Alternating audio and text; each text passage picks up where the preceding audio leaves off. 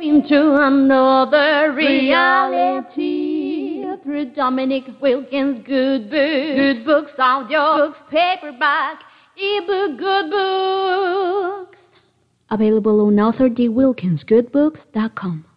This is Brandon Royce, and you're listening to Jerry Royce Live worldwide on PositivePower21.org.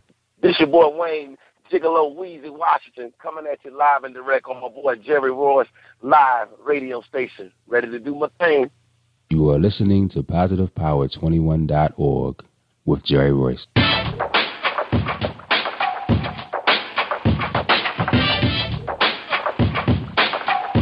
What up? It's your boy Kano Kingston.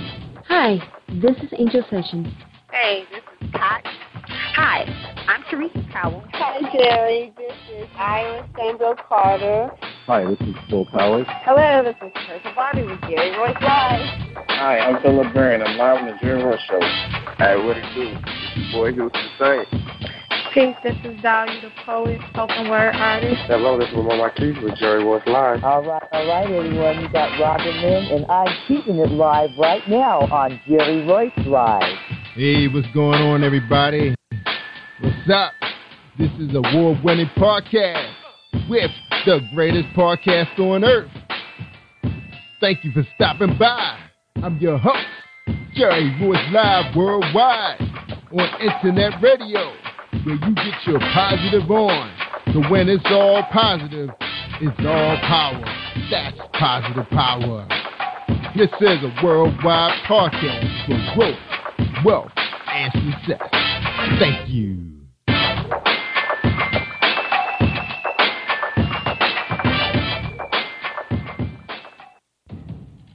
Think you know how drugs get in those little brown bottles? Think again. Set in the green hills of western New Jersey, inside the gilded halls of power of a U.S. pharmaceutical company where decisions are worth billions of dollars and human lives worth less. Nicholas Harding, a young executive at Marshall Pharmaceutical, finds his career, family, and life in jeopardy. The Farmhouse, a suspense thriller novel by Bill Powers, published by Donna Inc. Publications, available at Amazon.com or DonnaInc.org. Go to Bill's webpage at www.authorBillPowers.com. Are you looking for the next great read? A book filled with love, passion, betrayal, and intrigue. The award-winning novel, Season of Change, by Tamika Patrice Kane, is sure to satisfy your literary sweet tooth. Check out this must-read book reviewers are calling uplifting and emotional, and exceptionally great read, deeply intense and thought-provoking. Order your copy today, available in paperback and ebook on Amazon.com or at www.tamikapatrice.com.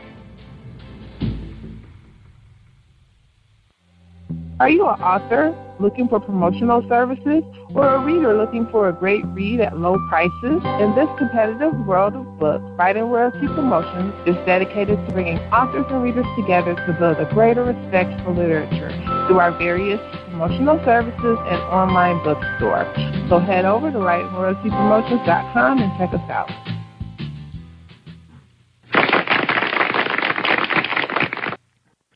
Thank you, everybody, for joining us, and welcome to PositivePower21.org. I am Jerry Royce Live, and you're listening to episode 309. That's right. And tonight on the show, we got Wayne Gigolo Weezy Washington coming out of Tampa, Central Florida. That's right. He's here to talk about his big-time career in the comedy game, 15 years pending. And he's also a community activist. When we get back, we'll tell you a little bit more about him after today's sponsor. James Deshay, the romance man. That's right. He wrote a book of love poems for some of you guys who are stuck. You just don't know what to say. This book is especially for you. Check it out. Are you looking for a great book of poetry that is romantic, heartfelt, and full of male emotion? Then get Thoughts, Love, and Reflections by James K. Deshay. That's Deshay.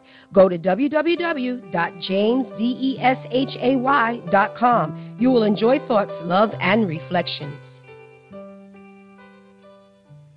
All right, don't forget about it. James Deshay DESHAY.com. All right. Tonight, y'all, we got Wayne Gigolo Weezy Washington on the show.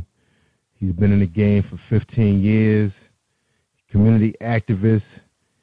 Sometimes he's out there hosting events for people who have lost loved ones that were murdered in the street. He gathers them all together. That's right, because everyone needs to be sent off correctly. That's right, especially the homies. He does toy drives, and he doesn't wait till Christmas. He does straight talk sessions, bring it real. Ladies and gentlemen, I bring to you Gigolo Weezy Washington. Welcome to the show, Wayne. How you feeling tonight? Oh, man, I'm feeling blessed. How you doing, brother? How y'all doing out there? We good, man. We went through an ice storm today, man. Got some snow coming through. Wednesday night, might be off on Thursday. I need the time off, man. But it's what it is. Man. Welcome to. We glad to have you though, man. On Jerry Royce Live, man, worldwide, man. All right. So you ready for your first question, bruh? Yes, sir. All right. Your first question is, who is Gigolo Weezy Washington? Oh man, who is Gigolo Weezy Washington? A man of wisdom, a man of that loves people, a man that'll give you the shirt off his back, and a man that definitely keeps God first, and a man that never forgot where he came from. Yeah. Man, that's deep, man. That's deep. I mean, you're a man of few words, but that was deep, bro. Deep. You know why I say that? I had a guy who was on here one time. He went 15 minutes. Trying to explain himself.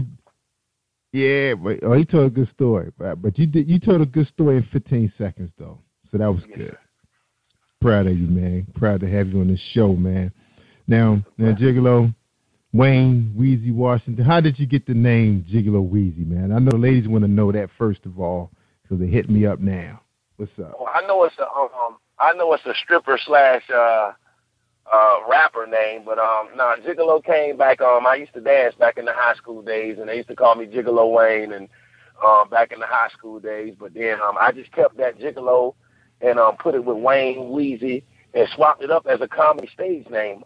I was opening up for Benji Brown down in Miami, and by my name being Wayne and Lil Wayne the rapper name being Wayne, they was like, people started calling me Weezy, so I just adapted that in the early 2000s, and we just came up with the Gigolo Weezy. And I want to say something too, Mr. Joy, to let everybody know that the name, I know it sounds crazy, but don't let the name confuse nobody, because people think I'm a pimp or something like that, but no, it's nothing like that. But that makes it all funny, man, when you get on stage, man. People are expecting a pimp to walk on stage with a big hat. Back in the day, everybody had their little entourage. You had to have a pimp with the big hat and the big stick and the Cadillac. So that's what they're expecting to see when you pull up, right? Oh, man. Big Cadillac. Well, Eldorado. So you still got the Eldorado, man? Are you driving one of those? Man, actually, brother, I got the 2006 Chevy Trailblazer, and I got the 1990 Boys in the Hood Honda Accord, man. I'm a single dad out here, bro. So we. And also, by the way, I want to let you and your fans know, man, that the weather is great down here in Florida. Yeah, we know, man. Like I was telling you earlier, my family we cover Maryland and D.C.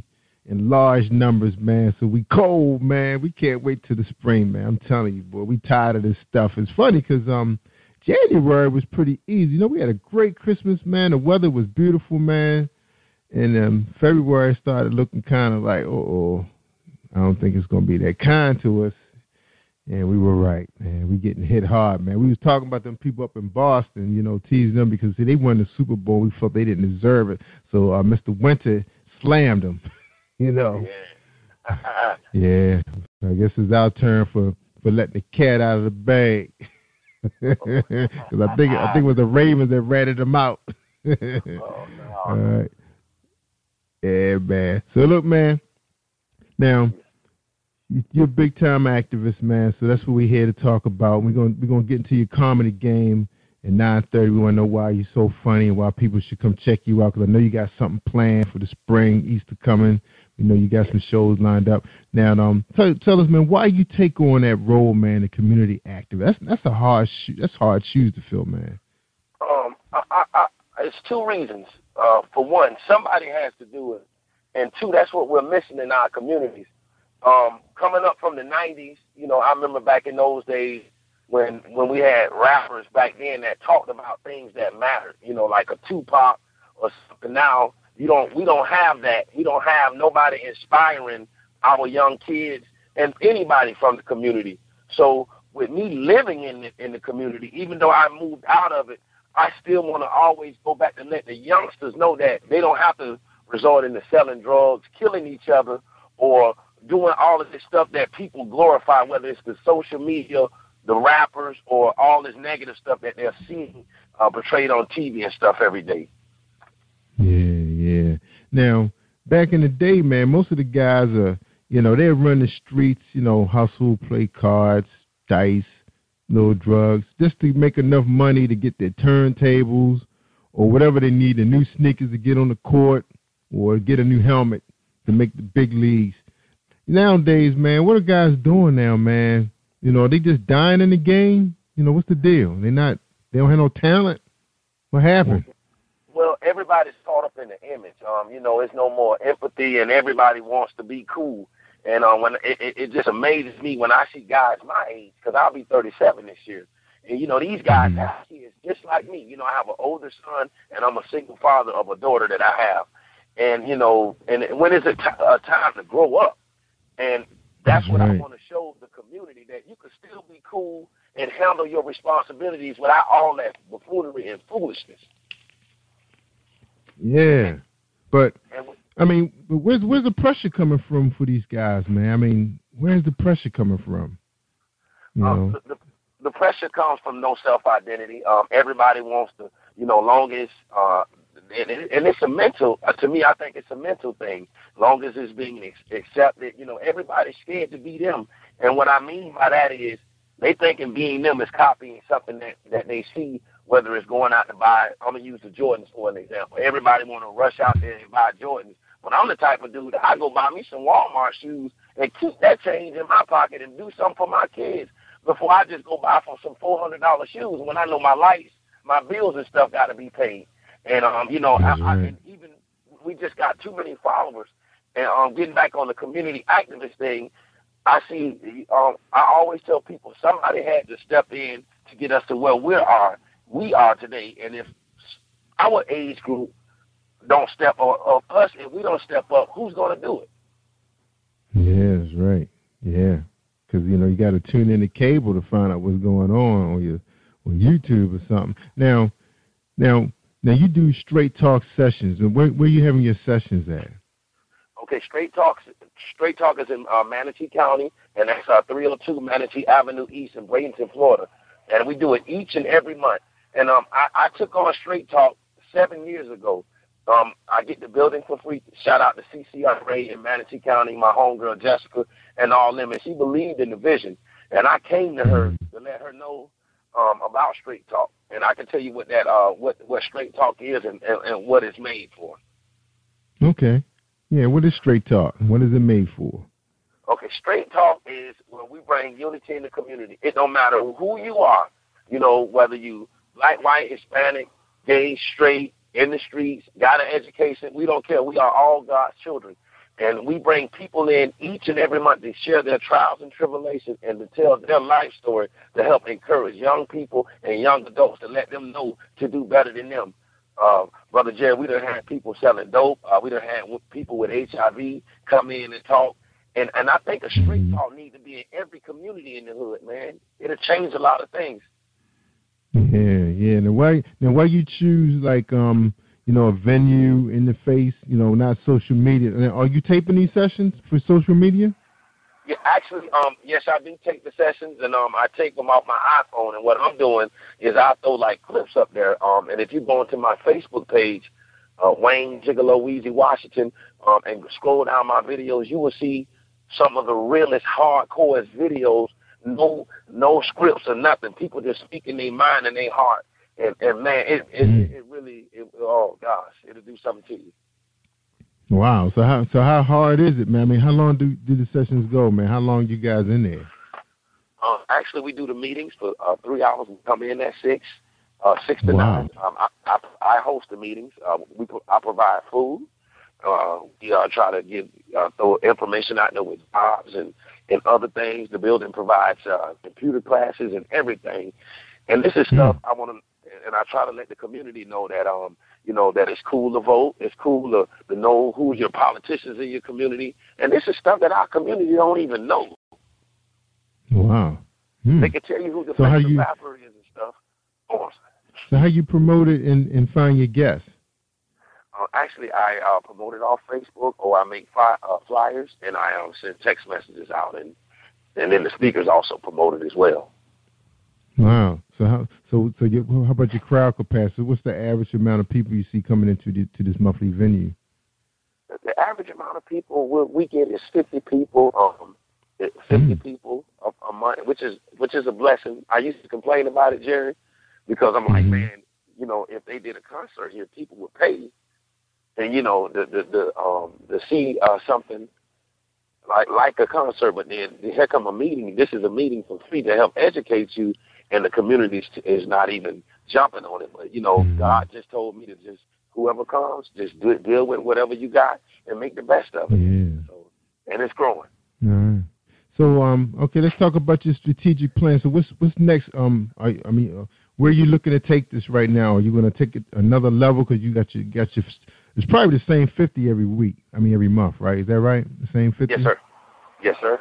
And most of them probably say they know they're going to get a good meal. They're going to hear some good talk, get a chance to voice their opinion. Probably working people.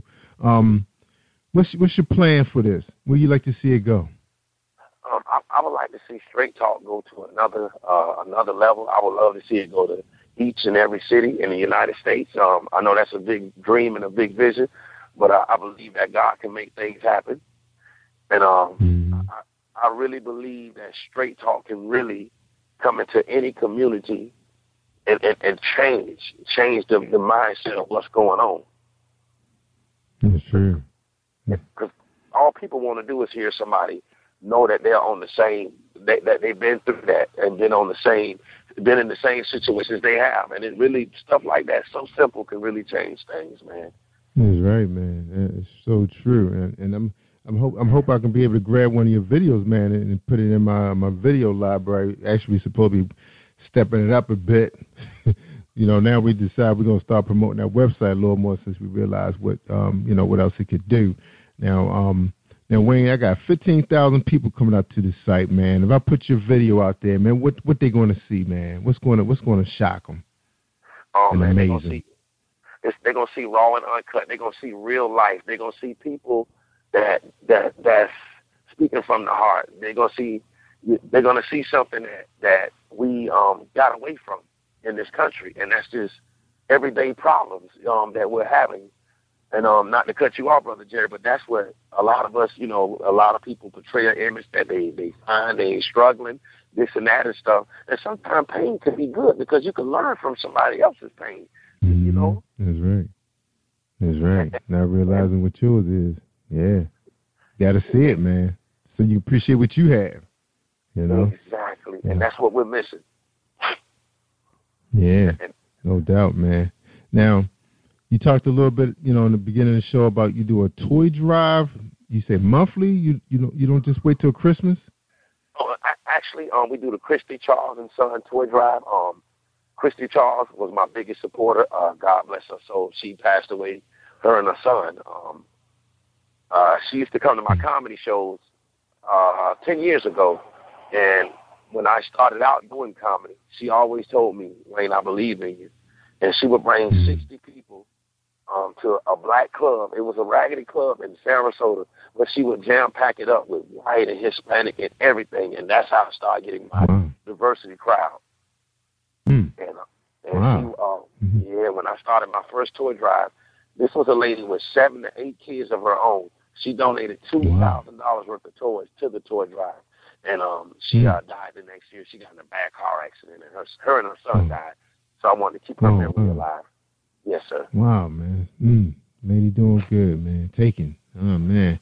All right. Now, you mentioned something called lost loved ones, was there like a special program, or you just reach out to those families that lost somebody to the streets? Yeah, pretty much the lost loved ones is to keep people's memory alive, to let folks know that the people that we're losing out here didn't die in vain. If you look at in my community, if you die, it's just so normal now that people don't even cry no more. They'll just throw their picture up on Facebook and, hey, such and such died, and and I want to let people know that we can learn from these folks, no matter if they were a bad person or a good person. If they died, we gotta keep their legacy, keep whatever they had going alive, and I just want to just keep their memory out there. Yeah, lesson learned. Now, by you being a comedian and everything, Wayne, do you see yourself taking straight talk to another level? Like, say, people coming in to hear the session, but is any chance they might hear a spoken word artist or a gospel singer, something like that, or are you already doing that?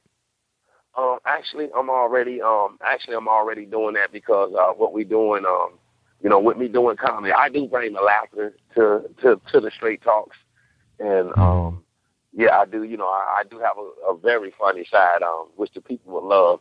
But with the straight talks, we have the Unsung Hero Award show, and pretty much that's like a mixture and everything, where we're honoring people that do positive stuff from the community, and we bring everything to that. And that's actually, that show is coming up in May. I forgot to tell you that as well. May 24th, before Memorial Weekend. Yeah. Now, 3 hours is a long time, man. And, we going to catch the whole 3 hours on YouTube, or you just got it sliced up a little bit? I got it sliced up. And also, to a video that I would love for you and your fans to look at.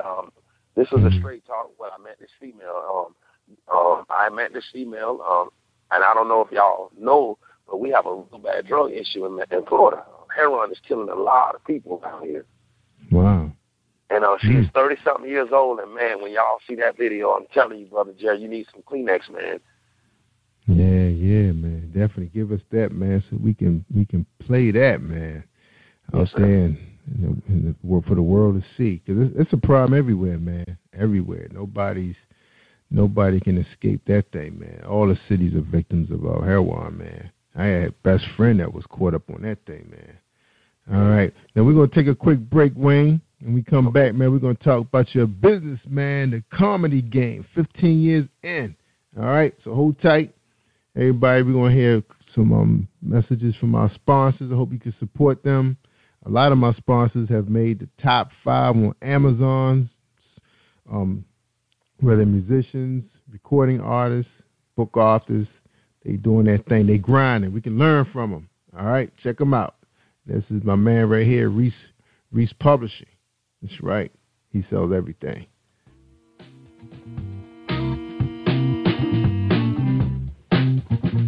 Are you an avid reader of urban fiction, looking for drama, suspense, and more? Reese World Publishing is dedicated to bringing the world's best literature to our readers.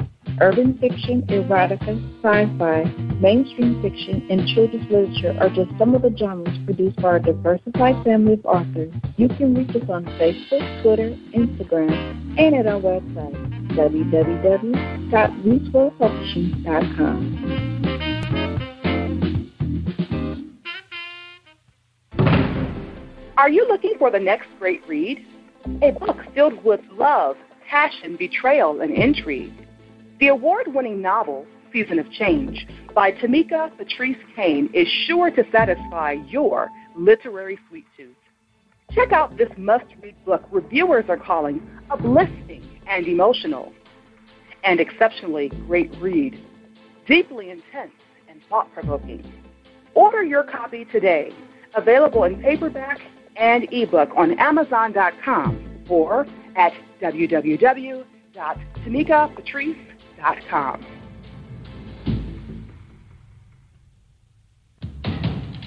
Think you know how drugs get in those little brown bottles? Think again. Set in the green hills of western New Jersey, inside the gilded halls of power of a U.S. pharmaceutical company where decisions are worth billions of dollars and human lives worth less. Nicholas Harding, a young executive at Marshall Pharmaceutical, finds his career, family, and life in jeopardy. The Farmhouse, a suspense thriller novel by Bill Powers, published by Donna Inc. Publications, available at Amazon.com or DonnaInc.org. Go to Bill's webpage at www.authorBillPowers.com. Hi, this is your girl Cotton, the softest voice in poetry. And when I'm online, I listen to Jerry Royce live worldwide on positivepower21.org.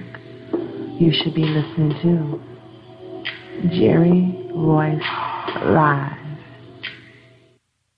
Yeah. Thank you, Cotton, for bringing me back. That's Cotton, the poet from up in Chi-Town. Yeah, we appreciate you. All right, we talking to my man Wayne Gigolo Weezy Washington out of Tampa, Florida, Central Florida. He's a community activist, bringing straight talk, toy drives, remembering lost ones. He's doing his thing, but he's also been in the comedy game for 15 plus years, man. How you survive it, Wayne? Tell us the secret. Oh, man, life. You know, I'm like the Tupac of comedy, man. I speak on pain, but I make it so funny, brother. Oh, man. Well, it's possible, huh? Yes. And I just bring energy to the stage. You can put me in front of any crowd, and I'm standing and I'm delivering. How you get your start? How you get your start in the industry? Me and my friend, God bless his soul, he passed on last year. Me and him decided to come up with a Big Bro comedy. Both of us was funny in school, and we put some money together. We rented a venue, and we came up with the name Big Bro Comedy, which I adopted, and it's on the. I got the whole logo and everything, and we had put a show together outside, man, in the rain, and we had over 200 people come out and show love and support. And wow. Yes, sir, that was 13 years ago. That was our first independent show.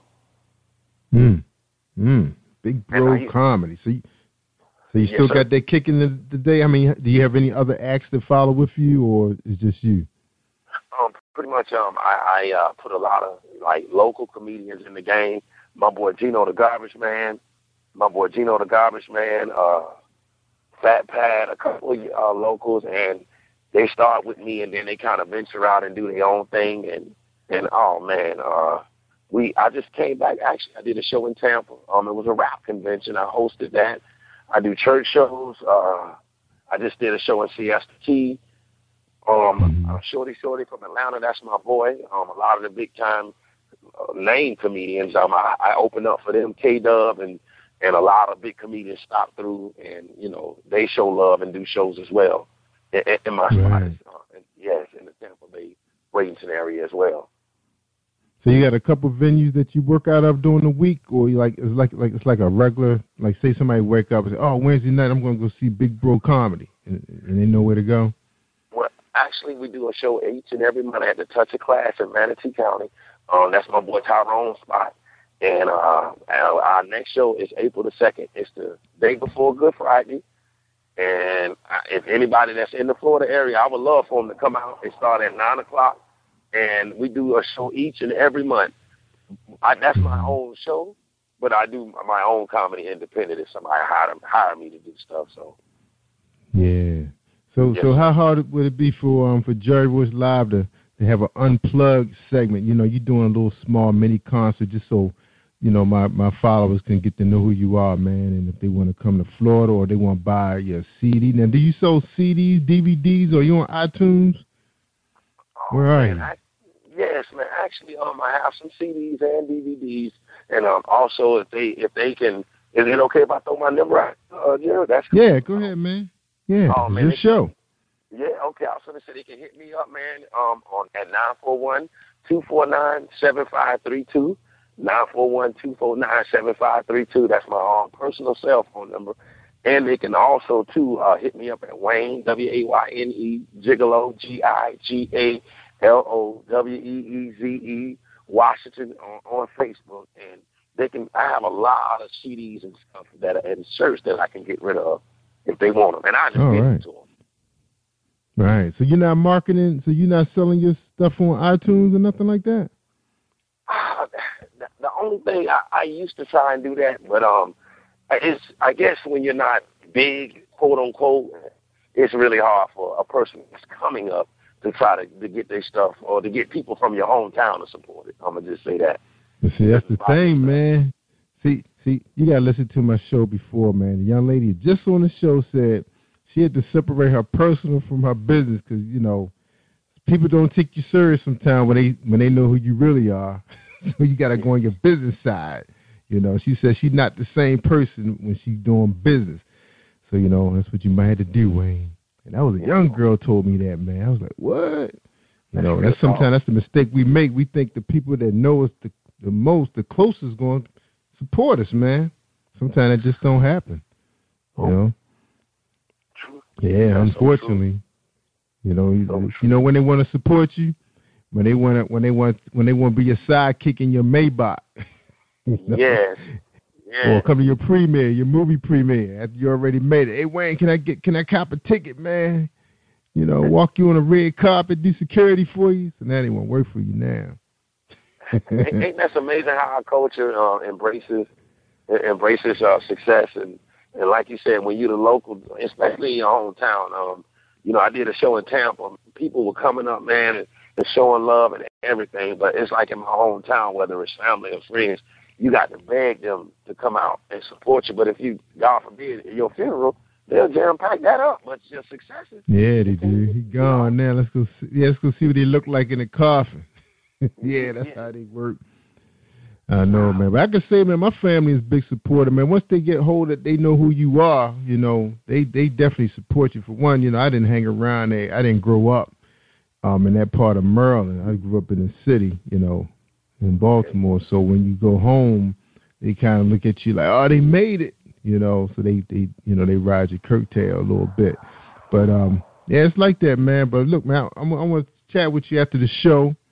Because we always try and do stuff on the weekends. A lot of people know it on positivepower21.org, and I'm going to throw my plug in, that we run a radio cast for the whole weekend, Saturday and Sunday. We run gospel all day on Sunday. Saturday we run an R&B, spoken word, and hopefully we'll be able to run some comedy if I can get some CDs from my man Gigolo so people can find out who he is. And then who knows, they might be demanding to buy some stuff. He may not have a choice but to put his stuff up on Amazon once they find out who he is. In the 15 countries we streaming in for 15 hours a day, they're going to hear you, man. Because I love to get some of them CDs from you, bro. I would love that, man. Well, but they clean, right? They clean. I got some clean ones. The radio play? All right. Yeah, we're going to do some business, man. All right, Wayne. We're gonna take a quick break. When we come back, man, we want you to, you know, we want you to mentor to somebody right now who's listening, who's thinking about getting into the comedy game. You tell them how they supposed to get their start. All right, man, that sound good? All right, hold tight. We're gonna do this plug for this young lady. She was big supportive, bringing a big time group here to us, and I appreciate that. So I'm gonna go ahead and run her commercial real quick. Hold tight, everybody. This is Cassandra Thompson. How would you like to have a book that reflects your life? Hi, I'm Mocha Butterfly. I would like to tell you more about my latest book, The Reality of Mocha Butterfly. It's a poetry chapbook capturing my life that covers subjects such as self-esteem, anti-bullying, spirituality, family, friends, love, and heartbreak. You can purchase your copy online at twopensandlit.com/Thompson. To find out more about me, visit me on Facebook at facebook.com/M8CHA Thanks for listening. All right. That's right. Check out, y'all. She got connections in the poetry world. Sandra Thompson, very nice book. All right, we talking to Wayne Gigolo Weezy Washington, the community activist, straight talk session, toy drives. He remembers the lost ones. Man, big up to you, man. Big up to you. Now, Wayne, if someone's listening right now, you know, whether in the UK, Canada, They funny. They telling jokes in school. No intentions of going to college. May not have the money, but they got a talent for making family members laugh. You know how hard it is to make family laugh. What's your recommendation for them, man? How would you mentor to that kid? Oh, man, put themselves out there. My recommendations is to throw your talent out there. Don't be scared. They say the most talented people are in the graves or in the jail, and a lot of people that have this kind of talent, they're scared to throw it out there. So we got plenty of social media sites, whether it's YouTube's or Facebook's or anything. You can make a video of yourself. Sign up for amateur nights. Looking to step out of your box and just look into other venues where you can showcase your talent and everything, and it'll work. It'll pan out. And you got to be your own motivator. You got to motivate yourself. And without God, and I can honestly tell you, when I started doing comedy, everybody, oh man, you funny, but you shouldn't do that, man. You should rap or do this or do what everybody else doing. But man, when my mind is set on something, I go out of the box and I'm gonna go and make it happen. Mm-hmm. And I say that to all the young brothers and sisters, man. Anything that God lay on your heart that's positive, you only live one life. Go out and make it happen, regardless of who with you, because people gonna discourage you. But you gotta have faith. You only live once, so please don't hide that talent. Show the world. That's right. So, man, we're gonna applaud you, man, for doing the things you're doing in the community, man, because we need more people like you, man, make this a better world. So I dedicate this song to you. This is the rap duo that we had an opportunity to interview in the show. I just love this song, and I'm gonna just play a few seconds of it. This is dedicated to you, man. I want to honor you while you're alive. Okay. So I appreciate it. Their hit song Champion. All right, here we go.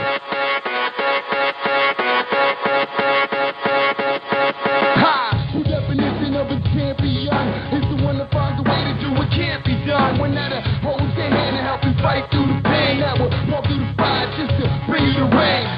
Obstacles are only rocks for the common. It's a race against the clock, and you got the perfect timing. Bring the thunder so we all can catch the lightning. The only thing that cuts timing is a diamond. I've been waiting all my life just for this one night to show I can do it. So let's get to it. I got the heart of a champion. I got the heart of a champion. I got the heart of a champion. And I will not give up. All right, Wayne, that's you all the way, man. You got the heart of a champion, man. So I said, let me play that, my man Wayne doing his thing in Florida, Central Florida, man. It's not where you find Disneyland at, right? No, sir. No, that's up in Orlando. But this Manatee County, home of Southeast. Can I give a shout out to the state if that's okay? Yeah, man. Go ahead, man. It's your show, man. Go ahead. Oh, I want to first off thank God Almighty. Without Him, I know I couldn't be or do nothing. I want to thank my mom, Sherry, and Martin Freeman. I want to thank my sisters, my mom's twin, my daughter, Lyncha Washington, my son, Terrell. And I just want to thank God for just giving me that inspiration, man, to just go off and just live this life and just be different and do what I need to do. That's right, man. It's not easy doing that, man. Just, take it like you're taking up people's time, It's like, wow, yes. They're going to show up tonight. They're going to appreciate what I'm doing, but you know what's in your heart, man, and you're going to do it. And that's the thing, man. So we definitely want to do some business with you, man. Get your voice out there, man.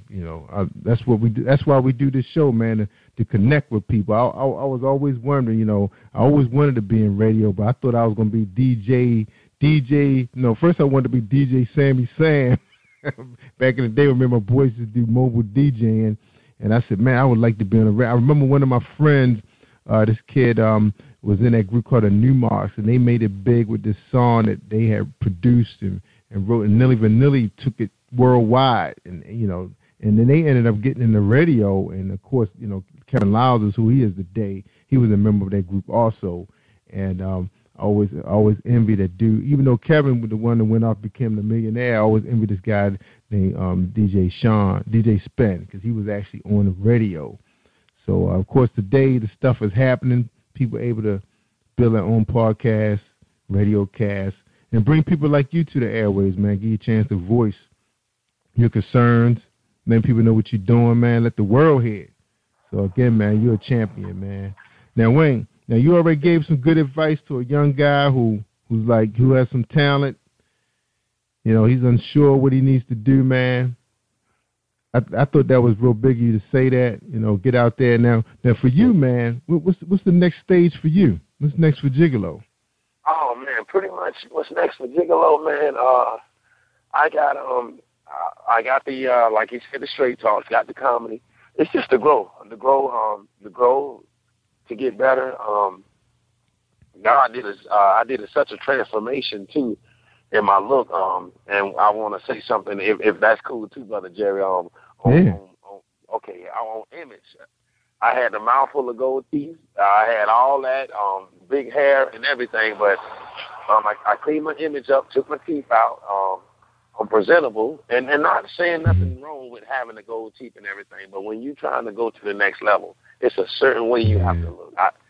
No, they ain't gonna tell you that. Nobody ain't gonna say that, but you already know, Brother Jared, doing what you do. Mm-hmm. And so I want to let the young folks know that too. And I'm just trying to grow, but I know it was things I needed to get rid of in order to get to that next level. And I hopefully I would love to just go from state to state and all over, man, to do this comedy and stuff. And with brothers like you, giving brothers like myself a voice. Man, I thank you too, brother, because, man, this is a blessing. Yeah, no doubt, man. Now, I've been meeting so many people in these programs, man, they have these special talents like filmmaking, directing, producing, you know, whether it's TV or radio, and then I hear a guy like you who has stage presence. Have you ever thought about, you know, partnering up with someone to put yourself on stage and do your own show, right, for the social media to get discovered by somebody, you know, Def Jam, whoever's out there now producing these things? Would that ever be in your cards? Oh man, I would love to. I definitely would love to. I notice now it's so hard. It seems like you got to know somebody in order to get to where you at. And you know, me being in the game for so long, even with opening up for the big stars and stuff, you know, the ideas you just said, I used to run and talk to them about it. But everybody's, you know, long as, how can I say this without sounding funny? But, you know, long as they kind of like say you got to do it on your own, ain't nobody going to hold your hand. So with that being said, I'm just continuously doing what I'm doing with the shows and the comedy and stuff, and just pounding until the right person hear it or somebody to where they can say, Wayne, you don't have to work 4 jobs no more, and I'll invest into you, and you can do what you love to do. Yeah, because it's like you hear all the time these guys are putting up these channels and getting discovered and signing deals, you know, left and right just through using social media. It's like one day, because I'm telling you, man, you got agents, man, passing through these channels all the time, man. I mean, I get public relation firms, big-time agents like those guys we just played, man. Those dudes got a big agent that they can have representing them from New York. And, and who knows, one day that joint might be played on the NFL channel, man, because, you know, you just never know who's going to hear it and say, hey, let's get this guy on my show, man. You know, like I see Helen DeGeneres is always putting people on her show that she found on social media. Her people. Meredith had this young lady, I think she's from Canada or UK. She's supposed to come on my show, I think, next week, songwriter. And I was watching the show, inboxed her. She said, hey, I'll come on. You never know, dude, who's watching and listening, man. You never know, bruh. Yeah, it's like that. You just got to grind, man. So we're going to do something. I'm going to help you out, bruh. I want to work with you, man. Okay. That's in my heart. You know, since you're doing what you're doing for the community. All right, Wayne, we're going to take a quick break, man. When we come back, we're going to get your final thoughts for the world that's listening. All right? So you can think about that while we play these 2 radio drops. All right? These my girls right here, man. They've been helping Positive Power 21.org and helping me out on Spreaker.com/Positive Power 21. Jerry Voice Live. Hi, this is Angel Sessions, and when I'm in town, I listen to Jerry Royce Live, PositivePower21.org, where they play my favorite music.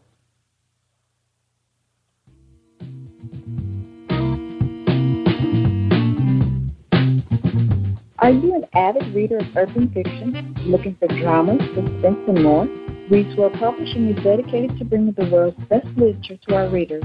Urban fiction, erotica, sci-fi, mainstream fiction, and children's literature are just some of the genres produced by our diversified family of authors. You can reach us on Facebook, Twitter, Instagram, and at our website, www.readsworldpublishing.com.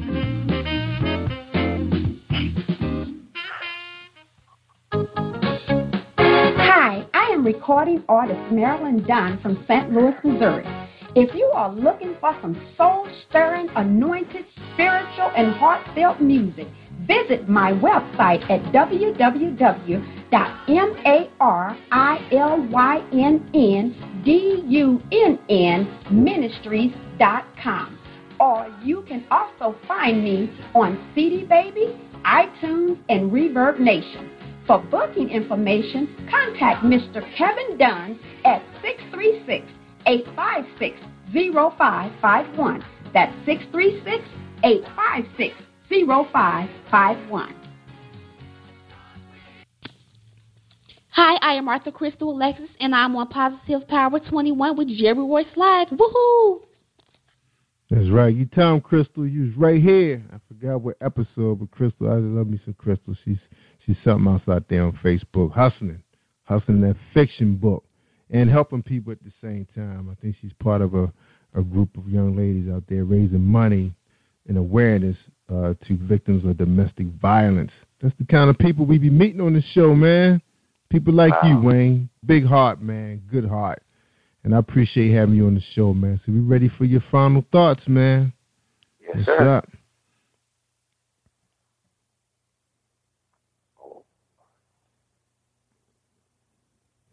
You had to get a prayer in, Wayne. Oh, okay. I'm ready. Okay, I'm ready to do my thing. Yeah, wait for you. My bad, man. Okay. All right. I just want to thank everybody, man. I really want to say from the bottom of my heart, y'all, thank you again.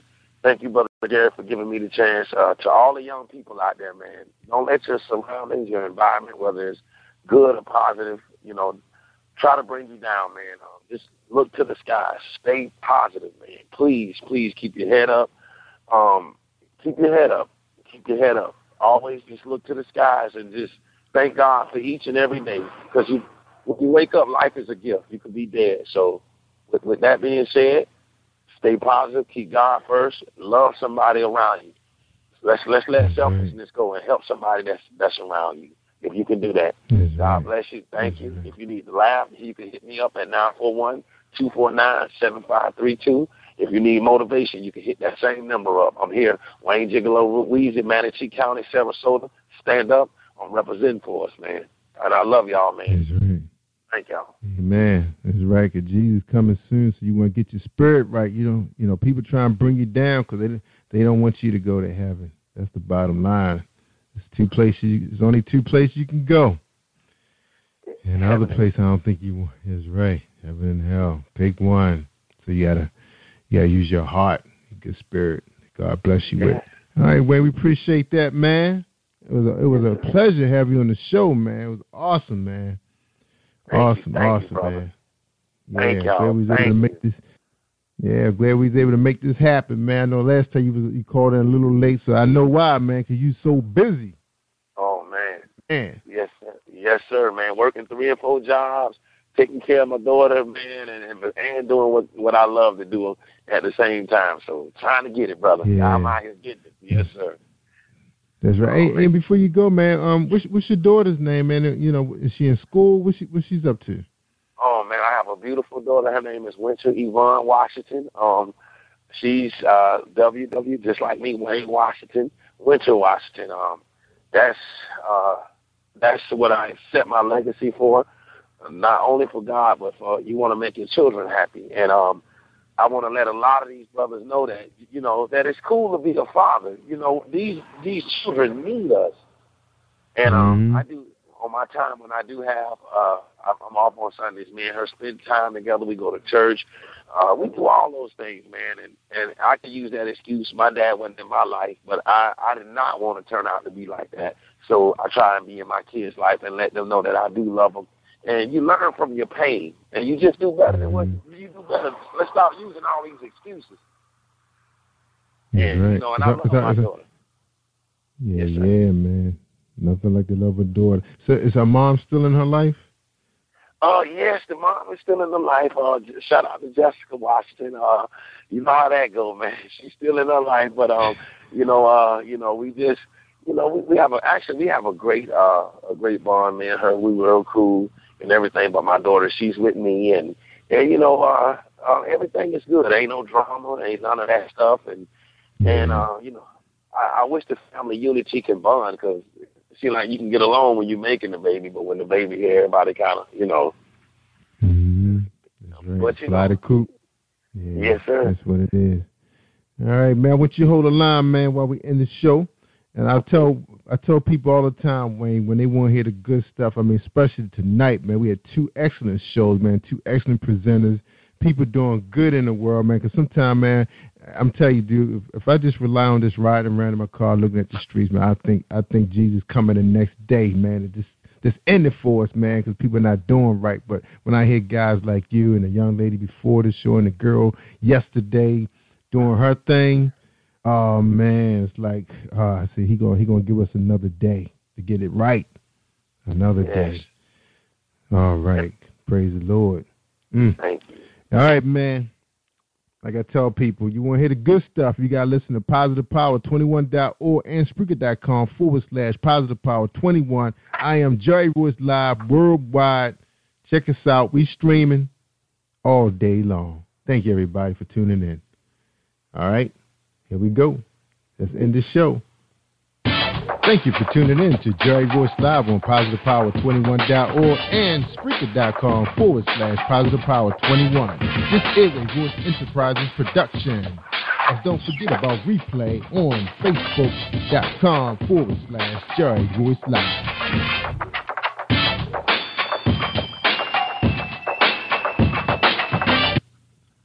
All right, that's a wrap, y'all. Y'all stay awesome all week long. Have you been hurt? Been backstabbed? Got a talking back team. Well, you're not alone. No. Escaping to another reality. Through Dominic Wilkins' good books. Good books, audio books, paperback, ebook, good books. Available on authordwilkinsgoodbooks.com. This is Brandon Royce, and you're listening to Jerry Royce Live worldwide on PositivePower21.org.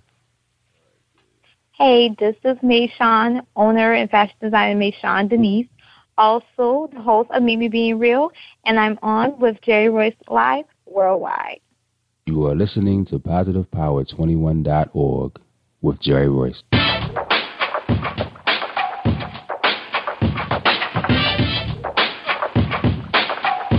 What up? It's your boy Kano Kingston. Hi, this is Angel Sessions. Hey, this is Pat. Hi, I'm Teresa Powell. Hi, Jerry. This is Ira Sandro Carter. Hi, this is Phil Powers. Hello, this is Teresa Bobby with Jerry Royce Live. Hi, I'm Philip Byrne. I'm live on the Jerry Royce Show. Hey, what it do? It's your boy Houston Saint. Peace, this is Dahlia, the poet, spoken word artist. Hello, this is Mama Marquise with Jerry Royce Live. All right, everyone. You got Robin Lynn, and I'm keeping it live right now on Jerry Royce Live. Hey, what's going on, everybody? What's up? This is a award-winning podcast with the greatest podcast on earth. Thank you for stopping by. I'm your host, Jerry Royce Live worldwide on internet radio, where you get your positive on. So when it's all positive, it's all power. That's positive power. This is a worldwide podcast for growth, wealth, and success. Thank you.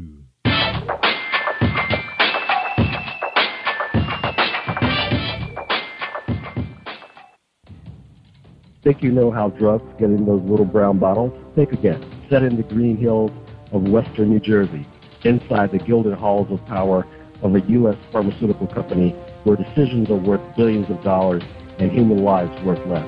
Nicholas Harding, a young executive at Marshall Pharmaceutical, finds his career, family, and life in jeopardy. The Farmhouse, a suspense thriller novel by Bill Powers, published by Donna Inc. Publications, available at Amazon.com or DonnaInc.org. Go to Bill's webpage at www.authorBillPowers.com. Are you looking for the next great read? A book filled with love, passion, betrayal, and intrigue. The award-winning novel, Season of Change, by Tamika Patrice Kane is sure to satisfy your literary sweet tooth. Check out this must-read book reviewers are calling uplifting and emotional, and exceptionally great read, deeply intense and thought-provoking. Order your copy today, available in paperback and ebook on Amazon.com or at www.tamikapatrice.com.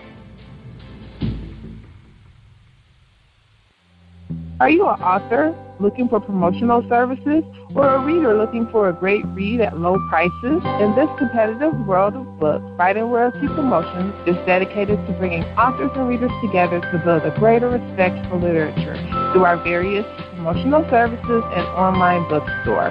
So head over to FightingRoyaltyPromotions.com and check us out.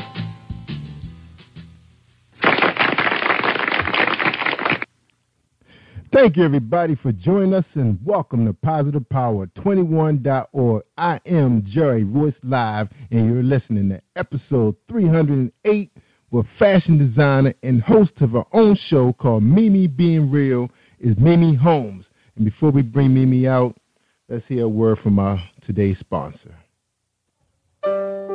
Are you looking for a great book of poetry that is romantic, heartfelt, and full of male emotion? Then get Thoughts, Love, and Reflections by James K. Deshay. That's Deshay. Go to www.jamesdeshay.com. You will enjoy Thoughts, Love, and Reflections.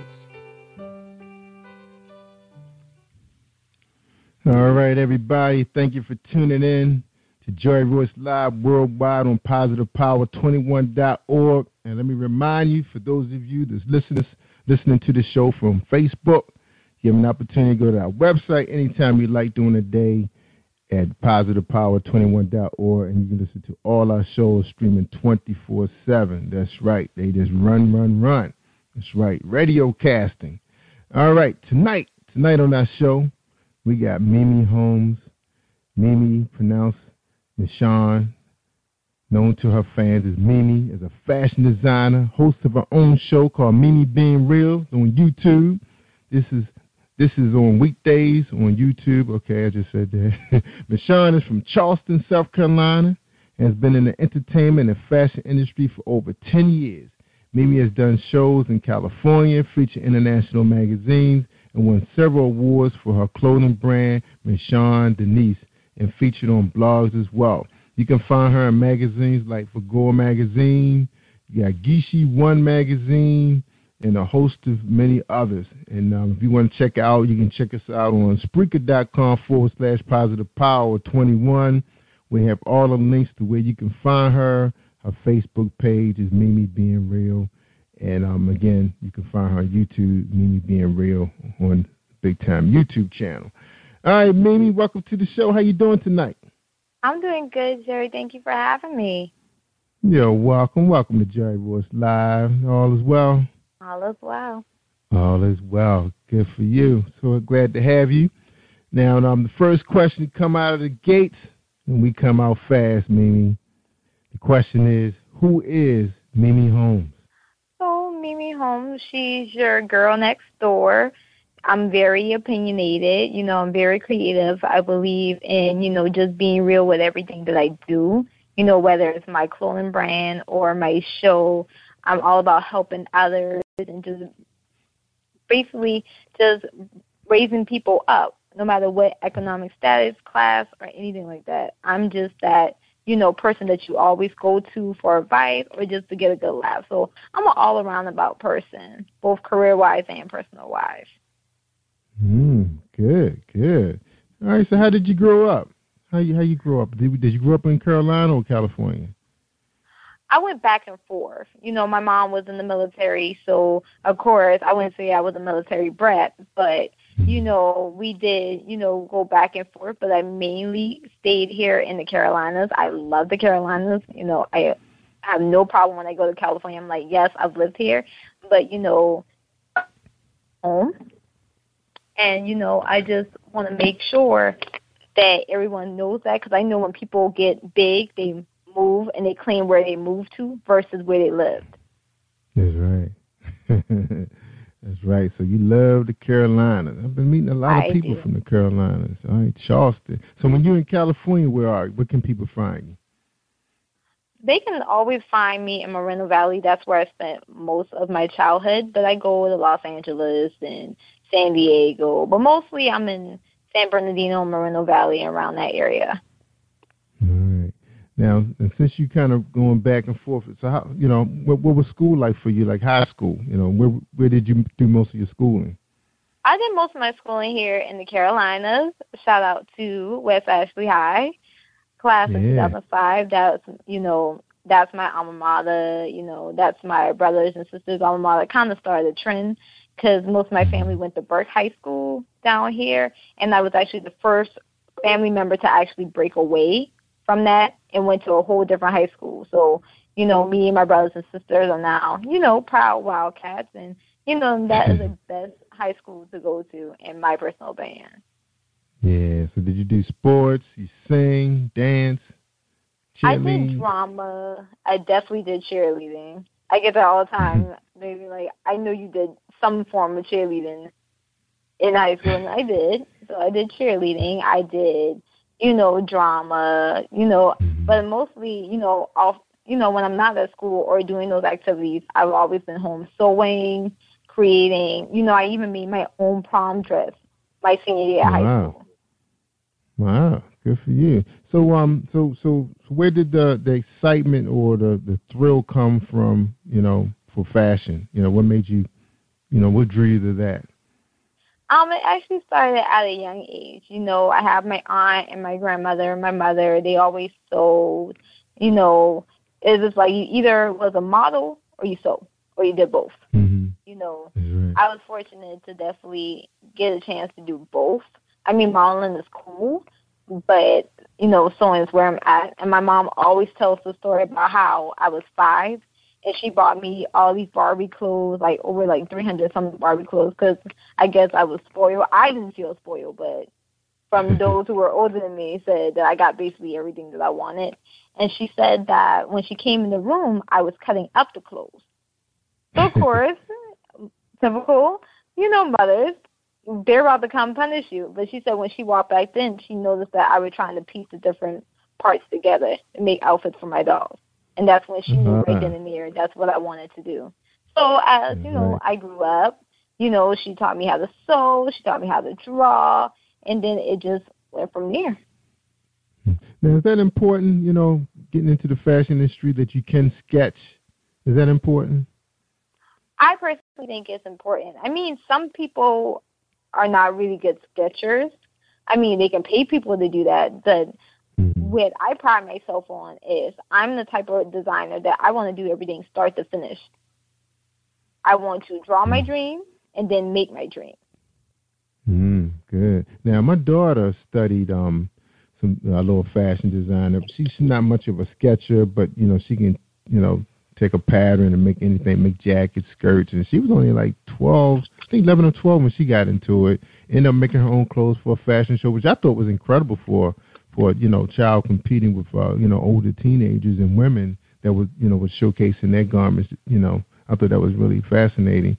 Now, that young age, because you had to have at least 3 pieces minimum, and she had a jacket, skirt, and I think she made a pair of pants also. Yeah, she sure did.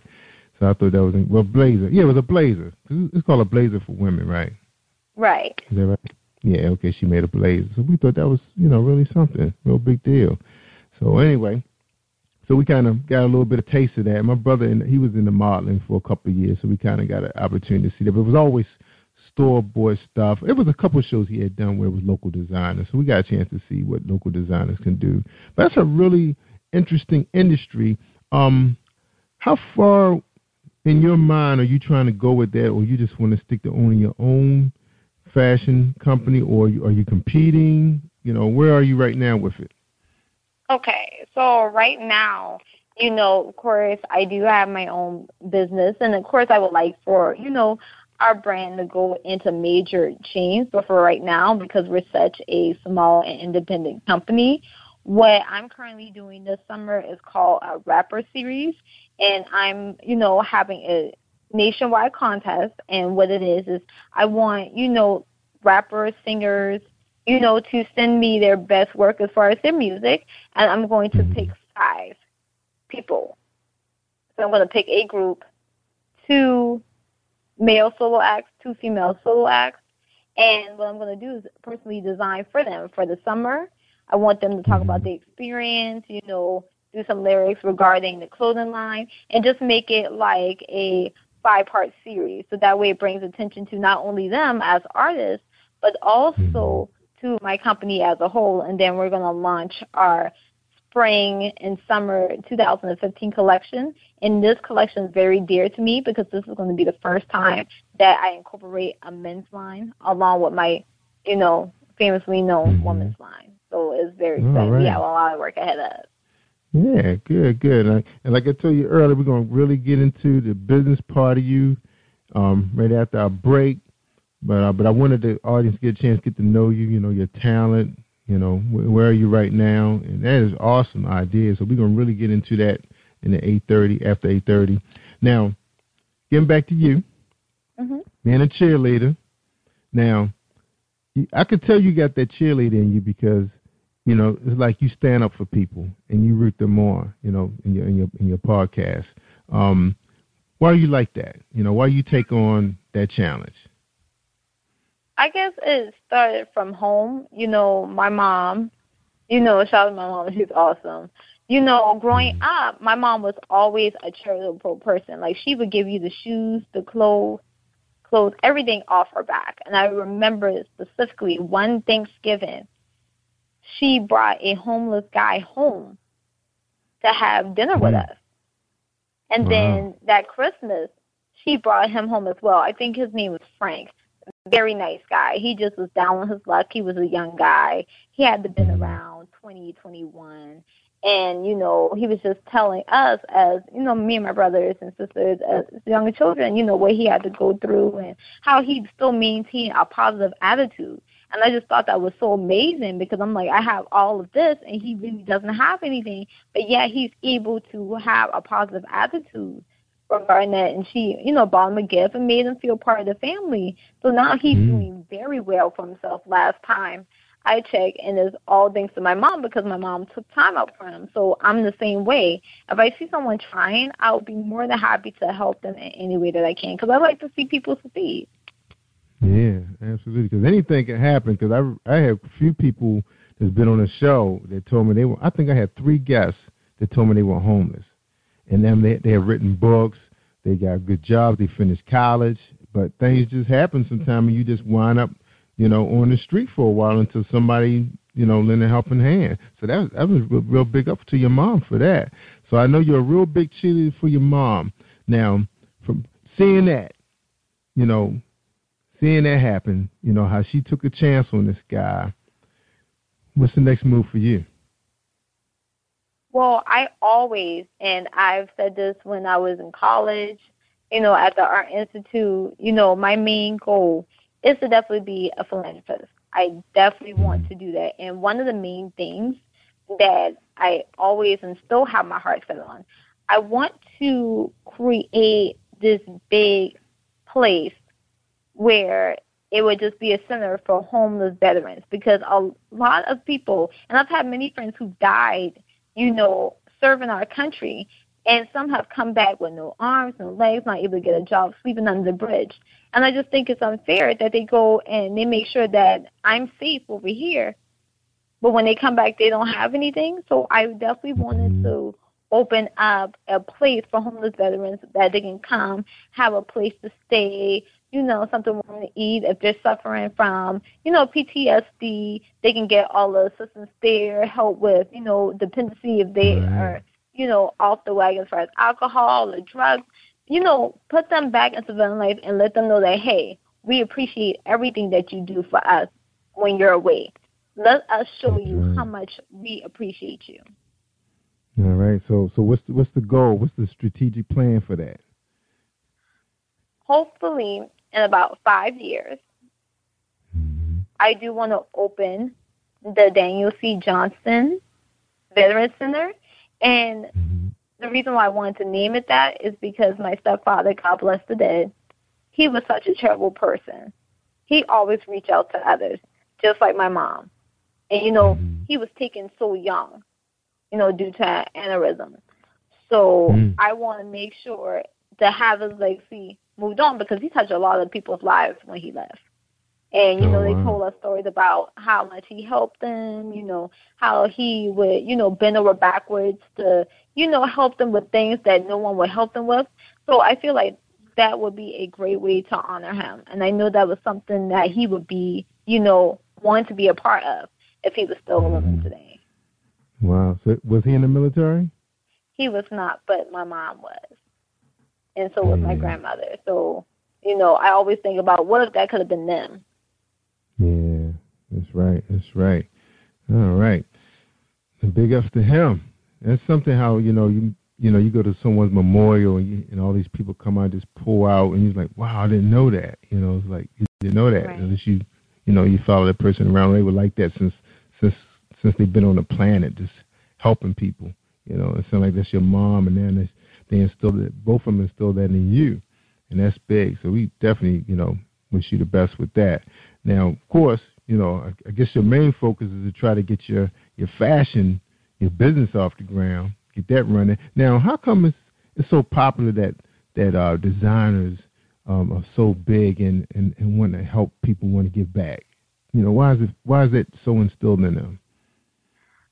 I think because, and I can only speak on my personal beliefs, as a designer, it's hard. It's hard. It takes a lot of patience, time, humility to try to get into shows, to put yourself out there, worry about if people are going to like your product or not. And, people take chances on you. How I got to California, if it wasn't for people seeing my stuff on Facebook, I would have never got invited to do a show in California. They saw my stuff on Facebook. Just putting yourself out there is just a lot. So, anytime I can get back to those who believed in me and my craft, I'll be more than happy to. Yeah, that made me. Now you're pretty young in the industry, just 10 years in it, in the fashion. It's pretty young, and you already can see how hard it is. What's your advice to a young person now who's in school for it? They're grinding out. They're doing everything they're supposed to do. What would be if you were their mentor? What would you say to them? I always live by faith, consistency, and hard work. I actually got that from another YouTuber. I'm not sure if you're familiar with him. His name is Spoken Reasons. And I remember when he was talking about having faith, consistency, and hard work. If you have those things, whether times get hard, because they are going to get hard, they're definitely going to get hard. As long as you definitely make sure that you believe in yourself and your craft, also be consistent. There will be times, there's been times where I feel like I don't feel like sketching today. I don't feel like making anything today. But that drive in me is so strong, it will not allow me to just sit still. Yeah. And you have to put in work. People think that you just make one thing and all of a sudden, you blow up over time. I've done many shows, made many clothes, some that were fantastic, some were not so great.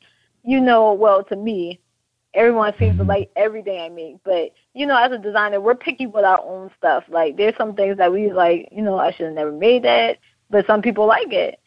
So long as you continue to work hard and you working hard towards a purpose, you'll get there. It took me a while to get here, but I got here.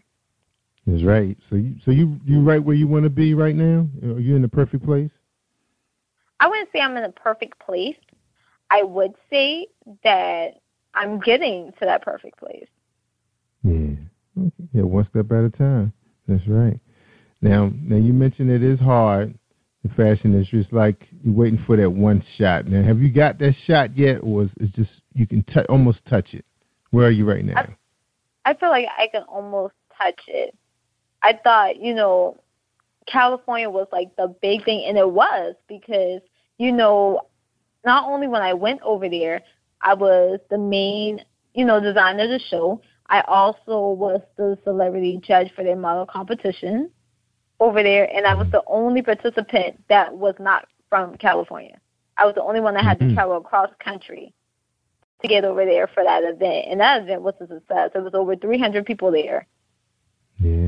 And, wow. It was a lot of exposure for me and my company. And then as soon as I came back from California, I got the call from my photographer, and he was like, I need you at this mansion in Kiowa. I'm about to put you in an international magazine. Wow. So and I was like, let's go. I was like, this got to be. And then now, with the show, the response I'm getting from this show is overwhelming. I didn't think it was going to be that successful because I've tried in the past to do, a YouTube channel, and I really wasn't feeling that. I felt like that was just not where I needed to be at that time. Now that, I've branded myself, I feel more comfortable, and now my show is like picking up and taking off, so I can't be more proud of it. And hopefully the next step is TV and also getting my brand exactly where it needs to be. That's right. We're going to cover all of that when we get back from our break. We talking to Michonne. The brand is Michonne Denise, correct? Is that correct? Am I pronouncing that correct? Michonne correct. Denise is the brand? All right. That is incredible. 10 years. So where did you go to school for fashion? I forgot to mention that, ask you that early in the conversation. I went to the Art Institute of Charleston. I loved it there. I have made a lot of connections, both friends-wise and business-wise. And, it so happened that the business connections also became great friends of mine. I have wonderful professors that I still keep in touch with, and, they guide me in every step of my career when I feel a little bit shaky. So it's good to definitely have that support system, in the type of business that I am, because it can be rough and cutthroat. So. I know it. All right. And we got a few minutes before we take our break. Now, thinking about, where you are now, schooling, everything, your experience, the channel, your show, if you had to do it all over again, what you think you would have done differently? That's kind of hard because, I've managed to be blessed so far, and even though I've had, different struggles personally and, financially trying to get everything else, I honestly wouldn't do it, change anything. I would do it the same way all over again because I feel like it makes for a great backstory of, how I came from not having nothing to definitely getting where I need to be and living my dream every day. That's right. So do you have a studio right now? You working out of a studio? I have my office, which is currently in my condo, which I love. People who know me knew that I really upgraded because I used to, before I moved into my place, I used to live with my grandmother, and my room was my room and my studio. So it's not that much space. So it was definitely a struggle, trying to keep a room clean and also trying to have fabric everywhere because I had shows to do and be out 5, 4 in the morning, sewing and falling asleep at the sewing machine. So now I have my own, place, and I have a bigger office where I can just spread out and definitely really let my creativity go places that it needs to be. I'm looking for a building, but I just haven't found anything that I like that I feel would be sufficient for what I'm trying to get accomplished. Yeah. All right. Now, do you have any employees working for you right now? Helping you out with the administrative side, maybe, cutting patterns or, a buyer? Just like whatever. in one of my interviews I did, I'm considered a one-woman army. I do have my photographer that helps me. And, of course, my graphic designer, whenever I need her, she has definitely been a great support system. She's actually a college friend of mine, and she's very great at what she does as well. So is my photographer. I felt like he took a chance with me because I was in the process of looking for photographers, and I've had a lot of offers. And I looked at their portfolio, and I was like, that's not what I'm looking for. That's not what I'm looking for. And then I ran across him on social media, and I was like, can you help me with something? And ever since then, that's the only photographer I worked with because he knows exactly what I like before I even get on set. Wow. And where can we find his work and your work online? Online, because we're doing a lot of inventory because we're updating the section for men. So I do have the Mayshawn Denise Facebook page. Also, I keep it on Mimi Being Real, so they'll be able to get everything there. Also, and I'll definitely send this information to you, our Etsy shop, so that way if they want to buy, any kind of clothes or have things custom made, they can reach me there on my Etsy shop as well. So that way they can definitely experience, all the great things that we have to offer here at Mayshawn Denise. All right. We talking to Miss Shawn Denise, the brand, also known as Mimi Being Real on her YouTube channel, Charleston, South Carolina, entertainment, the fashion industry over 10 years. We're going to take a break. When we come back, we're going to talk to Mimi about the business. What's going on out there? How is she connecting social media to her brand, and how she gotten where she is today using that. All right, everybody. So hold tight. We're gonna have a couple sponsors come our way on Book Buzz. Are you looking for the next great read? A book filled with love, passion, betrayal, and intrigue. The award-winning novel Season of Change by Tamika Patrice Kane is sure to satisfy your literary sweet tooth. Check out this must-read book reviewers are calling uplifting and emotional. And exceptionally great read, deeply intense and thought-provoking. Order your copy today, available in paperback and ebook on Amazon.com or at www.tamikapatrice.com. Hi, I am recording artist Marilyn Dunn from St. Louis, Missouri.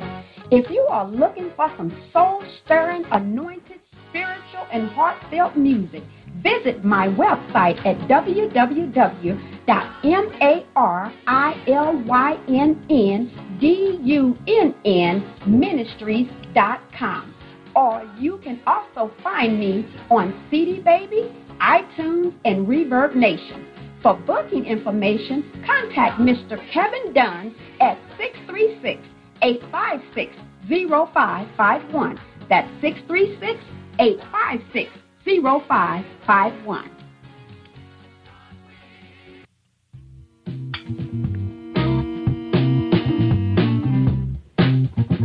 Are you an avid reader of urban fiction, looking for drama, suspense, and more? Wit'Me Publishing is dedicated to bringing the world's best literature to our readers. Urban fiction, erotica, sci-fi, mainstream fiction, and children's literature are just some of the genres produced by our diversified family of authors. You can reach us on Facebook, Twitter, Instagram, and at our website, www.wit'mepublishing.com.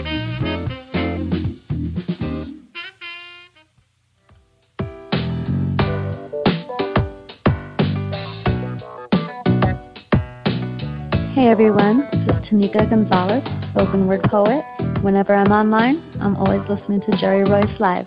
You can find Jerry on www.spreaker.com. Positive Power 21.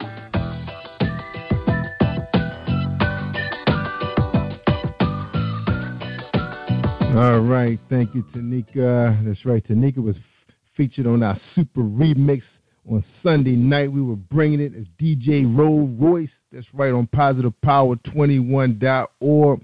We was rocking it for 5 hours of poetry, 12 poets That's right. Of course, that was a remix, but actually the show, the concert itself was 2.5 hours. Check it out. It's out there. It's offered on demand. It was some excellent reads. Man, I was really surprised about the turnout of the people who was checking it out. That's right. Remember, we 15,000 strong on positivepower21.org. 15 countries. Spreaker.com/positivepower21.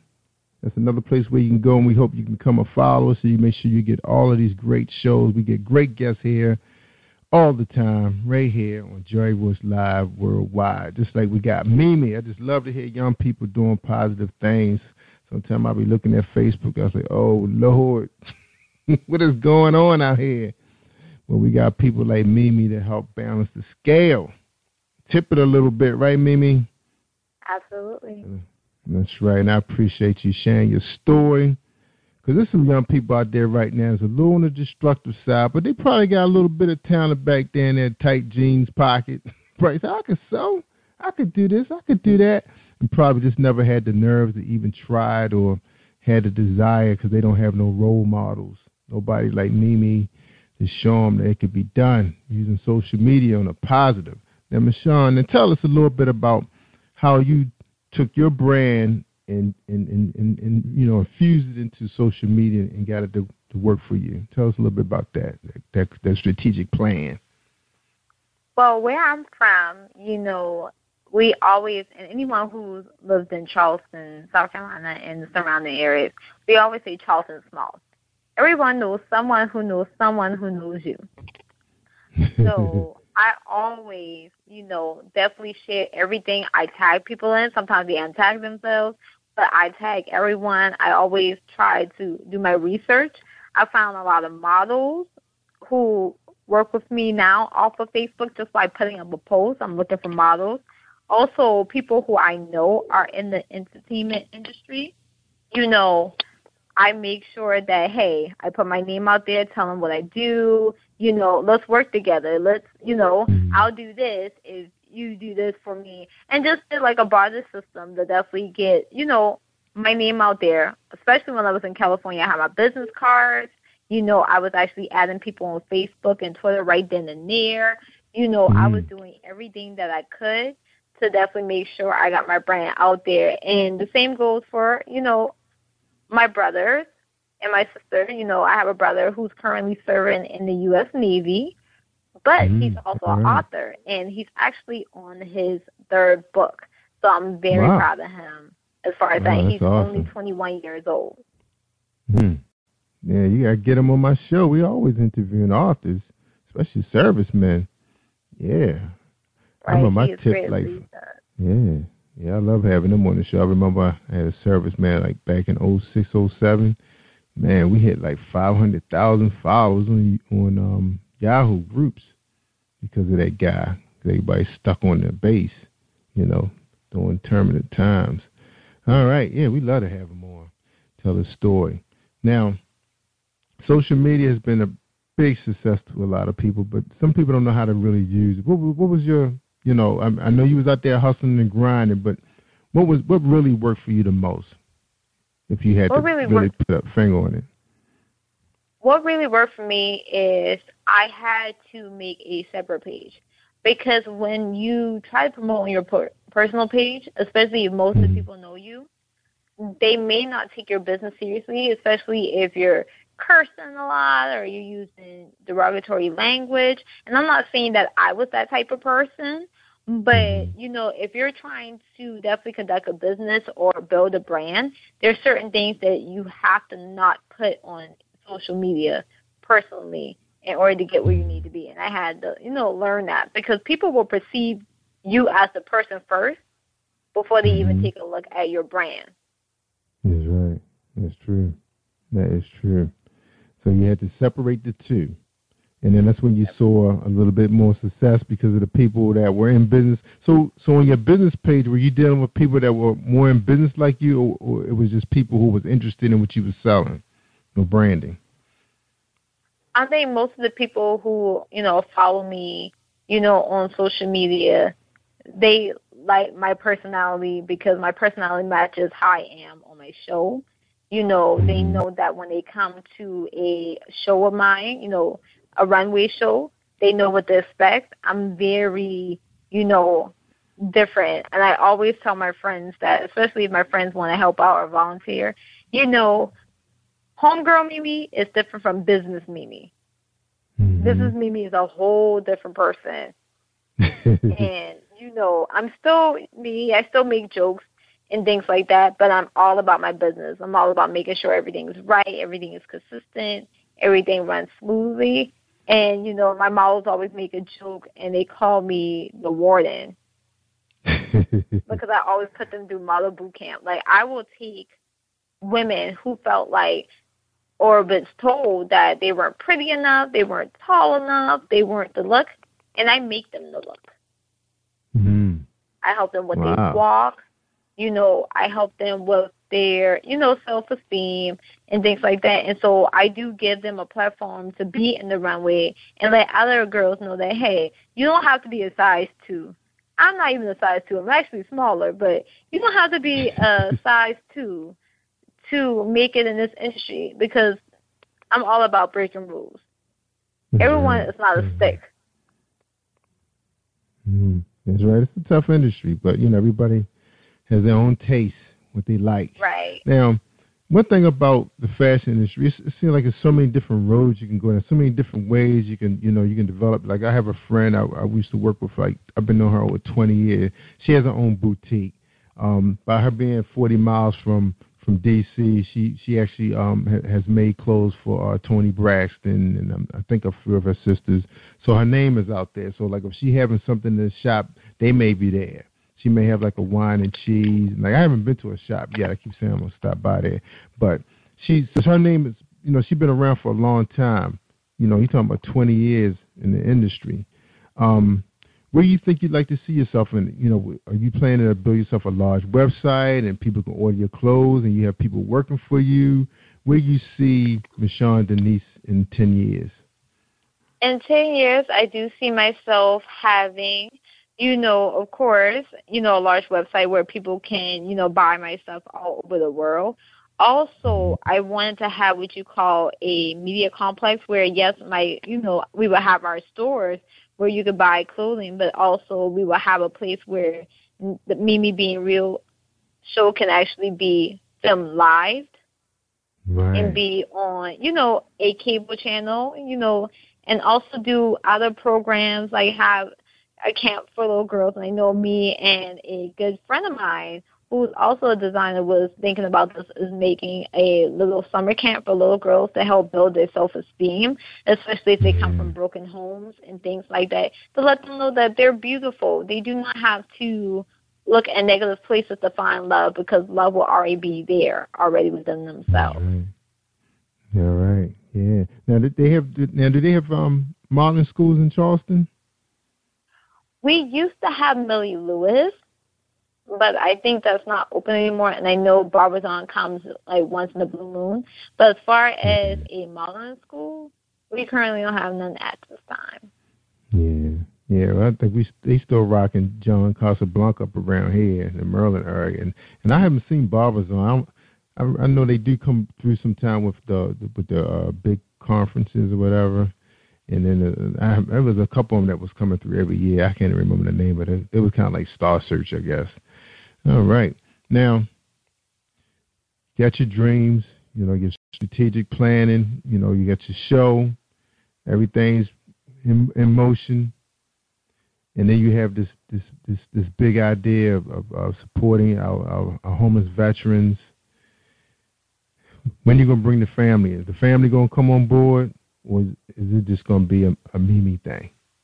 No, my family is very hands-on. We're all about, helping one another, and we always want to see each other's dream come to fruition. So I know my family would definitely be hands-on. My grandmother, of course, my mom, my brothers and sisters when they can.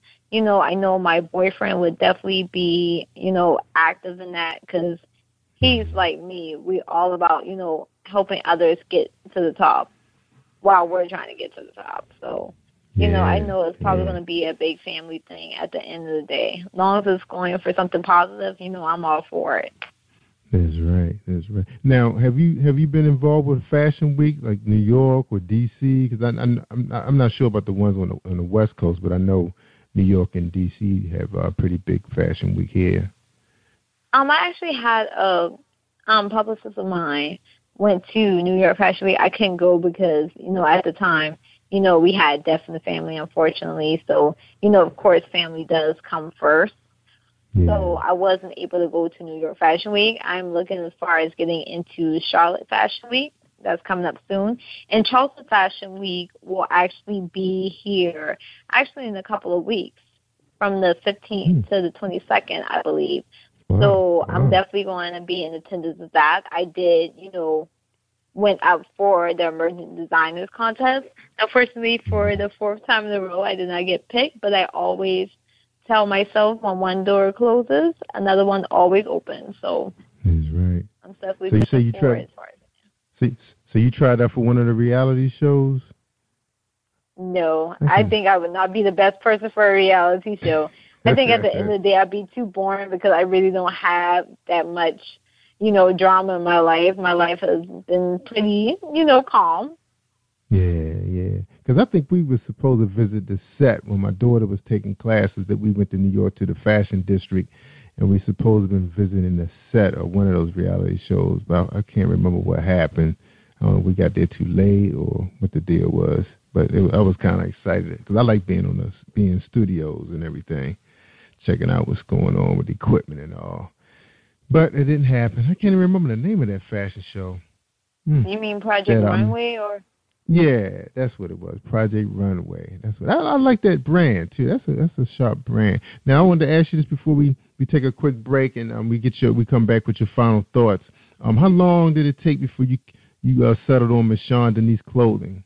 Is that what it's called? Is that the full name? It's just Michonne Denise. Oh, Michonne. Okay, because I saw you had sent a link. I guess you said a website is coming soon. So people be able to find you under Michonne Denise Clothing, or how would they find you? It's going to be regular Michonne Denise. Michonne. So how long it took you to settle on that name? Because I know that's people thinking, in my life, this is going to be my brand. Right. Well, Michonne Denise is my first and my middle name. And when I first started out, I actually wanted, and it's just so funny to me because I still have all my drawings from the time I was in 4th grade. So now, and I remember I wanted it to name it Pretty Girl Republic. I guess because I was a big fan of Banana Republic, so I just wanted something, kind of my own.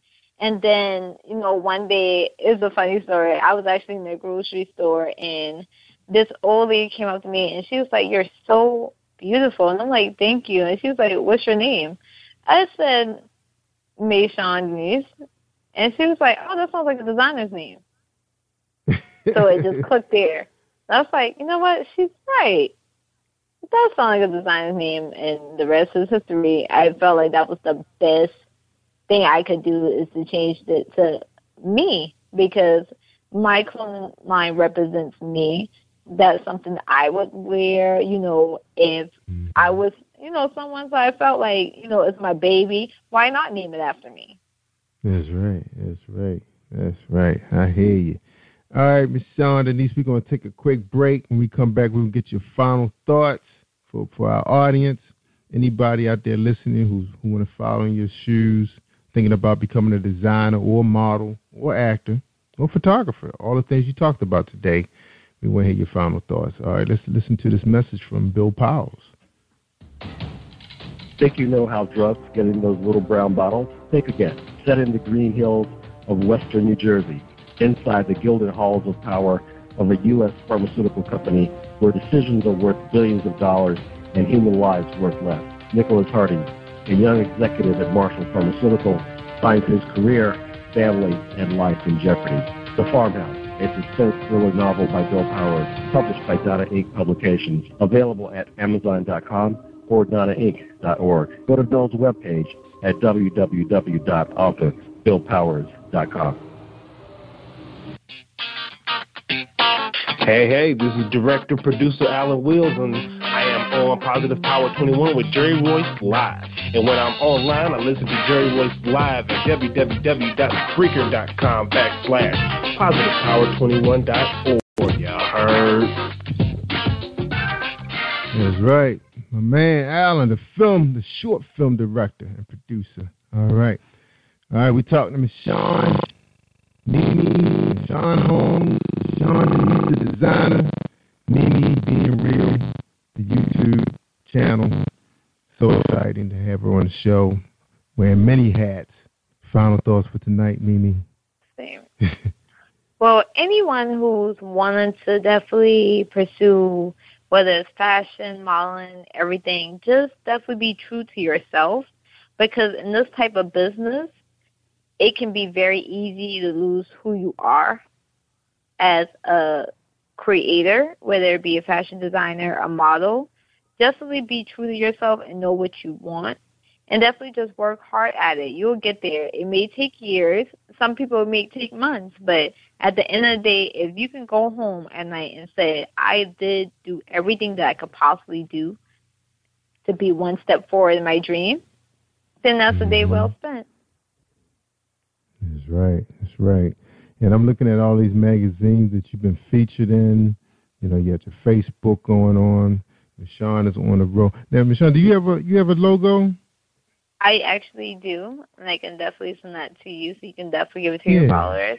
But I do have two. Of course, I have the Michonne Denise logo for the clothing company, and then I have the Mimi Being Real, and we're going to start doing merchandise soon. We haven't decided what we're going to launch as far as for the show, but we're looking at hats and, mugs and, things like that. Just little simple stuff to definitely promote it and everything like that. So that's coming. Now, I'm not sure which episode that was. I saw it today about the little baby that was being, teased on social media. But you mentioned that you normally, you usually at home, I think, sitting in your living room, and you were in your studio.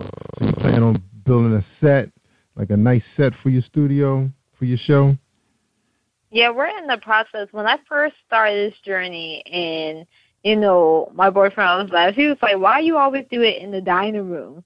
I was like, I do it in the dining room because, usually when I've worked all day, I usually come home about 9, 10 o'clock at night, and it's just so easy to just sit right in the dining room because that's the first place I see when I walk inside my house. So I'll turn the laptop on and, I say what I have to say, then I go to sleep and try to rest up for the next morning. Now that things have changed and I've reorganized my schedule, and I just feel like my office is a better place. It's brighter. I'm not doing the shows late at night like I used to. I'm actually doing them in the morning and during the day. So that's why I decided to just do it there until I can get me the set that I want. With the chairs and the better lighting and, the effects in the background. So we're working there, swiftly but surely, but we definitely want to make sure that, we're known for a good quality show, not besides the topics, but just the overall quality of the show. Yeah, that's right. The most important thing is, I always hear the guys say they must hear you. It doesn't matter what they're looking at. They have to hear you clearly so they can understand you, That's the main thing, is projecting a good audio. So that's good, because your audio was nice and clear. I was listening to you on my smartphone while I was waiting for my daughter in the sleet storm. We was having an ice storm. So I decided to tune in to Mimi Being Real. All right, that was a great show. All right, everybody. That was Mimi Holmes, Michonne Denise, the designer, Mimi Being Real, the YouTube social media guru. We had a great time having you on the show. We will be streaming tonight. That's right. What episode I say you? Episode 308. That's right. Episode 308. That's awesome. All right, Mimi. Thanks for coming on the show. I appreciate you. Thank you for having me once again. I definitely enjoyed myself. You're welcome, and we got to have you back next time you got that big show about to happen. You want everybody to know about it, because I'm going to tell you, I was surprised how many people really pay attention on Facebook when it comes to buying tickets to events. I remember my cousin gave her what she thought was just a place she wrote herself. Man, I think everybody that we knew in the Baltimore, Washington area on Facebook was there. She's staying in room only. I was really shocked. I said, wow, people, because people don't always tag you or like you all the time. They just watch. Not everybody communicate. They just watch and listen. So I was just truly amazed by that. So you let us know, all right? So we can join forces with the rest of your team to pack the place up. Maybe Jerry Voice Live will fly out and be part of it. You know, I used to model, so I used to do my little thing. I still got a spin move that I could do. All right. Since you're making men clothes now, maybe you could send me something because I lost a lot. I lost 18 pounds, so I have to have all my suits redone. I'm wearing my suits from my early days. That's right. All right, everybody. I'm going to tell you, Mimi, I tell them all the time, if you want to hear the good stuff, I mean the real good stuff, just like tonight, this young lady, college graduate, not an Army brat or a Navy brat, but a military brat, I call her. She's doing her thing. She's sharing herself on YouTube. She's helping people. She's hosting this big-time show. She's about to start this new contest with the entertainment world. Let's help her out, y'all. Let's come together. All right? So, Mimi, you remember to let us know when you do this thing, okay? All right. I'm Jerry Voice Live worldwide on PositivePower21.org and Spreaker.com/PositivePower21. Thanks for listening, everybody. And stay awesome all week long. Thank you for tuning in to Jerry Voice Live on PositivePower21.org and Spreaker.com/PositivePower21. This is a Voice Enterprises production. And don't forget about replay on Facebook.com/Jerry Voice Live.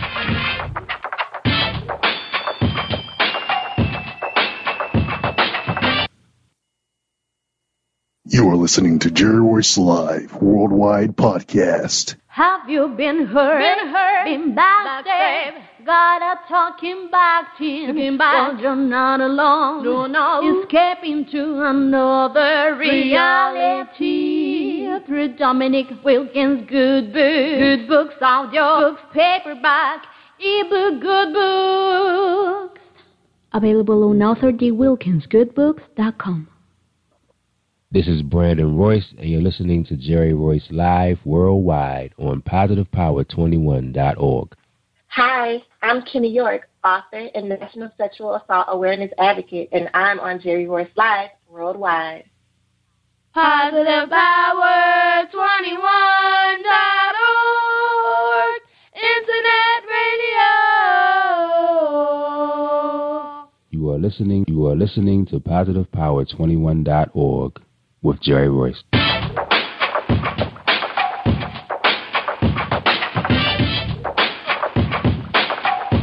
What up? It's your boy Kano Kingston.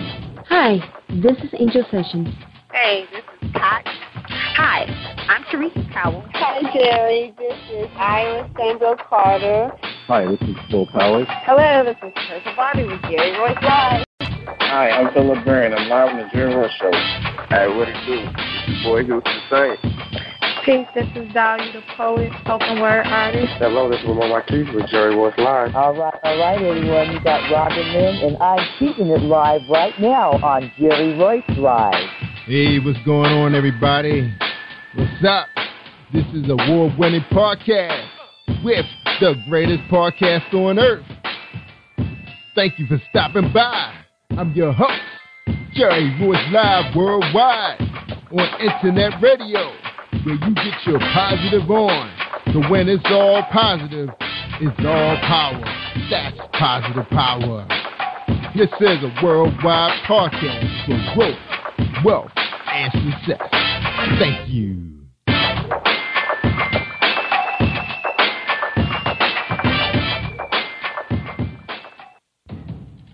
Think you know how drugs get in those little brown bottles? Think again. Set in the green hills of western New Jersey, inside the gilded halls of power of a U.S. pharmaceutical company where decisions are worth billions of dollars and human lives worth less. Nicholas Harding, a young executive at Marshall Pharmaceutical, finds his career, family, and life in jeopardy. The Farmhouse, a suspense thriller novel by Bill Powers, published by Donna Inc. Publications, available at Amazon.com or DonnaInc.org. Go to Bill's webpage at www.authorBillPowers.com. Are you looking for the next great read? A book filled with love, passion, betrayal, and intrigue. The award-winning novel, Season of Change, by Tamika Patrice Kane, is sure to satisfy your literary sweet tooth. Check out this must-read book reviewers are calling uplifting and emotional, and exceptionally great read, deeply intense and thought-provoking. Order your copy today, available in paperback and ebook on Amazon.com or at www.tamikapatrice.com. Are you an author looking for promotional services or a reader looking for a great read at low prices? In this competitive world of books, Writing Royalty Promotions is dedicated to bringing authors and readers together to build a greater respect for literature through our various promotional services and online bookstore. So head over to WritingRoyaltyPromotions.com and check us out.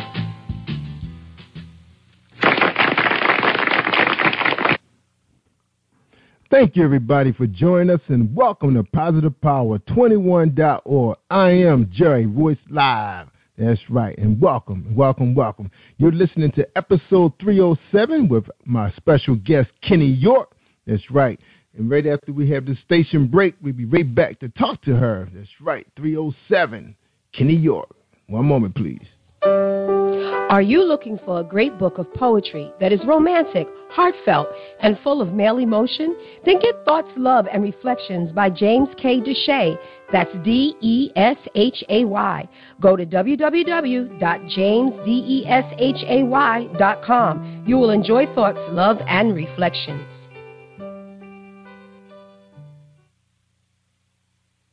All right. Thank you, Deshay. That's James Deshay rocking his romance book. So you look for something hot, pick him up, jamesdeshay.com. All right. Thank you for that sponsor, Mr. Shay. All right, tonight on episode 307, we got Kenny York. She has a special event, and for some of you, you probably know of her for being an author. That's right. I don't have a book right in front of me, but I think she has a book out there called Twisted Love, but we'll talk to her about it later on in the show. But right now she's here for a more important topic, and that's sexual assault awareness.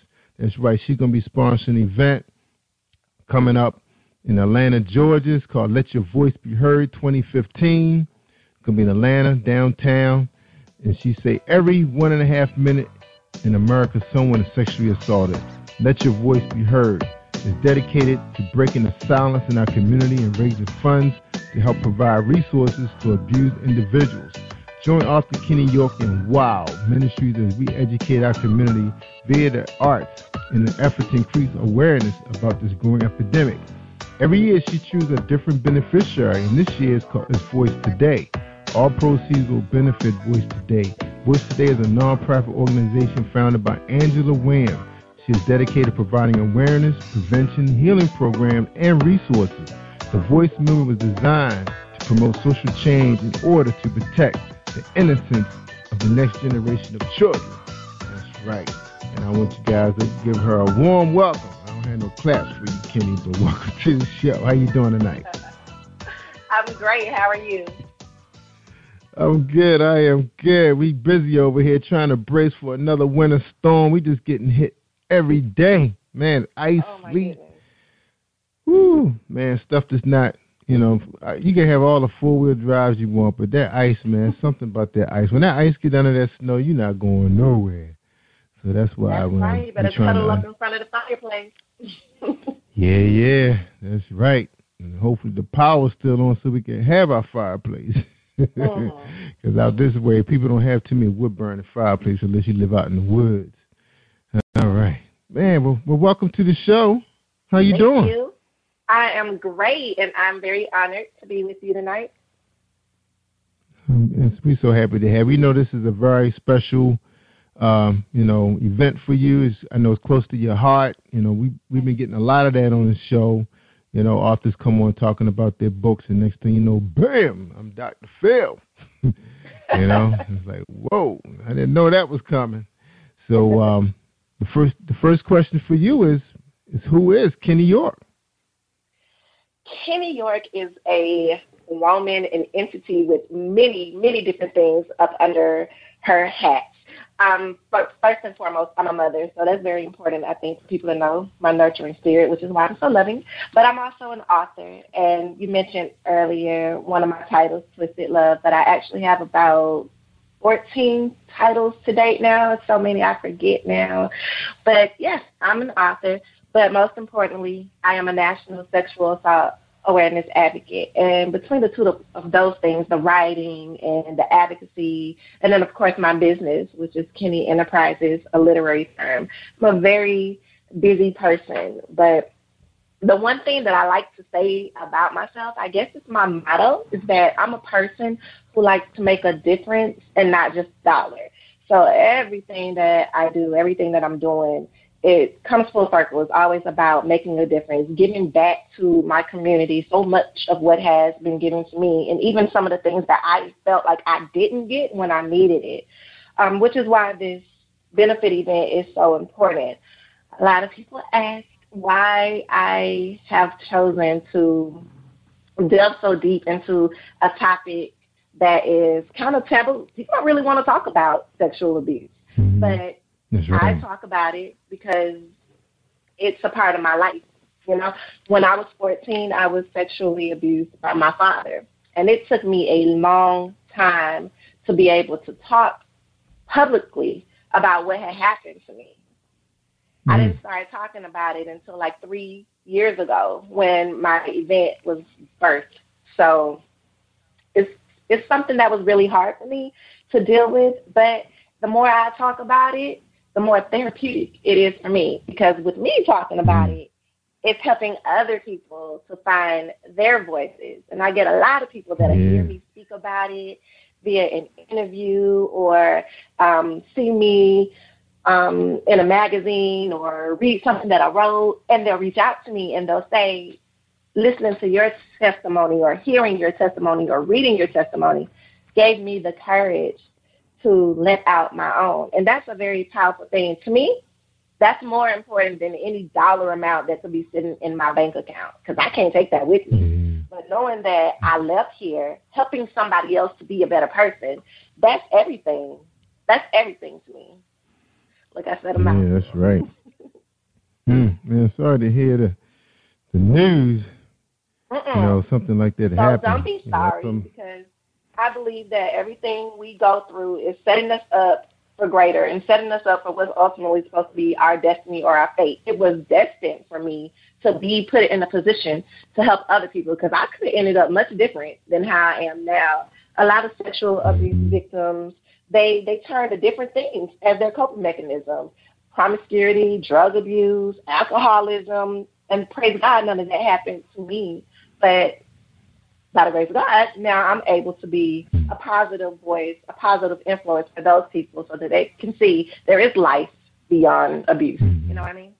That's right. That's right. Now, do you ever?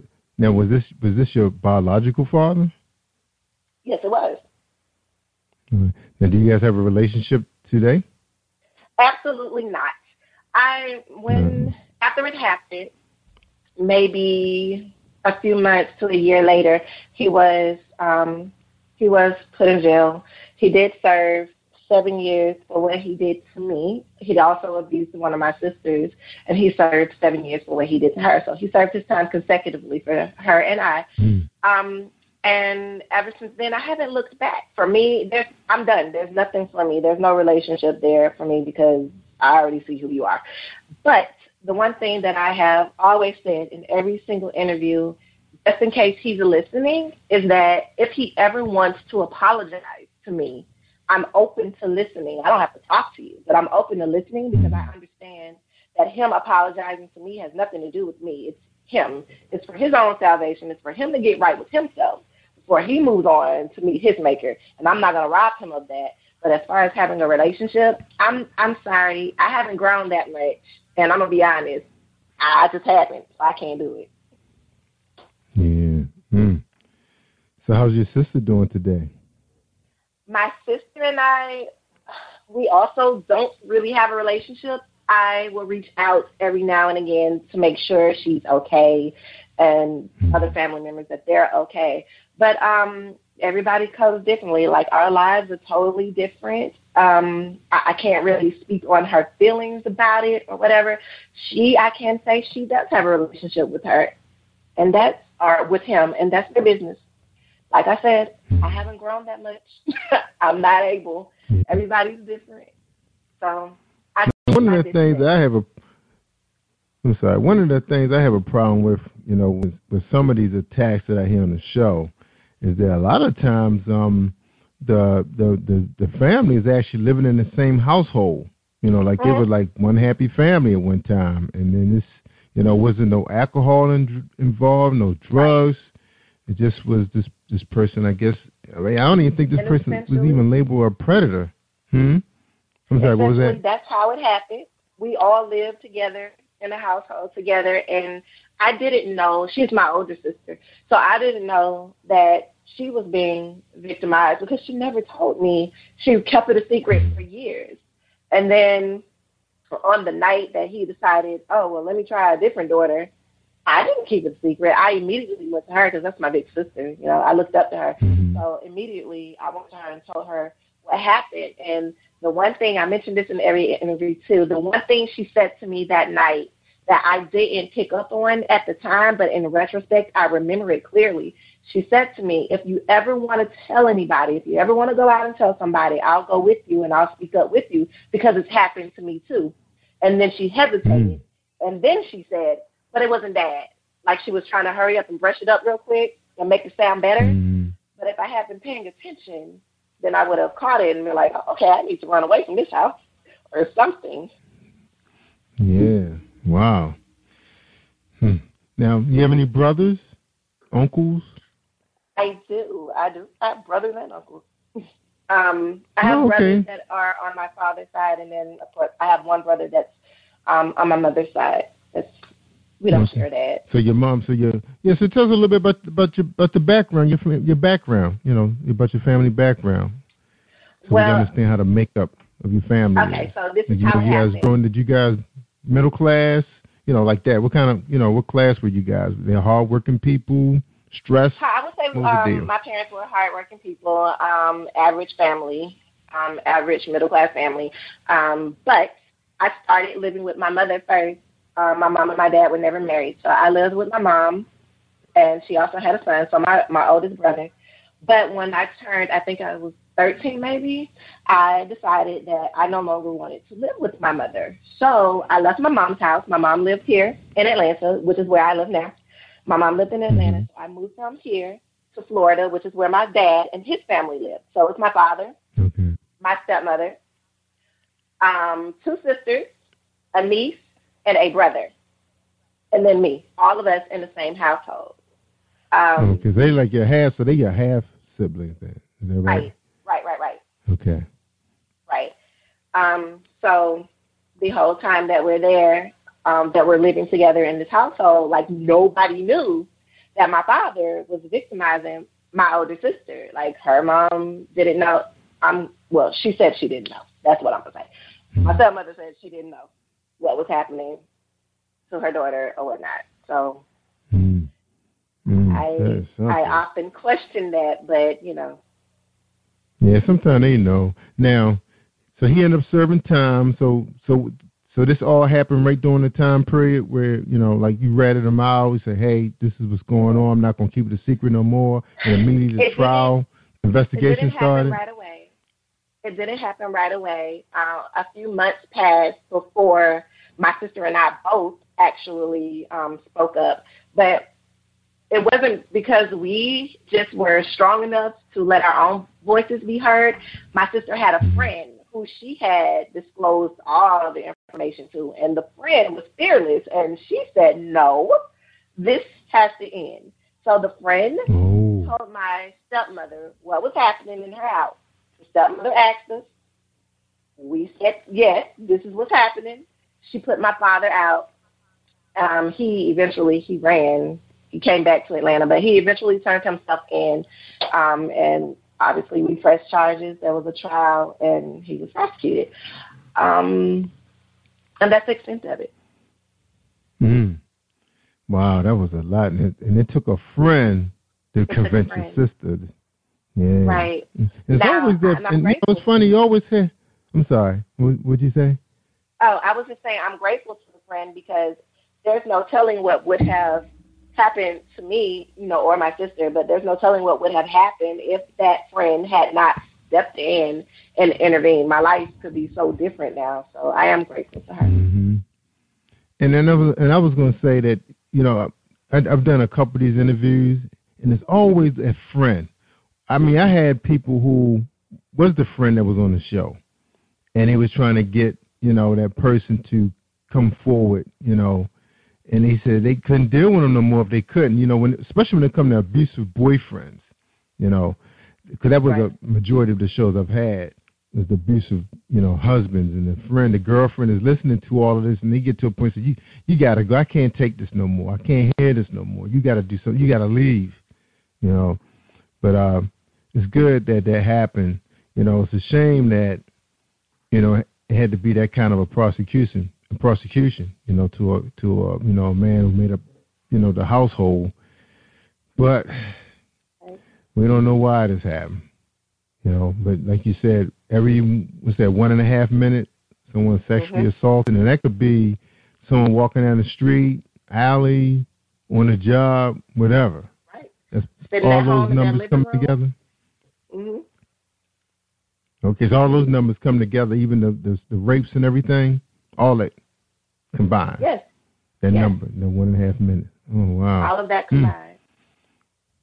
Man, we've been talking for about 15 minutes. That's about 15, almost 15 cases just happened. And most of those will not be reported. Probably a lot of them. Would you say, like, out of how many out of 10 won't be reported? Will not be reported. I would say a good 8 to 9 out of 10. It's one of the most underreported crimes, sexual abuse. Yeah, because for the family, I guess the young girl is thinking, or the young man, thinking, if I tell him my dad is going to mess up our family, then we might get split up and got to go to foster home because mom not going to be able to support us, and she's going to be mad with me. You think of all this stuff. That's one way to look at it. And then the other thought or the other concern is, who is going to believe me? Especially if it's a child. Who is going to believe me over this adult who is ultimately going to say, oh, no, that didn't happen. I didn't do that. Yeah. And another thing that's so ugly, too, about this whole thing, those guys, the guys that are making these attacks, those guys have been attacked before and didn't tell nobody. Right. I've heard that. Yeah, I hear that a lot too. I've listened to some talk shows where this guy came on and said he wanted to apologize to his victims, but that's all he saw growing up was the attacks. So it's like it was in them, to give it back out, destroy somebody else, make him feel like he's feeling. So that's another sad piece to the story also, that it's like a generational thing. Well, it looks like it's time for us to take a little break. Okay. All right. So we're gonna take a quick break, and then we're gonna come right back, and we're gonna finish talking to Kenny York. A subject that must be talked about. Of course, it's hard to hear because you can't believe this is happening. I'm really, really surprised about the black man. I've been so shocked about this whole thing. I don't know why, but I don't know. All right. Okay. Let me find a commercial real quick. Here we go. We're going to listen to Tamika Kane. So I'm all messed up. All right. Here we go. Are you looking for the next great read? A book filled with love, passion, betrayal, and intrigue. The award-winning novel, Season of Change, by Tamika Patrice Kane, is sure to satisfy your literary sweet tooth. Check out this must-read book reviewers are calling uplifting and emotional. And exceptionally great read, deeply intense and thought-provoking. Order your copy today, available in paperback and ebook on Amazon.com or at www.tamikapatrice.com. How would you like to have a book that reflects your life? Hi, I'm Mocha Butterfly. I would like to tell you more about my latest book, The Reality of Mocha Butterfly. It's a poetry chapbook capturing my life that covers subjects such as self-esteem, anti-bullying, spirituality, family, friends, love, and heartbreak. You can purchase your copy online at twopensandlit.com/Thompson. To find out more about me, visit me on Facebook at facebook.com/M8CHA Fly. Thanks for listening. Hi, I am recording artist Marilyn Dunn from St. Louis, Missouri. If you are looking for some soul-stirring, anointed, spiritual, and heartfelt music, visit my website at www.marilynndunnministries.com. Or you can also find me on CD Baby, iTunes, and Reverb Nation. For booking information, contact Mr. Kevin Dunn at 636-856-0551. That's 636-856-0551. Hey, this is director, producer Alan Wills, and I am on Positive Power 21 with Jerry Royce Live. And when I'm online, I listen to Jerry Royce Live at www.spreaker.com/positivepower21.org. Y'all heard? Thank you, big time, Alan. That's right, my man living in Florida, enjoying the good weather right now. Man, I need to relocate my family to Florida. Enjoy, man. It's crazy up here right now. March is off the chain. Just got here. All right, y'all. Man, I feel like playing my favorite song, The Champion, because Kenny York, you are a champion, coming forth to tell a story, tell some other young lady or young man who's under attack, under siege in their own home, probably don't even want to come home from school, probably playing every sport and after-school activity possible, just so they don't have to go home. Man, this is some kind of world we living in, man. Jesus coming, man. Jesus coming soon. Man, we might have to play my girl song real quick. Let's take a quick break. Let's hear Angel Sessions real quick. Her song, Jesus Coming. All right, you want to hear that? Awesome. Let's hear that real quick. All right, Jesus Coming soon. And we're going to be right back to talk to Kenny York. Don't delay, give it up, be strong and lift him up, 'cause he's the power of life. Lift him up, rain away, rain away, rain away, 'cause it's the last day. Don't look to the right, don't look aside.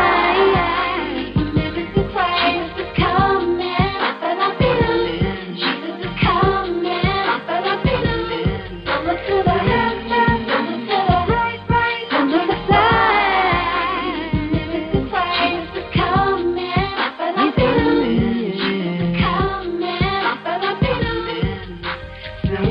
Don't let nobody turn you around. Don't let and try to make you fall to the ground.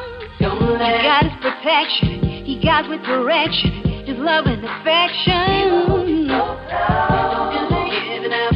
Be strong and lift him up, 'cause he's the power of life. Lift him up.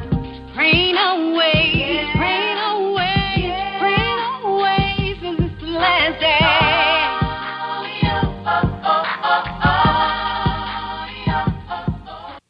Yeah, that's Angel Sessions. She just dropped that baby.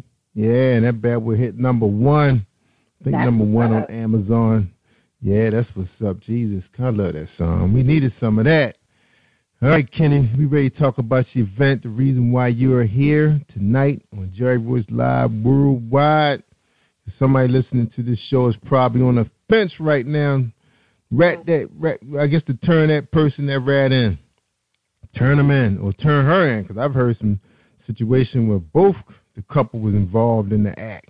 Yeah, it's ugly out there, y'all. Yeah, it is. Yeah, but I couldn't believe my ears. I think I read that one in a book. So anyway, sometimes you see these movies, man, they come from somewhere. Absolutely. Yeah. All right, and like Kenny said, these attacks happen every minute and a half, especially when the sun go down, because nothing good happens after dark. I remember my favorite football coach, Coach Harbaugh, the Baltimore Ravens, said, nothing good happens after 10 o'clock. That's about the time everybody about ready to turn in. Right. What did he mean? It's dark and people are lurking. Yeah.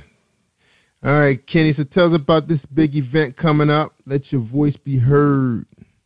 I am very excited about Let Your Voice Be Heard. This is actually our 3rd year, and it seems like every year we get bigger, which is phenomenal. But specifically about this year's event, our beneficiary is Voice Today, and I chose them because Voice Today, they're based here in Atlanta, but they're geared more towards families that have children who have been victimized. And because I was a child victim, that's very close to my heart. So I wanted to be able to help them even in the smallest way possible to continue to do what it is that they do. So everything that we raise, the funds that we raise from this year's event will be donated to Voice Today. The event itself is meant to be educational yet entertaining. And because I'm an author and I have some ties to some of the entertainment, I guess, people in Atlanta, so I've been soliciting some of my friends, some of my entertainer friends, and even some people that I don't know, opening up the stage for artists who are looking for exposure to come and share their talents on behalf of this charity event. So we have a lot of different people, a lot of different talents. Spoken word artists, we have some singers, interpretive dance, there'll be someone performing a skit, different things, monologues. I myself will be performing my monologue, which details my story of sexual abuse. And then, of course, we have to be a little jazzy, so from 5 to 6 p.m., we'll be doing a red carpet thing where you come, look nice, take your pictures at the Step and Repeat, and have some light refreshments, get your pictures taken, to commemorate the moment or the event. And then, of course, we go right into, at 6 p.m., we go right into the actual event itself. So we blend it with a little education, a little entertainment, because it's a very heavy subject matter. And I never want anyone to come in and need a box of tissues and then leave feeling depressed. No, I want you to leave feeling empowered. Big difference. That's right. But I also want your spirit to be moved. So the things that are often said in people's performances and their songs and their spoken word pieces, the things that are said are very real and sometimes very raw. But then we'll kick something a little light for you, so, rejuvenate your spirit a little bit. But, yeah, educational and entertaining, excuse me. It's a good blend. I think it's a good blend. And I'm excited about some of the acts that we're going to have this year. I have some people that are returning acts that have been with me since year one, so I really appreciate that support. And then, of course, some new artists that I just became acclimated with. So I'm doing two things here. I'm giving people a chance to spotlight their talents and get some exposure, which is awesome. And then also educating our community about this growing epidemic. It's a win-win situation to me. All right. Now you mentioned spoken word. You got spoken word artists going to be there? I do. I have several spoken word artists, and I've heard them all, and I tell you, these people have rocked my spirit. They have left me sitting there with my jaw on the floor. Like, oh my, they really just say that? I love it. I love spoken word. I do. You got to turn me on some of those people so I can get them on my show, because we just rocked the big show last night with 12 poets. Not all of them are spoken word, but they do read. But I think more than half of them was spoken word. But I did kind of, anybody that was on my show that read, I kind of mixed them in with that mix. So I hope everybody enjoyed it. I really did. I'm sure. I'm sure that is. Yeah. Awesome. All right, so who you have interested in getting today's discussion? One of my spoken word artists, she was so phenomenal. Her name is Nima Taraji. And when I heard her perform her piece, she came out to our open audition. I was like, ooh, wow, big testimony inside of her spoken word piece. And when you see her, she's like the most precious person ever. She's so precious. And then to hear her words be so powerful, I'm like, whoa, big things come from little people. Yeah, I know. I've heard her, man. She's right on this show. I'm looking at that picture right on Facebook. I was like, wow, all that came out. That's a lot, man. Now I was looking at your website, and you look like you had some. I wasn't sure if that was like last year events. You had some people look like they was on a platform talking. Like you had like some kind of like open dialogue. I'm trying to think of what that could have been. I do so many different things that I'm not really sure exactly what it is that you're speaking of. But I do a lot of. I'm looking at well, let's see. I was looking at your photo, and it looked like you had someone named Phyllis Miller from the Rape Crisis Center. Mm-hmm. She was like a guest from last year.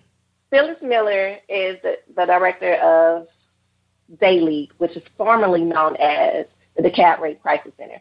And she was at last year's event, but last year's proceeds were donated to Day League, so that's why she was there. Okay.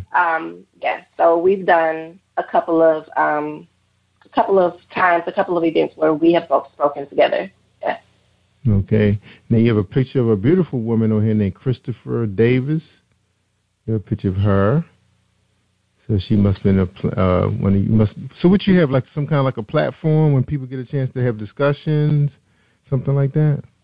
Not necessarily discussions, but at the event itself, I give people the opportunity to share their testimony okay.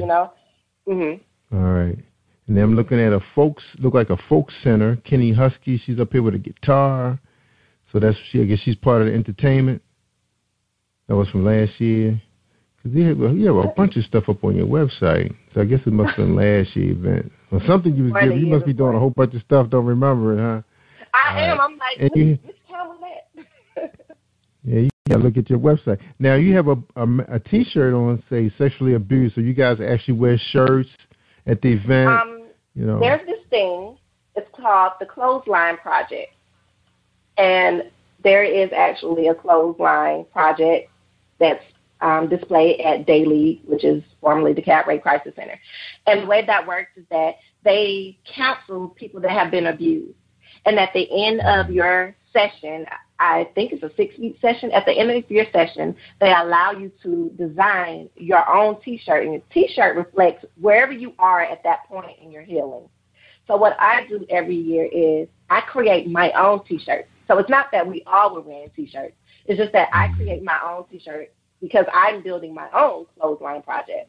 So the shirt that I believe you're looking at says sexually abused and slowly healing, a black shirt. Okay. All right. Cool. All right. This is what we're going to do. We're going to figure out if we got the right call on the line, but first, before we bring her on, because if she's a spoken word artist, she's going to have to do something for me. All right. So let's just take a quick break. We're talking to Kenny York. She got an event coming up called Let Your Voice Be Heard 2015. It's downtown Atlanta, Georgia. It's about sexual assault awareness. She says every 1.5 minute in America, someone is sexually assaulted. Let Your Voice Be Heard is dedicated to breaking the silence in our community and raising funds to help provide resources to abused individuals. All right, let's listen to this quick message from Marilyn Dunn. Okay, hold tight, everybody.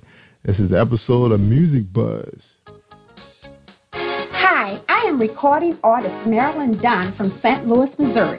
If you are looking for some soul-stirring, anointed, spiritual, and heartfelt music, visit my website at www.marilynnDunnMinistries.com. Or you can also find me on CD Baby, iTunes, and Reverb Nation.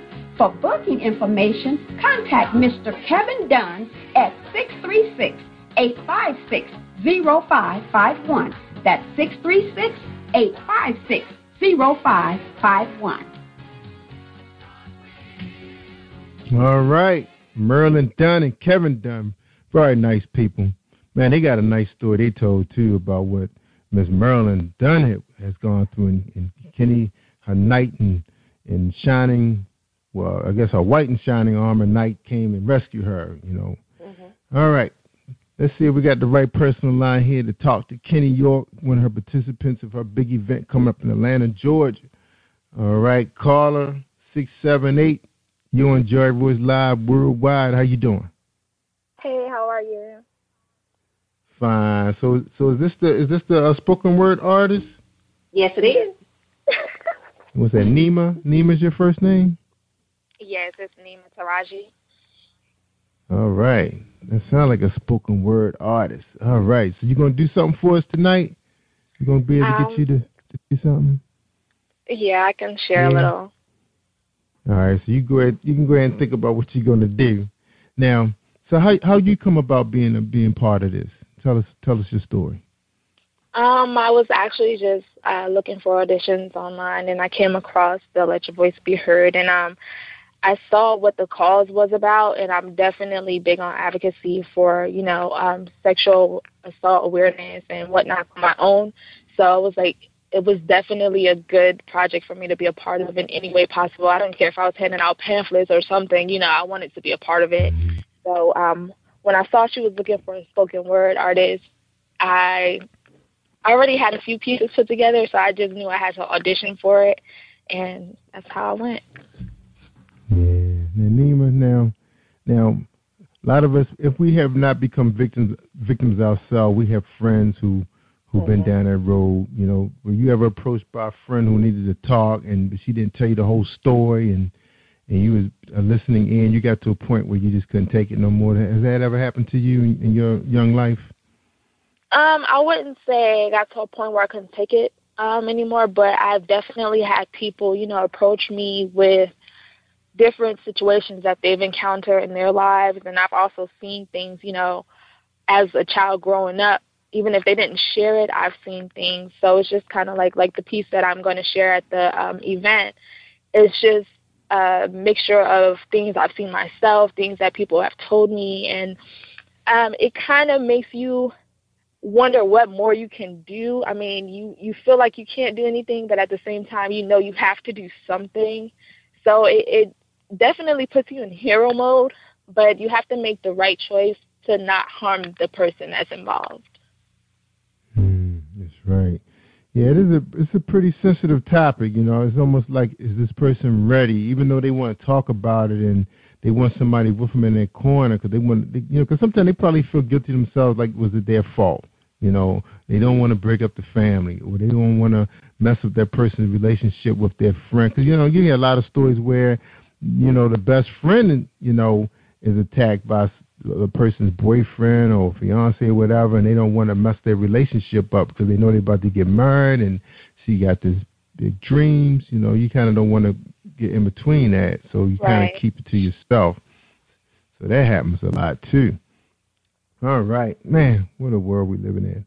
All right, well, we ready when you are. You ready? I'm ready. All right. All right. Never containing a solution to the equation. What's wrong with me? Never knowing it wasn't me at all. Someone has stolen me over and over again, taking my joy, my peace, my serenity, and happiness, my chance of understanding, and my innocence and accomplishment. My love, my worth, instilling fear and hurt. My everything you stole, I didn't know what I deserved. I never felt good enough anyway. No one cared what was happening. Well, truthfully, they didn't know. So these monsters now have the right to have kids of their own. And I still sit here, empty. It was just a small piece of the actual piece that I'm going to perform on the night. Yeah, you just gave us a little taste of what it's going to be like, right? Yeah, just a little bit. Yeah, I understand. All right. Well, Kenny, I'm gonna play this little short piece for you, because this is how I feel. When I said earlier, I said you're a champion from doing something like this. I'm gonna dedicate this song to you. This is from a rap duo out of New Jersey, and these guys have a story to tell also.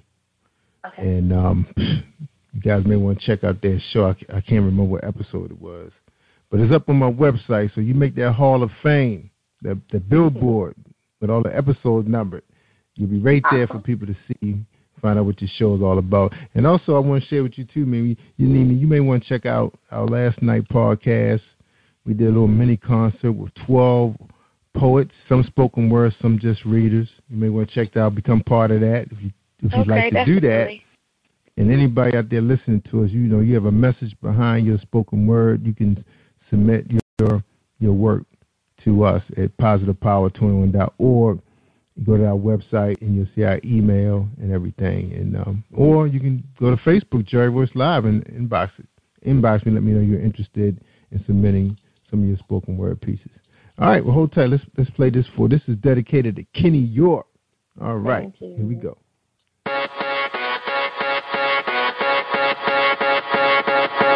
Hi, the definition of a champion is the one that finds a way to do what can't be done. One that holds their hand and helps you fight through the pain, that will walk through the fire just to bring you the rain.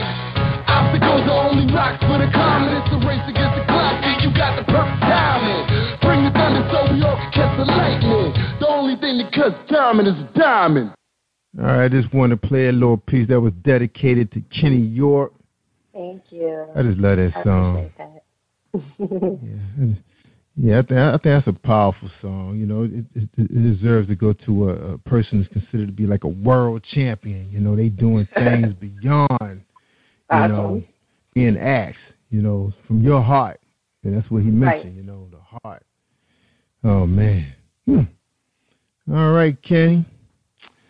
We ready to get your final thoughts on the show, but before you do that, we're going to get a little bit from Nima. You going to share one more piece for me? Yeah, one more piece you could do? Because I know you guys keep stuff stored in the back of your little computer brain. It's probably in your smartphone. Probably about 100,000 of them, right? Yeah, I do. Give me a second.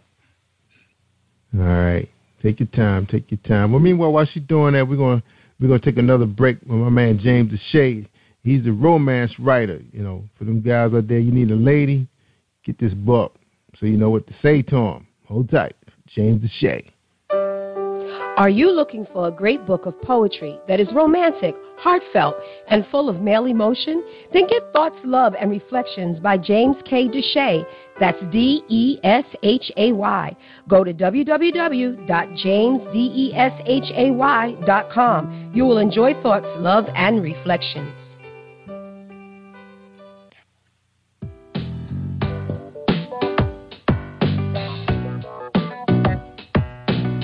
Hey everyone, this is Tanika Gonzalez, spoken word poet. Whenever I'm online, I'm always listening to Jerry Royce Live. You can find Jerry on www.spreaker.com. Positive Power 21.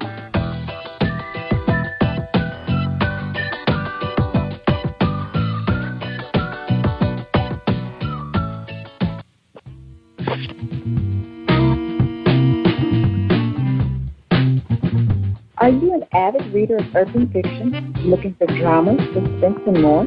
Wit'Me Publishing is dedicated to bringing the world's best literature to our readers. Urban fiction, erotica, sci-fi, mainstream fiction, and children's literature are just some of the genres produced by our diversified family of authors. You can reach us on Facebook, Twitter, Instagram, and at our website, www.wit'mepublishing.com. Hi, I am Arthur Crystal Alexis, and I'm on Positive Power 21 with Jerry Royce Live. Woohoo! No wonder I had my mic turned off. I'm sitting here just yakking. All right, y'all. Wow. I edited that piece. Okay, Kenny, I was about to give him that location. I was just yakking, and I had my mic turned down because I was drinking. But anyway, your event is happening Saturday, April 18th, 2015. 6 to 8 at Martin Luther King. Was that 115 Martin Luther King Jr.? Right. Is that what's that, a hall or a street? That's a street.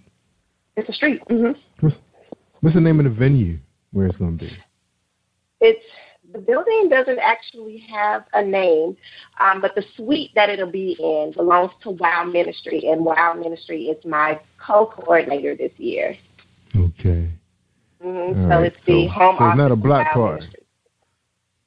No, so it's not a block like party. a. All right, not a block party. Oh, man, we would have came down there for a block party. All right. You should come anyway. Yeah, I know. So with the tickets $10 at the door? Okay, and can they purchase online? $10 in advance. So if they go to the website and click on the nice little Let Your Voice Be Heard icon, which is actually the actual flyer, there is a place that says purchase tickets here, click me, so they can purchase tickets online. Yeah, that's right. And again, go to Kenny York, KENNI, York.com, and everything is right there. She got a list of talent. She got vocalists Kalika Wade, Lola Wilson, Melissa Rose, Aries Hertzy, Charles J. Spoken word, she got Kamia Montgomery, Cynthia Haynes, Marcus Taylor, Nima Taji. Interpretive dance for Rhonda Ford, monologue Kenny York, and Alina Mills. Oh, man, you got to invite them people to come out to my show, man, since I'm not going to be able to make it. Wow. I will spread the word, definitely. Yeah, we love to have them, especially if they have CDs out and that good thing. Oh, yeah. We help them sell it. Yeah. Yeah, absolutely. All right, Nima, you ready for us, Nima? You ready? Ready. All right, she ready. Okay. She always feels more beautiful before anything happens at all. But afterward, when she looks in the mirror, all she sees is love, desire. Always looking for something to take her higher, getting lifted. A moments like that make her feel alive, also causing drawback in her emotions, make her feel like she never existed. Love's potent. And alcohol is easy, so when she sips, and flips, she don't feel sleepy or anything, but numb. But life goes on, so feel the touch, happy, puff, pass, and she don't think it's dumb. Purple skin with blemishes and such. Hair a little nappy, so she throws in the weave and smacks on some blush. Taking another sip or two now, liking what she sees, but it's a blur of you. It's not her she recognized, but an image of a mass of skies and lies, and she's no longer beautiful. That's all. It's powerful. Yeah, we can't wait to get you on our show. All right, now. And I have a question for you, Nima. Are you producing, material on your own, or do you participate in spoken word events around town where people can hear you live? Actually, this event will be my first live event with my own work. I write a lot. I've been writing for years, but I've never actually performed any of my own stuff. So I do plan on putting out a demo CD with some on the record, but this will be my first live. I'm actually excited. So it's just weird, hearing my own words out loud. So even saying it right or speaking it right now over the air, I'm kind of shaking right now, but nobody can see me so good. Oh, we so proud of you. Good job. All right. Look, happens here, right here on Jerry Voice Live on PositivePower21.org. Yeah, check out that mini concert we had. Maybe we need to do something like that one day to raise some money to help people. I got to put that on my agenda. Too much on my plate right now, but, got to get a little bigger. All right, so we like that list of talent. Got vocalists, spoken word, interpretive dance, monologue. People getting a big bang for the bucks, man. You need to raise the ticket price. That sounds like $50. You know how people are. They're looking for deals. Yeah, no, things so expensive. They won't come down on the food prices. The gas prices have come down, but they won't lower the food prices. I couldn't believe a little bit of food I got for that much money. Man, I remember back in the day, you had 3 cars for spending that much. I don't know, times, man. That's why I told you Jesus coming. That's why I had to play that song. All right, well, that's why he put soldiers out there like us, man, to make a difference in the world, to keep the balance. But hopefully we can, tip the scale a little bit higher our way. That's right. And you putting your voice out there, letting people know it's okay to go tell somebody. If you're in trouble, you're not feeling comfortable, something just don't seem right, tell them, Kenny. Talk to them. Absolutely. Don't allow yourself to be stifled. Don't allow your voice to be muffled. Be heard. It's never too early. It's never too soon. be heard, because what you're going through, it doesn't have to define you, and you don't have to be stuck in it. So seek comfort in knowing that there are others out there who are going through the same thing that you're going through, or have been through the same thing that you're going through, and that there is life after abuse. There is. That's right. And you hear it on this show all the time. I mean, people are offering books. They've graduated. They got 2-3 college degrees. They're raising children. They have good husbands. So don't give up on love, for one. You know, just because you had that one evil monster in your life, but you don't know what that person has gone through that make them want to try to damage somebody else that are getting help, you know, because they're ashamed. But, you know, if it ever happens or come close to happening, say, look, you need to get some help. If you don't, I'm going to tell somebody. You know, and I know a lot of times you hear all the time how they use these little threats like, I'm going to hurt your mother, I'm going to hurt your little brother. They ain't going to do that. They would have been done that already. Go tell on them. Tell them go get some help. You know, right. Tell them. You know, wake them up, get them out of that funk they in. All right, I guess I gave my 2 cents, Kenny. All right, Kenny. You're right, we ready for your final thoughts for tonight's show. And I know you gave them a whole lot just a second ago, but I know you got some more in there. So this is your platform. Basically gone ahead and summed that up, that in the end, what I'm trying to do, the overall goal for Let Your Voice Be Heard, is just that, to encourage victims to let their voices be heard, to tell somebody, to get yourself out of that place that you're in, no matter if you're a boy, girl, and woman, child, or adult. You don't have to stay in an abusive situation. Let Your Voice Be Heard is intended to be educational yet entertaining. So for those of you who live in the Atlanta area, come out, learn about the epidemic that's going on around you. Because like you said earlier, if you haven't been someone that was victimized, chances are you know someone who has been. 1 in 4, I'm going to say it again, 1 in 4 women, females, have been victimized. 1 in 4. Mm. You know, too, the saddest thing.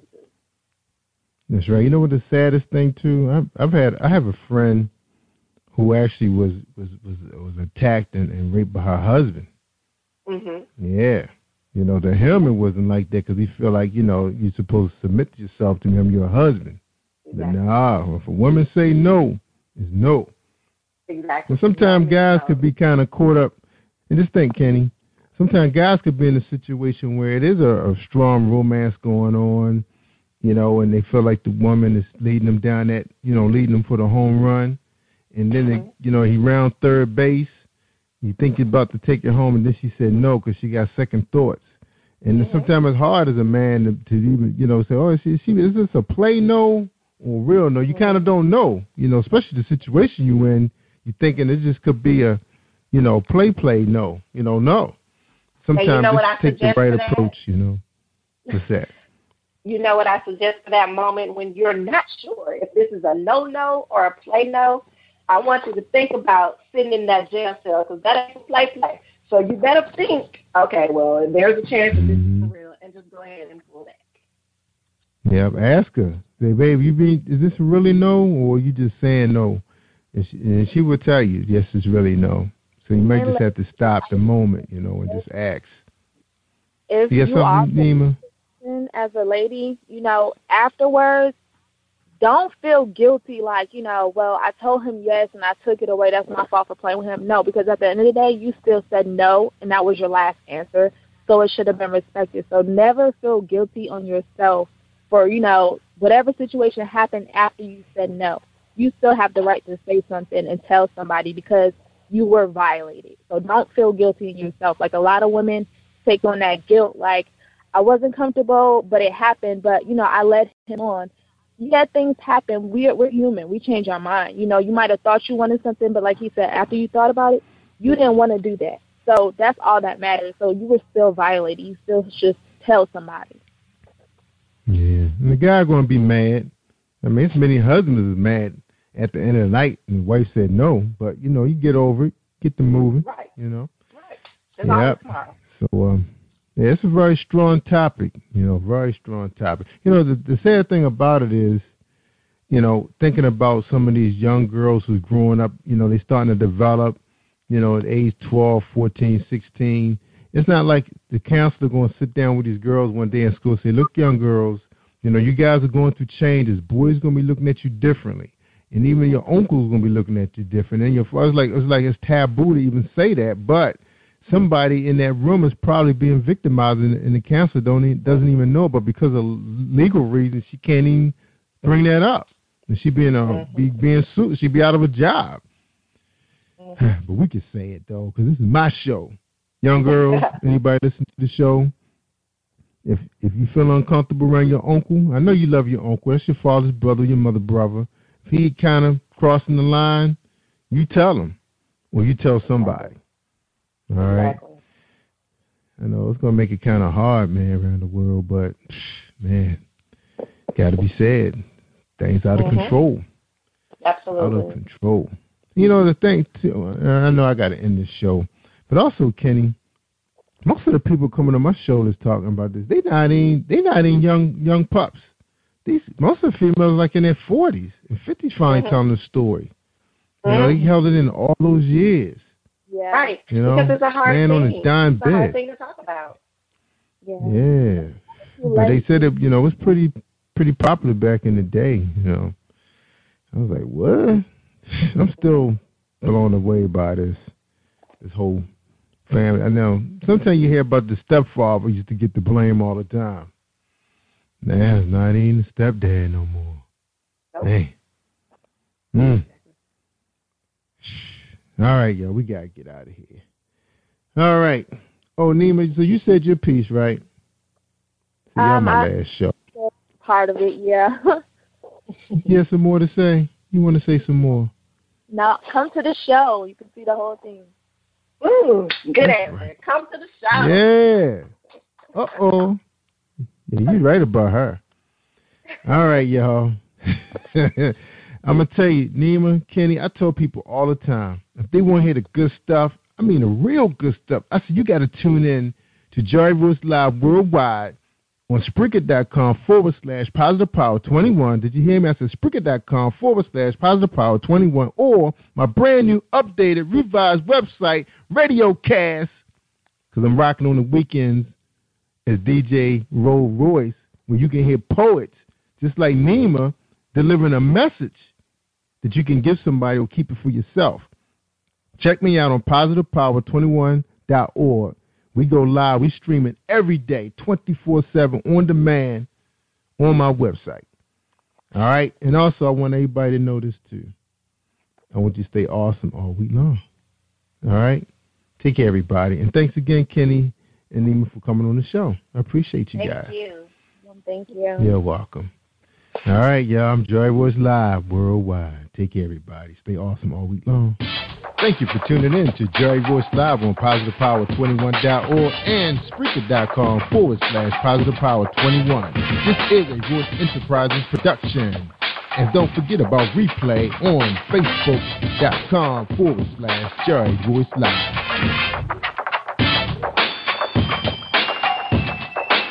All right. That's it. Hi, I am recording artist Marilyn Dunn from St. Louis, Missouri. If you are looking for some soul-stirring, anointed, spiritual, and heartfelt music, visit my website at www.MarilynDunnMinistries.com. Or you can also find me on CD Baby, iTunes, and Reverb Nation. For booking information, contact Mr. Kevin Dunn at 636-856-0551. That's 636-856-0551.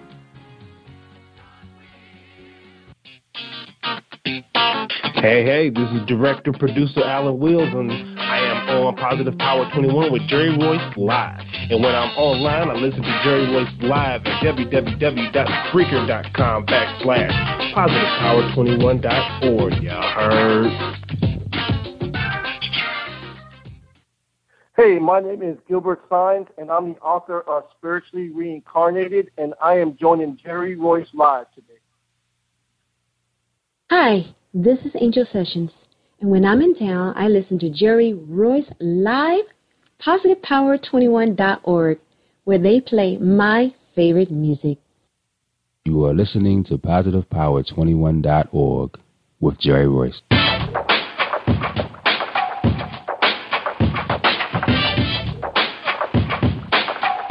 What up? It's your boy Kano Kingston. Hi, this is Angel Sessions. Hey, this is Pat. Hi, I'm Teresa Powell. Hi, Jerry. This is Ira Samuel Carter. Hi, this is Phil Powers. Hello, this is Teresa Bobby with Jerry Royce Live. Hi, I'm Philip Barron. I'm live on the Jerry Royce Show. Hey, what it do? It's your boy Houston Saint. Peace, this is Dahlia the poet, spoken word artist. Hello, this is Lamar Marquise with Jerry Royce Live. All right, everyone. You got Robin Lynn, and I'm keeping it live right now on Jerry Royce Live.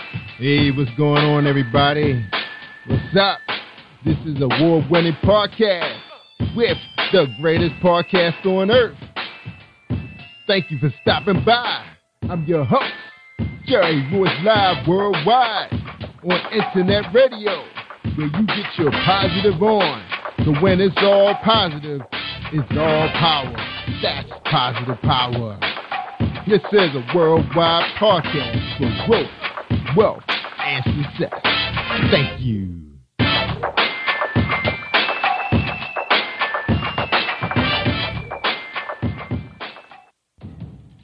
Think you know how drugs get in those little brown bottles? Think again. Set in the green hills of western New Jersey, inside the gilded halls of power of a U.S. pharmaceutical company where decisions are worth billions of dollars and human lives worth less.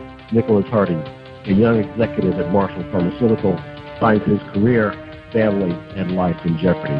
The Farmhouse, a suspense thriller novel by Bill Powers, published by Donna Inc. Publications, available at Amazon.com or DonnaInc.org. Go to Bill's webpage at www.authorBillPowers.com. Are you looking for the next great read? A book filled with love, passion, betrayal, and intrigue. The award-winning novel, Season of Change, by Tamika Patrice Kane, is sure to satisfy your literary sweet tooth. Check out this must-read book reviewers are calling uplifting and emotional, and exceptionally great read, deeply intense and thought-provoking. Order your copy today, available in paperback and ebook on Amazon.com or at www.tamikapatrice.com. Are you an author looking for promotional services or a reader looking for a great read at low prices? In this competitive world of books, Writing Royalty Promotions is dedicated to bringing authors and readers together to build a greater respect for literature through our various promotional services and online bookstore. So head over to WritingRoyaltyPromotions.com and check us out.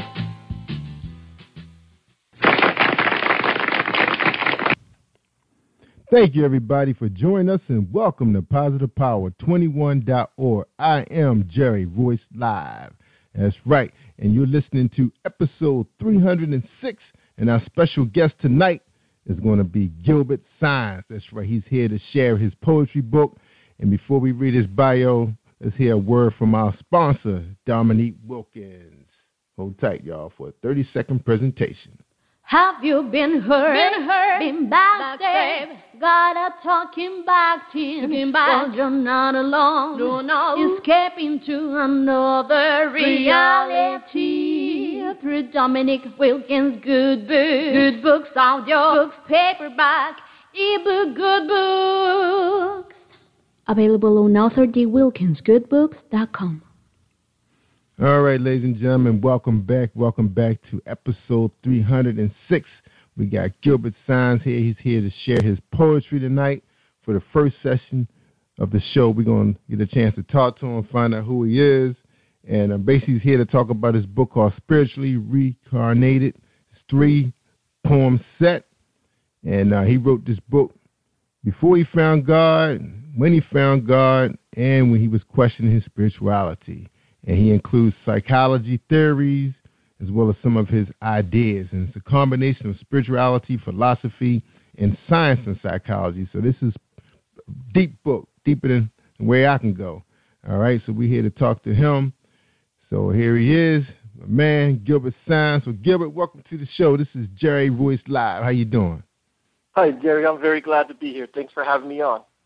You're welcome, man. Welcome to Positive Power, man, 21.org. All right, man, the first question is, the floor is yours, man, because I read your bio, and I know you got a lot to share to the world, man, and we all listening. We're listening really closely, man, because, I mean, I read just that short piece we just read saying you're combining spirituality with philosophy and science and psychology. So we all ears, man. So like I told you earlier, we got till 8:30 till we take our break. So the floor is yours. So the question is, who is Gilbert Sines? Your story.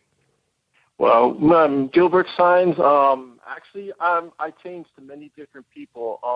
The Gilbert Sines you're meeting now is not the same Gilbert Sines, let's say about maybe 7-8 years ago. I want to share something, one of the most life-changing experiences in my life, and that's my testimony that I'd like to share with you that really turned my life around when I met Christ. And, you know, when I first found him, too, I found happiness. I found meaning to my life.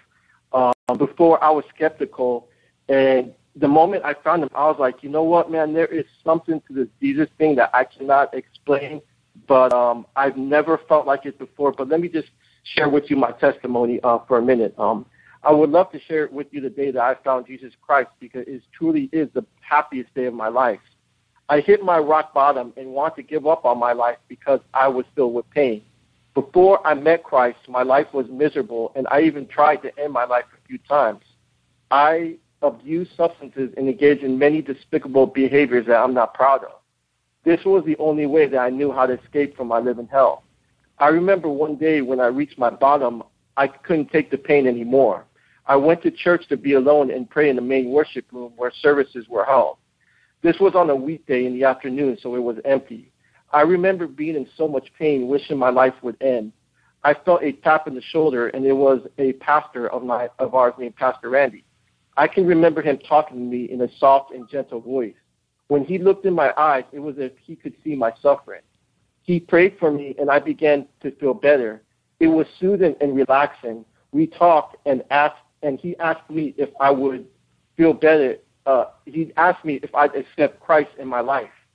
At that point in my life, I was so hurt, I kind of just said yes to kind of just say it, but really deep down inside, I never really did accept him.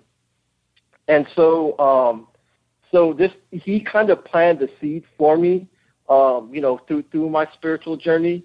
And then a few months later, I got a summer camp working at a Christian-based summer camp dealing with abuse and special need kids in Kerrville, Texas. If I never would have accepted Christ the first time, I would have never been able to take that job. Working with those kids and the patience that I developed helped me grow spiritually. It was if I could see the Holy Spirit in all the kids, and they really liked me there. The parents loved me, really liked me so much that they even sent me cards, Christmas cards when camp wasn't in session and things like that. So that working at that summer camp was kind of like a turning point in my life. Even after that experience, I was still going through some tough times and did not really grasp the concept of Christ. I still struggle with my spirituality as I just questioned everything. And that's kind of being a scientist in me, based up in that background. That was my thing, to question everything. One day I was coming out a deep alcoholic-based depression when I called a friend of mine from camp that had a really strong faith in Christ. He talked me over the phone and explained to me about the concept of Christ and that God loved us so much that he sent his only son to die for us. Something at that moment just clicked in. Till this day, I still don't know what it was. I was finally ready to totally accept Christ and put my trust in Christ. Because where it was is before I believed in him, but I didn't believe in him enough to put my trust, to put my life, to put my will in him. And after I said a prayer with my friend that night, I don't know, it's just a sense of peace that I've never felt, a sense of peace and relaxation and a sense of love that I've never felt before just overcame me. And it was the most beautiful feeling in my life. And then, you know, it's like, and I'll describe it a little bit, like when I was driving home, the miracle continued to the next day as I was driving home. When I first stepped foot outside, it was like I was walking into a new world. Everything was brighter, had beautiful colors to it. The grass was greener. The sky was bluer. The birds were singing louder, and everything was just so beautiful. I mean, I was noticing all the little things that I've never noticed before. And even that night, I was always having trouble sleeping.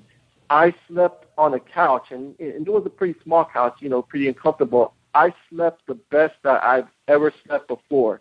And, like, it was just, and I can't explain it, it was just like a kind of a high, but something that was missing my entire life, I just totally found when I found him. And like I said, everything, I looked at everything in new perspective. Everything just looked beautiful to me, and it was just overwhelming. I can't explain the love that I felt.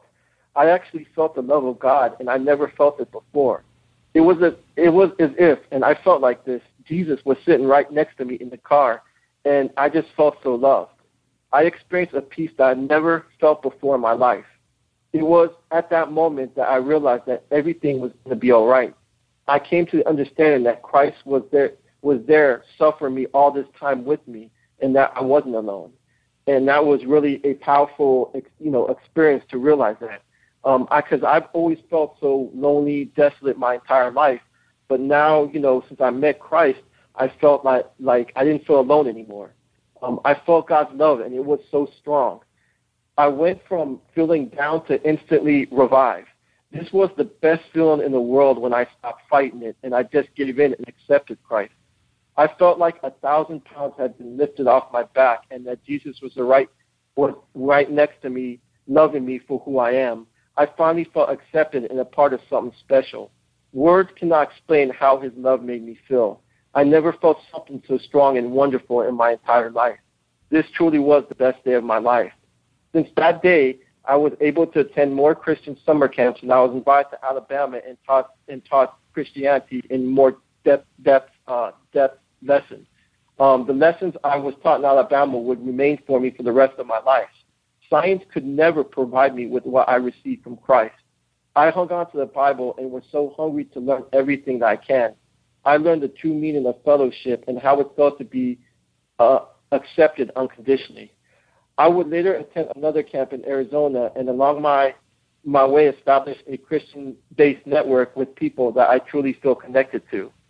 Soon afterwards, I graduated with my bachelor's from the University of Central Florida in psychology. And then not long after that, I enrolled in graduate school, and I graduated from Nova University with a mental health counseling degree. And then when I was going to Nova, I also did my intern. I worked with veterans and with veterans coming back and people with substance abuse problems. Right. I put together this book that I was writing. Some of the writings I wrote, Spiritually Reincarnated, is a 3-poem set. Part 1 I wrote before I found God. That's when I was searching for him. And part 2 I actually wrote while I found him. And you'll read it like towards the end. I found, you could tell by reading it that, I didn't find him to the end when I was writing that poem. And then part 3, I kind of questioned my own spiritual philosophy. But so I released the book, and I do a lot of poetry around town. I do a lot of appearances, and I also do short stories, because the book is just not about poetry; it's about short story as well too. And but it all had to stem back to that day that I found Christ. That truly was the happiest day of my life. If I never found him, none of this would have been possible. I wouldn't be I don't believe I'd be successful as I am today without him. And it's only through him that I feel, that I can succeed. But I just can't help but talk about how beautiful it was the day that I found Christ, because wow, it truly was the most life-changing event in my life. But it wasn't until I was able to trust in God, when I was able to trust him with my life, that was the day that things turned around for me. Because the whole time before that, I knew he was there and I heard about him, but I never had that relationship with him. I never trusted him with my life. And it's not until that I was able to put trust in him that I was able to advance spiritually. That was the only way that I could advance. And like I said, Jerry, it felt so good because I've never felt that feeling before. And since like after that, it's like everything. Yeah, I still, because I work with Medicaid clients, so I work with a different population. I have about 25 to 30 on my caseload now. So even my toughest day. Even my toughest day working with them, I feel that I can do anything. That now that I have Christ, Christ at my side, I feel like anything's possible. And my belief, and when I pray to him every night, he brings me that relief. He brings me that calmness, that peace that I have been looking for my entire life. And he's, when I found him, it's like I knew that was it. It was just a connection right there. I knew that this was the religion. This was the God for me. I knew it by just that one night. And, I just owe everything to him, and to that one, that beautiful day. I just can't really say enough about that day. It was just such a powerful day in my life. And, my book, it represents a lot of my pain and suffering. I mean, I talk about, I want to take my own life. I thought my life was so miserable, I didn't want to keep going on. But you know what? I hung in there. I stuck it out. And you know what? It's so much better now. And that's what I want to, convey to anybody. You know what? If you're contemplating on taking your life, you know what? Hang in there. It gets better. And if you haven't accepted Christ in your life, man, I mean, I can't tell. It was just, he worked a miracle in my life, and he turned me, he rose me up from the bottom, and I couldn't have risen up by myself. I mean, I couldn't have done it without him. And like I said, man, ever since I met Christ, my life has been advancing, and I have not looked back since. And it's like whatever I go through, I know I can handle it because I know Jesus got my back. And that's right. Just that feeling, you know what I mean, Jerry. It was just that life-changing experience that's hard to put in words and talk about because it's so powerful. It just changed my life. And yeah, man. Well, we can tell, man. We can hear by the passion in your voice, man, that it was remarkable, man. It was spiritual. Like you said, it was so powerful that you can't even find the words to describe it, man. But we can feel it. I'm getting chills now just listening to you. I understand. So the pain was that bad before you found Christ. The pain. Yeah. Tell us about the pain that you was going through. Tell us about that pain. We got a couple minutes before we take our break. Just tell us how bad the pain was before Christ. Wow. Oh, man, Jerry, you're telling me to go down a really dark road there. I was lost. I was completely lost. I had substance abuse issues in my past. I had failed relationships with girls. My family relationship also among the family was kind of deteriorated because of my bad habits. I mean, I have a couple writings and a lot of my pain is represented in this book. And I didn't tell you this, but I'm also writing another book. This is like before, but I'm writing another book that I'm working on by the end of the year that I want to get out that kind of shows my advance and how I advance. But like I said, the only way I could advance is only through Christ. That's the only way I could have advanced. And my other book has more because I don't feel comfortable really like performing the really dark poems, because I hate leaving my audience sad. So a lot of these spiritually reincarnated, a lot of them are sad, but there's a lot of loved ones and happy ones too as well too. But that's just the only problem. I'll read one of them, but probably when we come back after the break. But I just don't. I'll read like a couple, but I want to leave my audience happy, because that's where my life is. My life today, I am happy. I feel this love around me every day, and I'm truly happy. All right, and this is what we're going to do, Gilbert. We're going to tell people right now where they can get the book. So when we come back, we're going to listen to your poetry for the next 15 minutes before going into the closing of the show, because I really want to hear your poetry.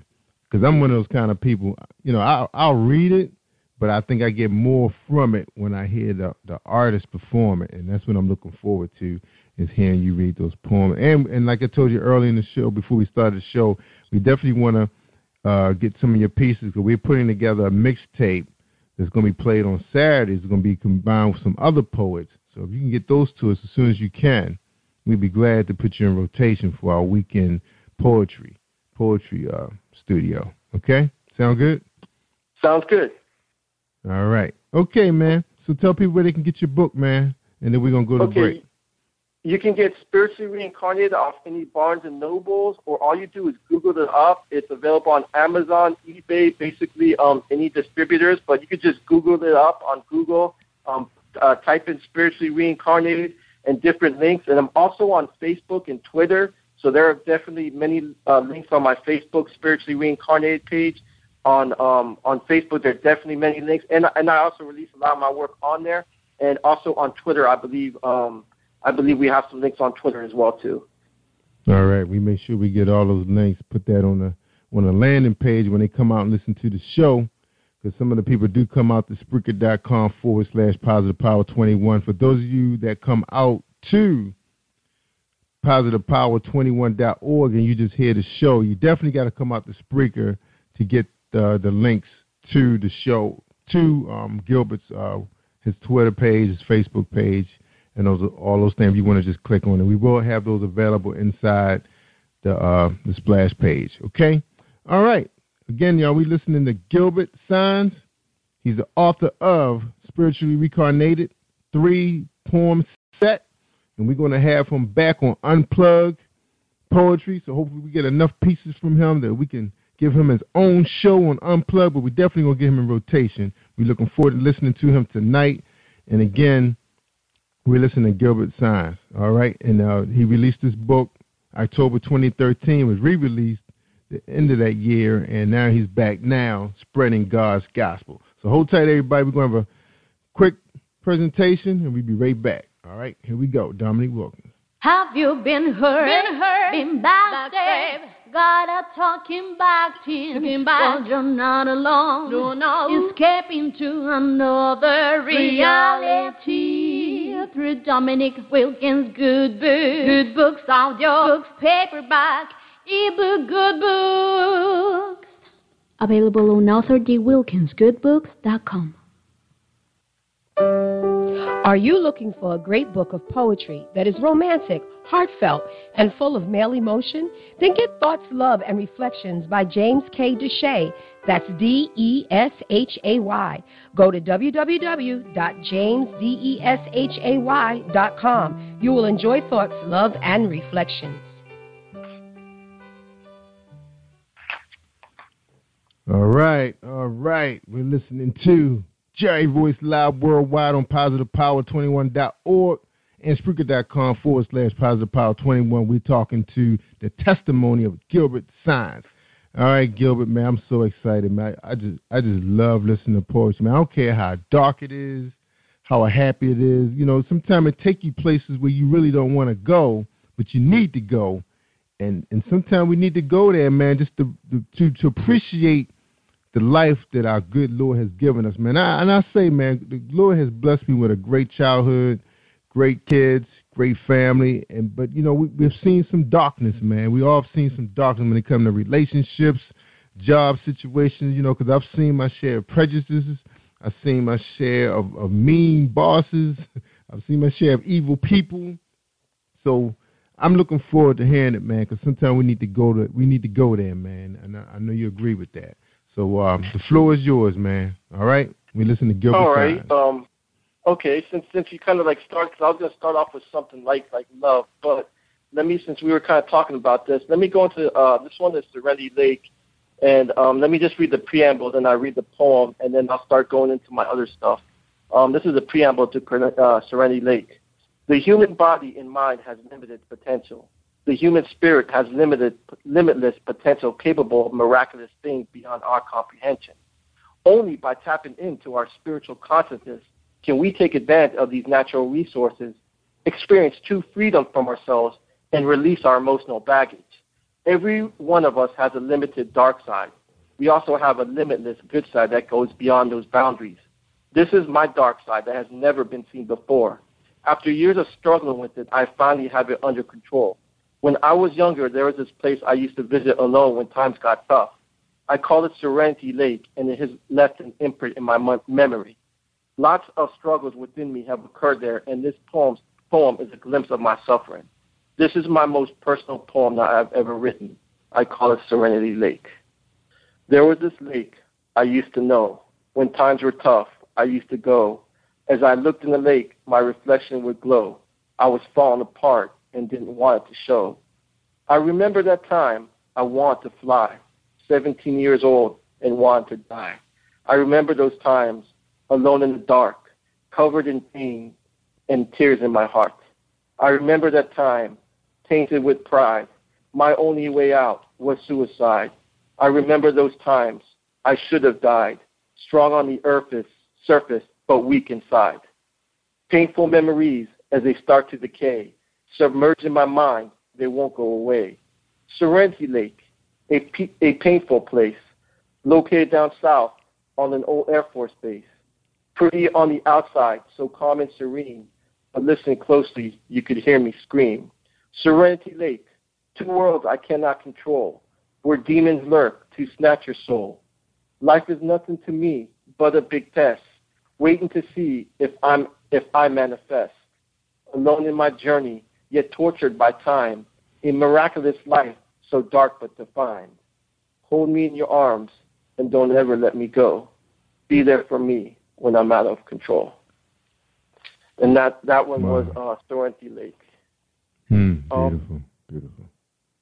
That one, like I said, that one was, since you were talking about dark, that one was kind of like the dark one. This one is not as dark. This one is about love, and this is actually one of my favorites. So I'm definitely kind of looking forward to reading it to you. This one is called What is Love?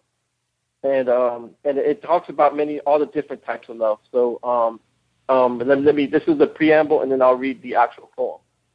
Okay. There are so many different definitions of love, but which ones are correct? I believe that they are all accurate in some sense because there are many different types of love. I came to the conclusion that love is way too complicated to be described by one simple definition. Our brain is only wired to comprehend and understand a limited amount of information. As human beings, we tend to rearrange information into familiar categories in our minds in order for us to understand them.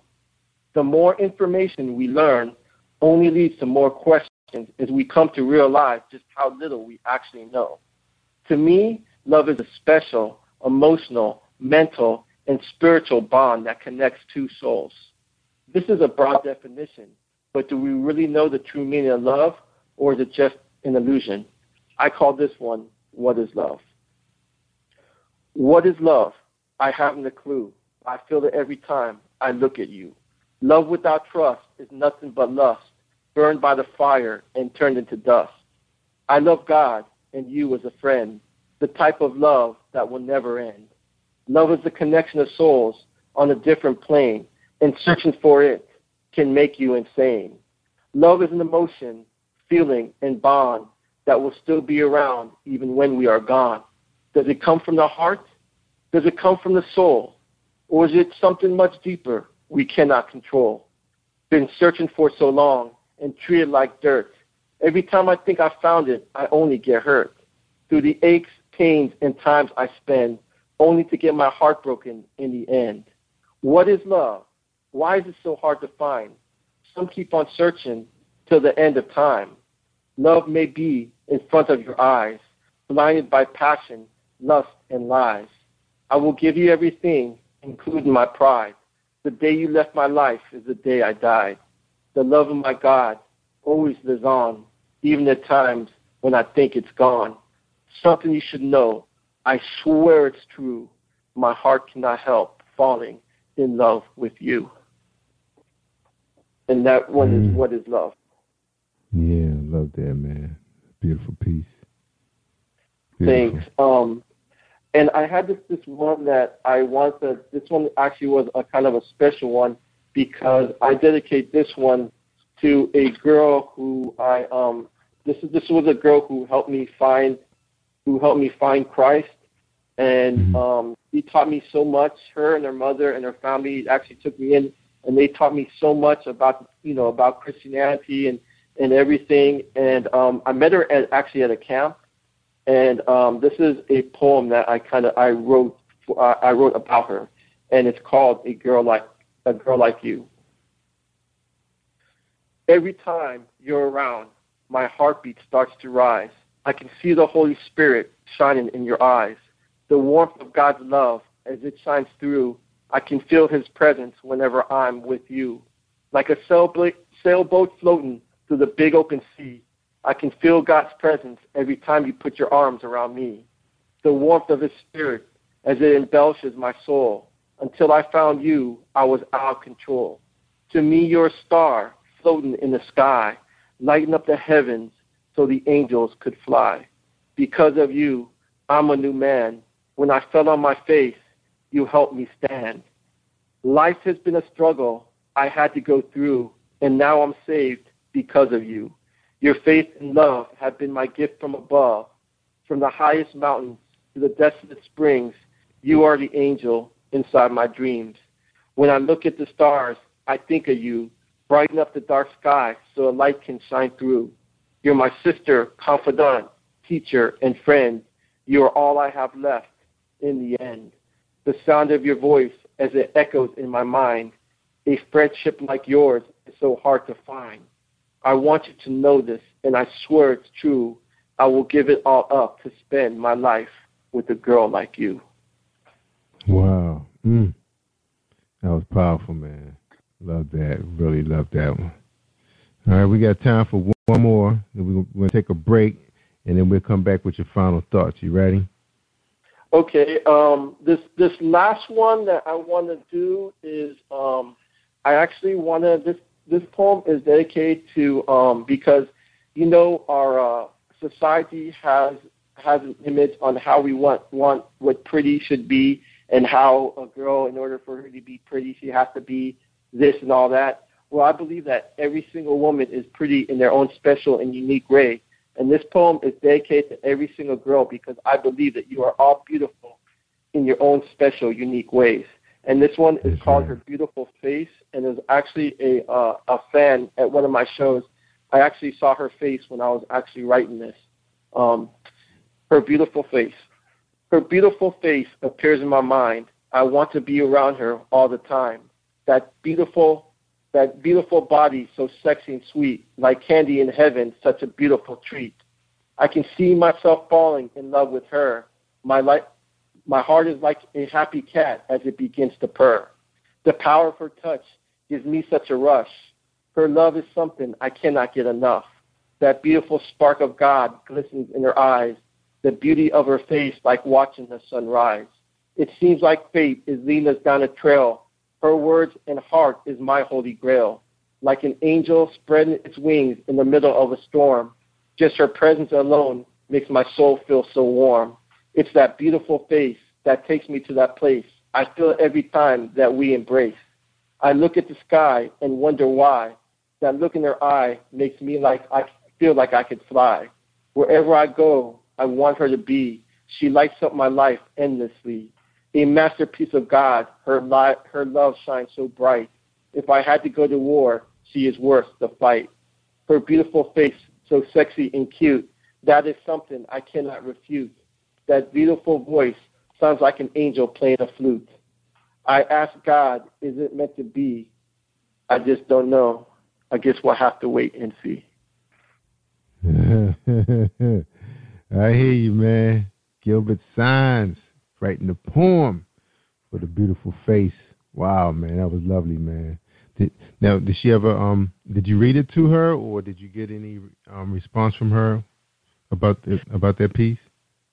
You know, she just said she liked it and she smiled to me, and I actually gave her a copy of it.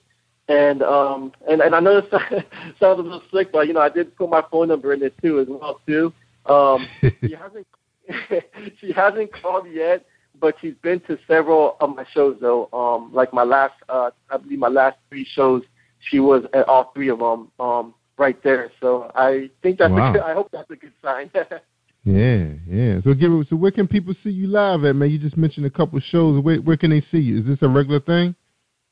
Yeah, well, I do all around Orlando, all around the metro area. I do almost every open mic. There's a place called Austin's off Fairway in Winter Garden, located near Orlando, that I go to every Wednesday night. Mm-hmm. It's called Austin's Coffee Shop, and it is if you're ever in Orlando, because they just don't have poetry there. I also read short stories there some nights, and they even have rap and rap battles and things like that. But I go there, and then there's another place on Tuesdays called Dandelion, and I haven't been there last 2 weeks, but I usually go there and perform. It's like a little outdoor coffee vegetarian cafe, and it usually has a big audience. And I usually go there and perform on Tuesday nights, but kind of scattered all over through Orlando. Whatever events or open mics they have. Wow. So you said Dandelion has a really big crowd? Yeah, and it's a real small. It looks like a house, and it's located near business. It looks like a house that they converted to a business. So it's really like a homely type feeling. But for that small space, they get a good amount of people. Maybe 70, 50, 60 people. So they do get a pretty good turnout. Wow, they pack it in. Wow. All right. Now, when you're reading, do they have like a house band playing with you or a DJ? Usually, most of the times, we usually have a host. There's usually like a host there that's like introducing. Sometimes they'll put background music on, just I guess CDs or something like that. But most of the time, it's with an MC that usually introducing everybody that's coming on. And we also have slams every month, which I participated in my first slam, which is a poetry contest. And this was my first time. I didn't memorize myself, so I could have done better. But I'm looking forward to doing more of those in the future as well too. But we do them every month here in Orlando. All right, man, you're getting around, man. All right, I'm glad you shared that, because we have a couple of people that's from your area that's into poetry. Well, they just got into it, and that's some good information you just gave out, so they know where the action is going on in Florida. All right, we're talking to Gilbert Signs, episode 306. You can find him at Barnes & Noble. His book is at Amazon, eBay, and the name of his book is called Spiritually Reincarnated, and it's a 3-set poetry book. All right, hold tight, everybody. A quick message from our sponsor. Then we'll get our final thoughts from Gilbert Signs. Hold tight, everybody, for a 60-second presentation.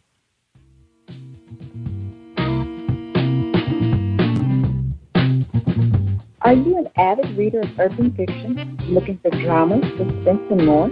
Reedswell Publishing is dedicated to bringing the world's best literature to our readers.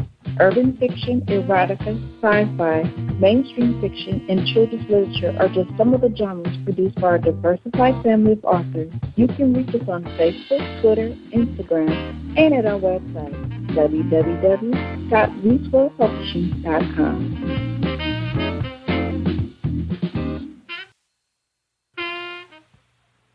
All right. Positive Power 21.org, Internet Radio. You are listening to PositivePower21.org with Jerry Royce. All right, thank you, family. All right, that's Maryland, Eastern Shore, Washington, D.C., the Carolinas. Man, family's just all over the place.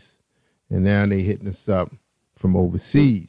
Okay, we're talking to Gilbert Signs, Man, you gave us a beautiful session, man. We appreciate you sharing your testimony with the Positive Power 21 radio cast worldwide.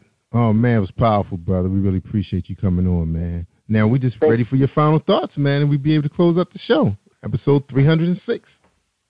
All right. Well, first of all, thanks for having me. It's been definitely a pleasure being on your show. Final thoughts. You know what? No matter what life throws at you, if you keep power, if you keep your faith, you'll get through whatever. Once you're able to, for me, finding God, that was what changed my life. Once you find that whatever it is, to change your life, then you will. Of course, God. But once you become more involved with it and you find something that you're passionate about and that you really love, your life becomes better, and your life can become better. And I'm living proof of it. I literally was in the gutter a few years ago, and I was able to rise up and become successful. And if I can do it, anybody can.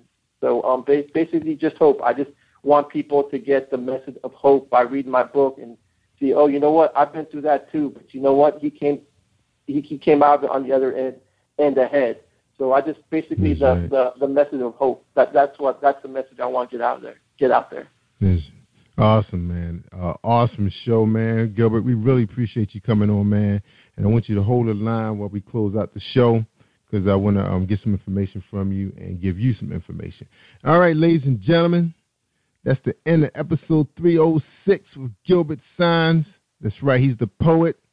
That's right, he's a whole lot of things now since he found God. And Gilbert, I tell people all the time, man, if they want to hear the good stuff, I mean the real good stuff, just like what you just told us today, man, how you were in a gutter. You was nobody, man, and you found yourself through God. It took a while, took a little journey, but you're here now. You're successful, but you can talk about it.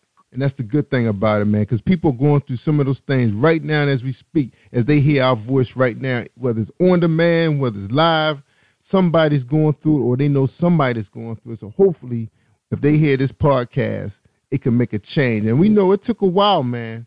It took you to read you had to do 3 parts of your book before you got where you are today. But the main thing is you're here today and you're part of God's army. All right, that's the end of my piece. I'm Jerry Royce Live worldwide on PositivePower21.org, Spreaker.com/PositivePower21. Did you hear me? Spreaker.com/PositivePower21. You hit us up on our website. You listen to these shows. You make a difference in your life, everybody. Stay awesome all week long. I'm Jerry Royce Live worldwide. Thank you for tuning in to Jerry Royce Live on PositivePower21.org and Spreaker.com/PositivePower21. This is a Voice Enterprises production. And don't forget about replay on Facebook.com/Jerry Royce Live.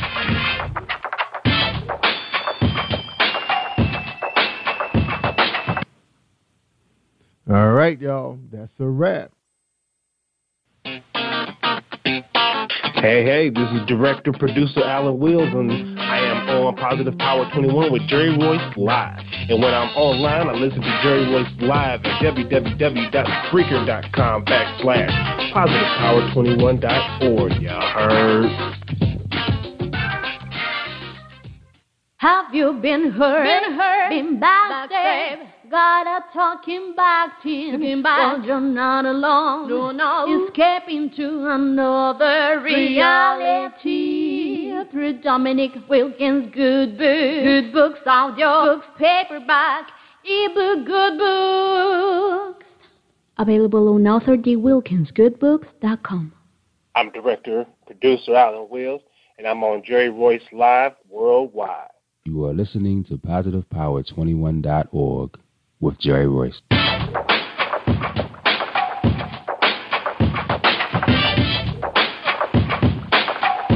What up? It's your boy Kano Kingston. Hi, this is Angel Sessions. Hey, this is Pat. Hi, I'm Teresa Powell. Hi, Jerry. This is Ira Samuel Carter. Hi, this is Bill Powers. Hello, this is Teresa Bobby with Jerry Royce Live. Hi, I'm Philip Byrne. I'm live on the Jerry Royce Show. Hey, what it do? It's your boy Houston the Saint. Peace, this is Dahlia the poet, spoken word artist. Hello, this is Ramon Marquis with Jerry Royce Live. All right, everyone. You got Robin Lynn, and I'm keeping it live right now on Jerry Royce Live. Hey, what's going on, everybody? What's up? This is a award-winning podcast with the greatest podcast on earth. Thank you for stopping by. I'm your host, Jerry Royce Live Worldwide on Internet Radio, where you get your positive on. So when it's all positive, it's all power. That's positive power. This is a worldwide podcast for growth, wealth, and success. Thank you.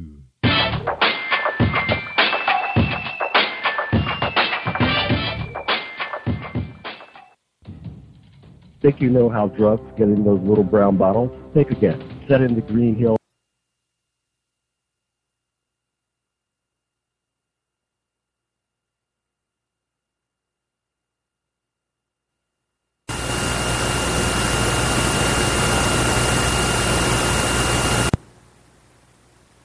Of Western New Jersey.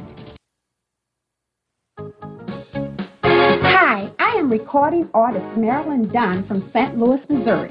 If you are looking for some soul-stirring, anointed, spiritual, and heartfelt music, visit my website at www.marilynndunnministries.com.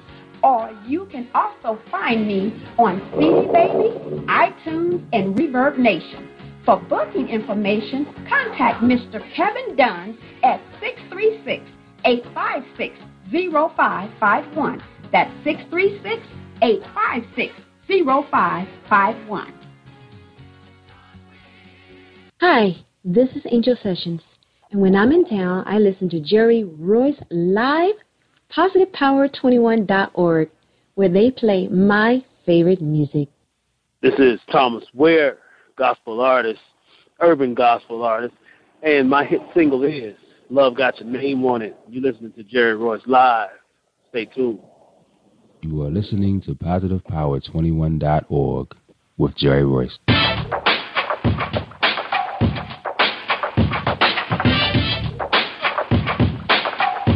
What up? It's your boy Kano Kingston. Hi, this is Angel Sessions. Hey, this is Pat. Hi, I'm Teresa Powell. Hi, Jerry. This is Iowa Sandra Carter. Hi, this is Bill Powers. Hello, this is Teresa Bobby with Jerry Royce Live. Hi, I'm Philip Byrne. I'm live on the Jerry Royce Show. Hey, what it do? It's your boy Houston the Saint. Peace, this is Dahlia the poet, spoken word artist. Hello, this is Ramon Marquis with Jerry Royce Live. All right, everyone. You got Robin Lynn, and I'm keeping it live right now on Jerry Royce Live. Hey, what's going on, everybody? What's up? This is a award-winning podcast with the greatest podcast on earth. Thank you for stopping by. I'm your host, Jerry Royce Live Worldwide on Internet Radio, where you get your positive on. So when it's all positive, it's all power. That's positive power. This is a worldwide podcast for growth, wealth, and success. Thank you.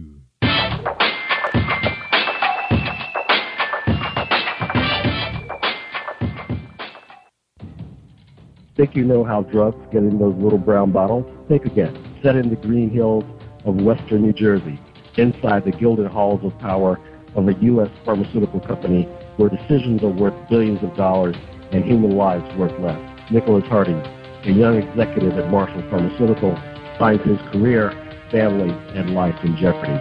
The Farmhouse, a suspense thriller novel by Bill Powers, published by Donna Inc. Publications, available at Amazon.com or DonnaInc.org. Go to Bill's webpage at www.author.BillPowers.com.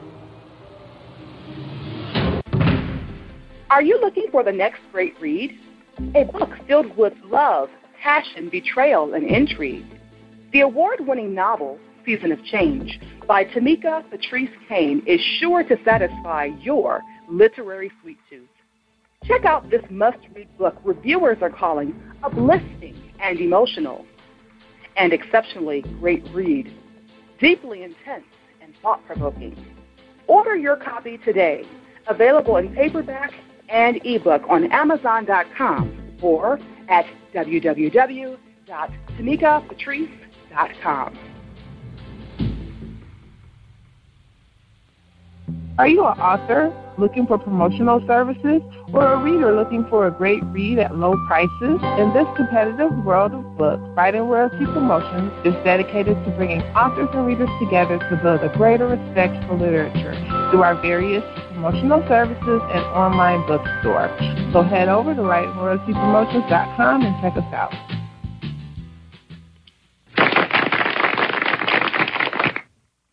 Thank you, everybody, for joining us, and welcome to Positive Power 21.org. I am Jerry Royce Live, and tonight on the show, we got Thomas Ware is here. That's right, he's episode 304. Awesome. So before we bring him out, let's check out this commercial from my man.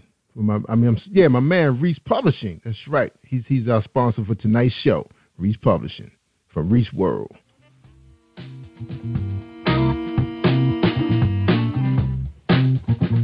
Are you an avid reader of urban fiction, looking for drama, suspense, and more? Reese World Publishing is dedicated to bringing the world's best literature to our readers. Urban fiction, erotica, sci-fi, mainstream fiction, and children's literature are just some of the genres produced by our diversified family of authors. You can reach us on Facebook, Twitter, Instagram, and at our website, www.reeseworldpublishing.com.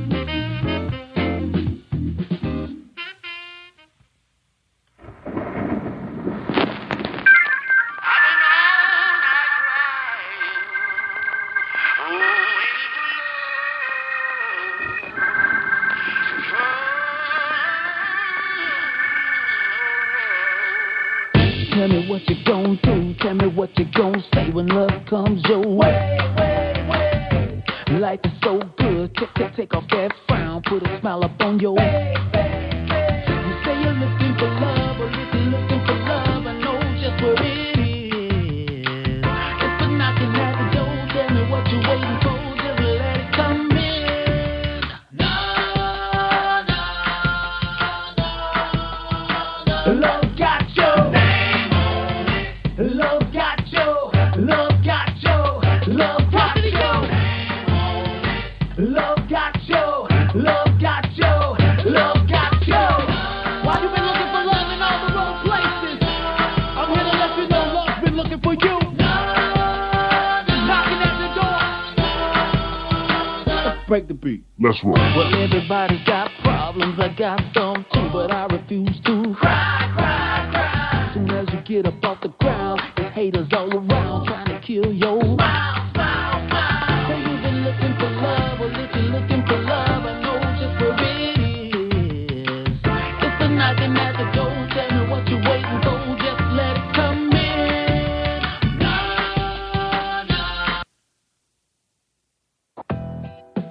This is a Positive Power 21.org presentation with Jerry Royce Live worldwide and his guest, Thomas Ware, and his hit single, Love Got Your Name on It. Thomas Ware bio reads, Thomas Ware was born and raised in the small town of Groveland, Florida. Born into a family of singers and musicians, it would appear that Thomas' destiny was written from birth. His father, Thomas R. Ware Sr., was known for his traveling gospel quartet in Ohio. And his mother, Lucille Ruffin, was known for her strong voice in the church choir she sang in. From childhood, he studied the sounds of traditional gospel singers in a Pentecostal church setting, Church of God by Faith. Entering to adulthood, Thomas would leave the church and begin to tour as a secular rap artist, sharing the stage with Outkast, Eve, 8Ball, and MJG, Ja Rule, and many more. It would appear that Thomas' career was set in stone until God showed him otherwise. Returning to the church world, Thomas' calling would be made evident as doors immediately began to open from him in Nashville. As his unique style of writing gained the attention of A&Rs at the major labels such as Warner Brothers, Christian label, Warner Word, and more, this eventually landed several of Thomas' songs on major record releases, as well as him appearing as featured artist. thus beginning ongoing requests for new material from the talented writer. Thomas has the ability to leave a lasting impression on the world of gospel music. Benny Diggs.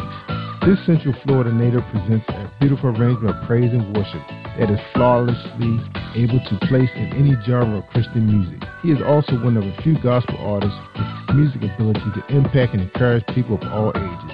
His first Christian release, EP, in 2010, The Labeling Theory, consists of irresistible rhapsodies that continue to raise eyebrows. With a growing number of features and collaborations in the U.S. and U.K., and his music career with both gold and platinum artists, Thomas now has slated to return his newest project in 2015. Simply entitled Contagious Hope Music, you'll be pleased with the selection on this project. Live performances have included Tom Joyner Family Reunion, Gospel Concert, Kurt Carr, James Fortune, Ty Triplett, McCrae, Papa San, Race, Allen, Jonathan Nelson, Pamela Mann, Solar Bears, Faith and Family at the Amway Arena, and many more. Ladies and gentlemen, I present to you Jerry Royce Live Worldwide and Thomas Ware. Enjoy this presentation. All right, episode 304. Ladies and gentlemen, I bring you Thomas Ware, hit single Love Got Your Name on It. What's going on, thomasware.info? What's going on, sir? How you doing? Not much, man. How you doing today, Jared?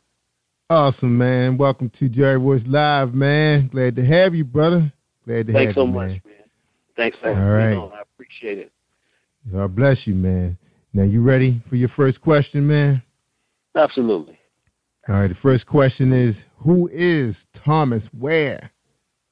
Well, actually, I think, the way that it's kind of hard to really round it up. I'm a little bit of everything, touching from the writer, the artist, everything from the author to a pastor, a father, family man. It's just so many different things that Thomas Ware is. It's just whatever the moment that the hat I need to wear, I just try to wear it and wear it and be effective in it while I'm wearing it, Right.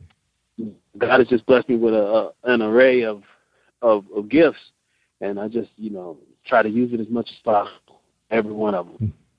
That's right. Awesome, man. Awesome. That's powerful, man. Now, you got a very powerful bio, man. You had an opportunity to venture into the world for a moment. Got out there with the big acts, Outkast, Eve, 8 Ball, and Ja Rule. So what was it like for you, man, venturing out, In the time period when I was there, I really have to tell you, man, it was exciting. I had a great time as far as just, being able to experience it all, being able to touch the stage with and along with a lot of these names, man, that were, that are even considered icons at this point in the music industry, and a piece of the history of hip hop, especially Outkast. It was just really, it was really an eye opener. I got to learn a lot, and it's just a great thing to experience. Yeah, absolutely, man. Outkast, man, them guys were very impressive during their time, man. I'm kind of surprised they've been so quiet, man, because everything they touched turned to gold, man. And now I haven't heard a word from them. Absolutely, man. It's just a creative sense. I think that's what I loved about them so much was just, just how the guys were. They weren't afraid to step outside the box of the norm of what was going on inside of hip hop at the time. That's right. Even on the silver screen, man, those guys they produce hits, man. Enjoyed everything they do. Yeah, definitely miss those guys. Yep. And then Eve doing her thing now. We get a chance to see her a little bit on reality TV. I think she got married. Being a role model to some of those young ladies out there that grew up on her. So that's awesome. She's doing her thing. All right, man. So now you back in the gospel world. So what is that like, man? What's that big stage like, man? Because you performing for the big guy. That's right. You know what? That's the most impressive stage I've ever stepped foot on. When I just expressing how much of an eye opener and how excited I was stepping on stage with the guys out of the secular industry. man, when I tell you, when I step on the stage here, it's just mind-blowing, man. It's amazing what God is doing, and it's just amazing to see the lives that are touched and changed through the many ministries that we do. So I tell you, man, it can't be compared to anything else. That's right. Amen. All right, Thomas, give our audience a chance, man. My family, man, they pretty much run Eastern Shore. They all down in Maryland deep, DC deep, and they always say, we want to know these people's background because we know they weren't always successful. So tell us, man, tell us your background, man, where you come from, and then tell us where you headed at, okay? Wow. My background, I'm from Grove, Florida. It's a really small town. And my father and my mother, they, as a child, my father was a sharecropper. And my mother, she basically was in the same field. And so as we grew up, between the big shop my dad had and the field, the mini plantation, we call it, we grew up doing a lot of hard labor work. But, and then coming out of that, leaving, I really got involved with a lot of crazy stuff in gang lifestyle and just hanging out with the wrong people and selling drugs and the whole nine. And, God really did a work on me in the midst of it. And, out of the world setting, I really got an opportunity to write my first book. And my first book I wrote was The Reinvention of the Black Man. And it was actually my true life story in a sense of where I was coming from. And just like God just opening my eyes and letting me see, what type of a work I had been doing and now what type of a work he was doing through me. So coming out from that now, the world that I'm headed toward now is more of the author aspect. I actually got a new role of a new film. The guy who just filmed the movie Ride Along, the guy who wrote it actually, sorry about that, not filmed it, but the guy who wrote the movie Ride Along actually has a new film coming out, and I received my scripts for it, and noticed that I got a position in this new film that he's filming.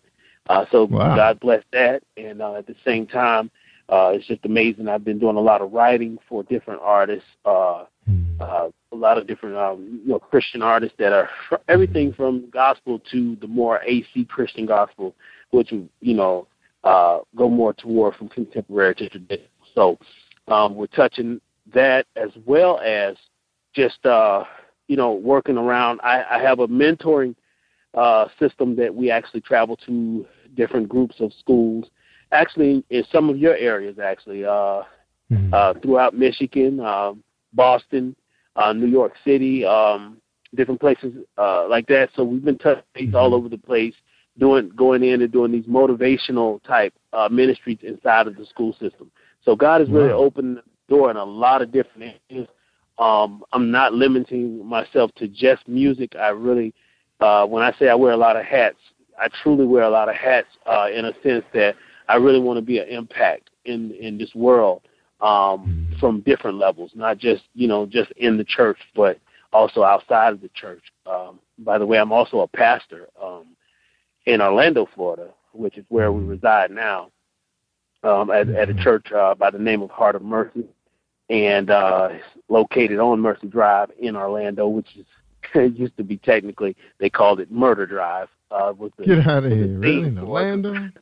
Yeah, really we're planted, our church is planted directly in the center of Pine Hills, which is the hood. Wow. But God is doing a great work right in the middle of that place, and yeah, so I mean that's what we're doing, man. That's basically what Thomas Ware is and what Thomas Ware is up to right now. In every scope. It's like I know I'm speaking really fast because I know we have a certain amount of time on radio, but basically, that's where I'm headed right now. Wow. So you say your church is called Heart of Mercy? Heart of Mercy, yeah. Heart of Mercy. That's awesome, man. Congratulations. I didn't know that they had a hood in Orlando. I just see Disneyland. Oh, I'm there. Wow. Yes. Yes. Heart of Mercy sits in the middle of what we call Pine Hills, which is the nickname for it is Crime Hills. And it's a really, they show a lot of the tourist areas of Orlando, but Orlando does have a great amount of crime, high crime, and, poverty zone areas as well. Wow.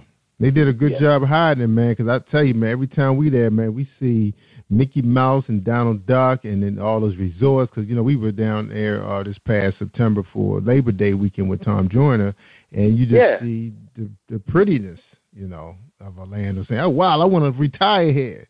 And so you guys got what we have here in Baltimore, man. Baltimore is a different cookie, though, bro. Baltimore is a different cookie from Florida, though. I've been up on the Baltimore side. And when you step foot out of downtown Baltimore and you head a little bit outside of the range, man, it's like zombie land. It's rough. Yeah, so, man, that's right. East, I mean, West, it's a different type of man. place. Yeah, it's different. It's a little bit different. It's like, Baltimore is a lot more up front, raw. Florida is more on a sneak type, sneak type raw, where it's like you could get who you might think is friendly. You know what I'm saying? It's the perfect setup because they wear the mask of the hospitality zone, So, yeah, but I mean, same beast, just a little different way of delivering the message. That's all. Yeah, all right, yeah, because that's right. They made 3 series out of Baltimore called The Wire and Homicide and In the Corner. Yeah, man. And it was pretty much just the same neighborhoods anyway. I mean, rest of the suburbs is nice. We making it, man. We making it work. All right, we talking to Thomas Ware, the artist, man, the author, everything, man. And you remember the SAG organization also? The SAG organization. You know what? Truthfully, you want to get paid, don't you? Yeah.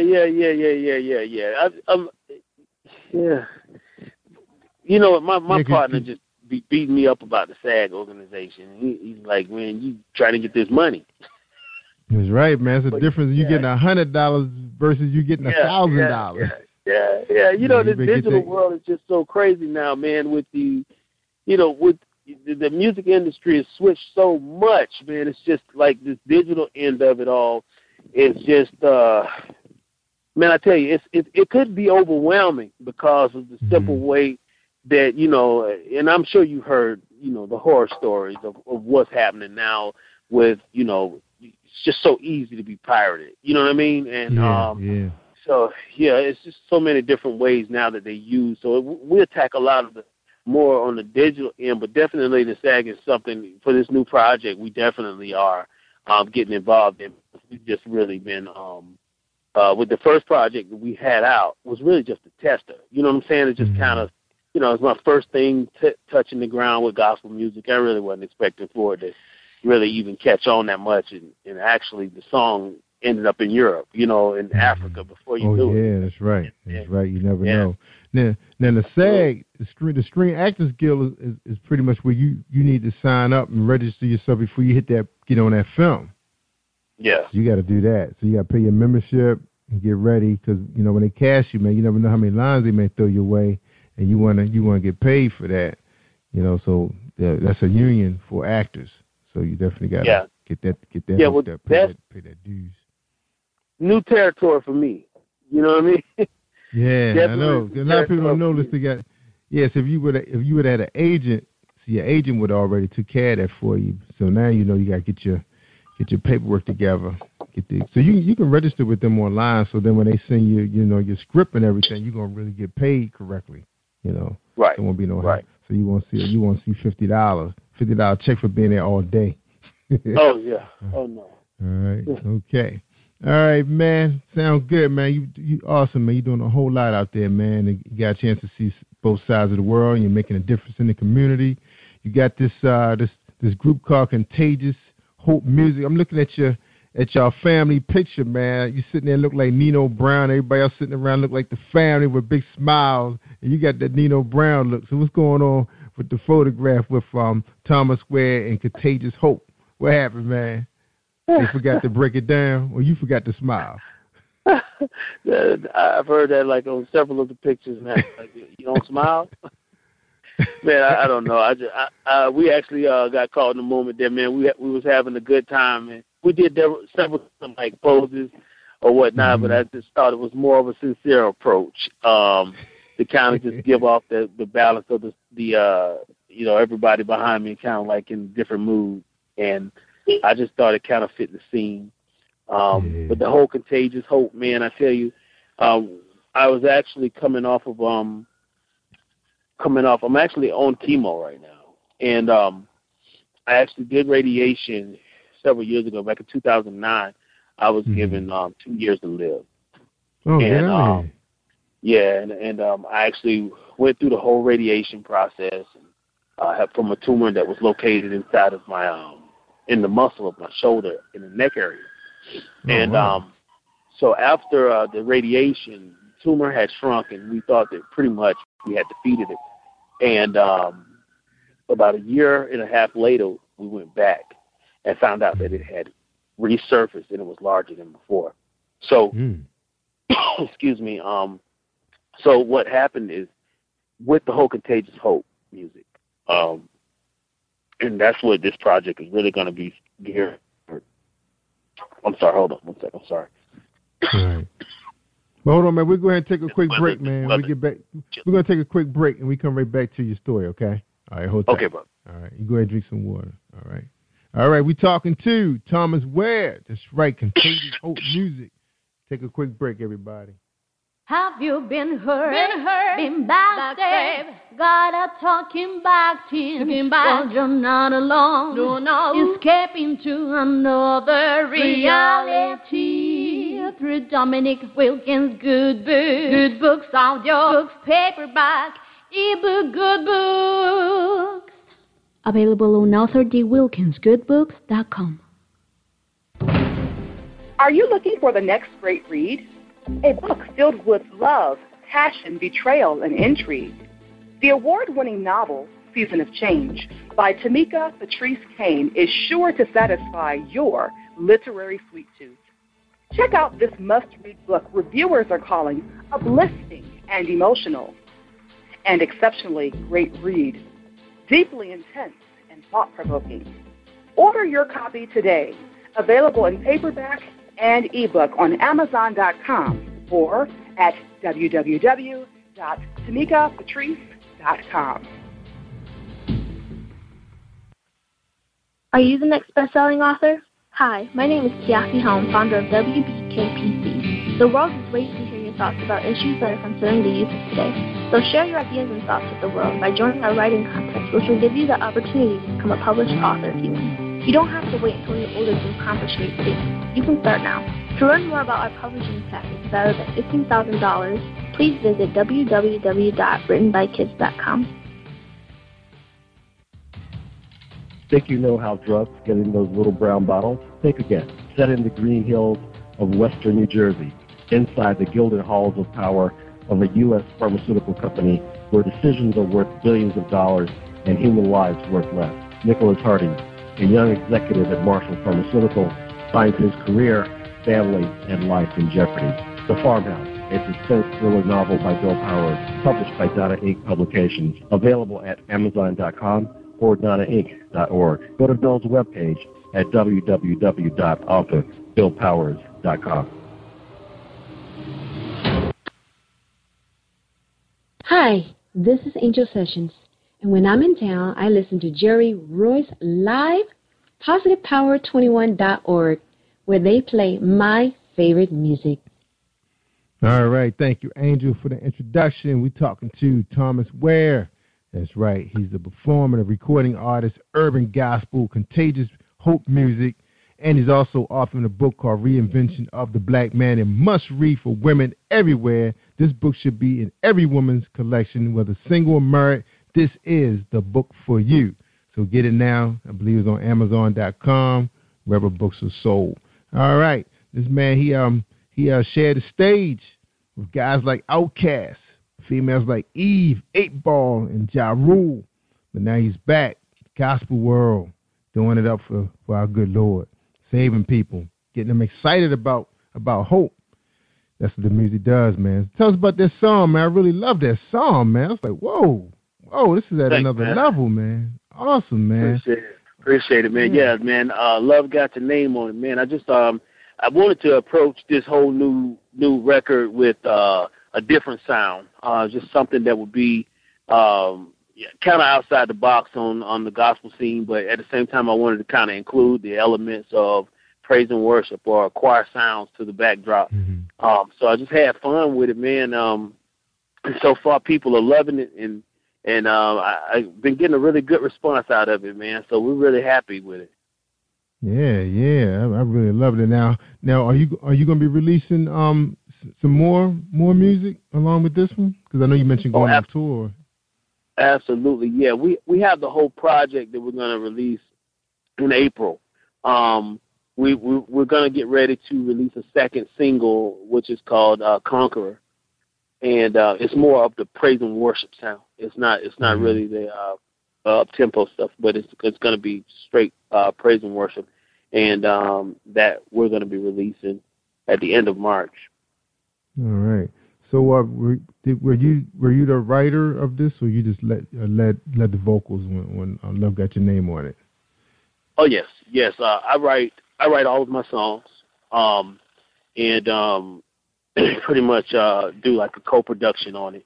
A lot of the stuff I don't really do the full production. On some of this project we have drummers that come in. We're gonna have some pianists and different ones come in and play on it. And have a variety of sound for production wise, so it wouldn't just be so one type of flavor. But I do all of the writing though on the project. All right, so we're gonna play your hit song, your single, and when you come back, I want you to name some of these people that's on thomasware.info. Find out who these members are. Give them a little shout out. So we're gonna right after we come back. We want you to name the members of your group, okay? So here we go. Absolutely. Love Got Your Name on it. Thomas Ware and Contagious Hope.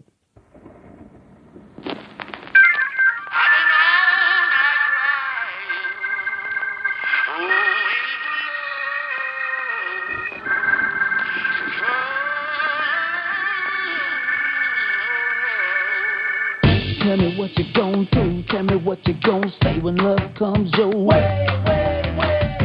Life is so good, take off that frown, put a smile up on your face. You say you're looking for love, or if you're looking for love, I know just where it is. It's been knocking at the door, tell me what you're waiting for, just let it come in. No. Love got your name on it. Love got your, love got your, love got your name on it. Love got your, love got your, love got your. Why you been looking for love in all the wrong places? I'm here to let you know love's been looking for you. Knocking at the door. Let's break the beat. Let's roll. Well, everybody's got problems, I got some too, but I refuse to cry, cry, cry. Soon as you get up off the ground, there's haters all around trying to kill your smile, smile, smile. So you've been looking for love, well, if you're looking for love, I know just where it is. It's the knocking at the door, tell me what you're waiting for, just let it come in. No. Love got your name on it. Love got your, love got your, love got your name on it. Love got your, love got your, love got your. So you say you got problems. Say you got problems. Walking around with a frown. One thing about love, turn around upside down. So you say you got problems. Walking around with a frown. One thing about love, turn a frown upside down. Been looking for love for so long. This world has been treating you so wrong. You give it your heart, they rip it apart, and they give it back when it's all gone. Telling God all of your problems. He telling you he wanna solve them. He sent you his love, it's right at the door, but you won't answer when it's calling. Why won't you answer? It's not hard to find. Love came to the cross, love went to the grave, with you on his mind. Look left, look right, but hold up, don't you pass. Got a lot of options in this world, but don't get choosy fast.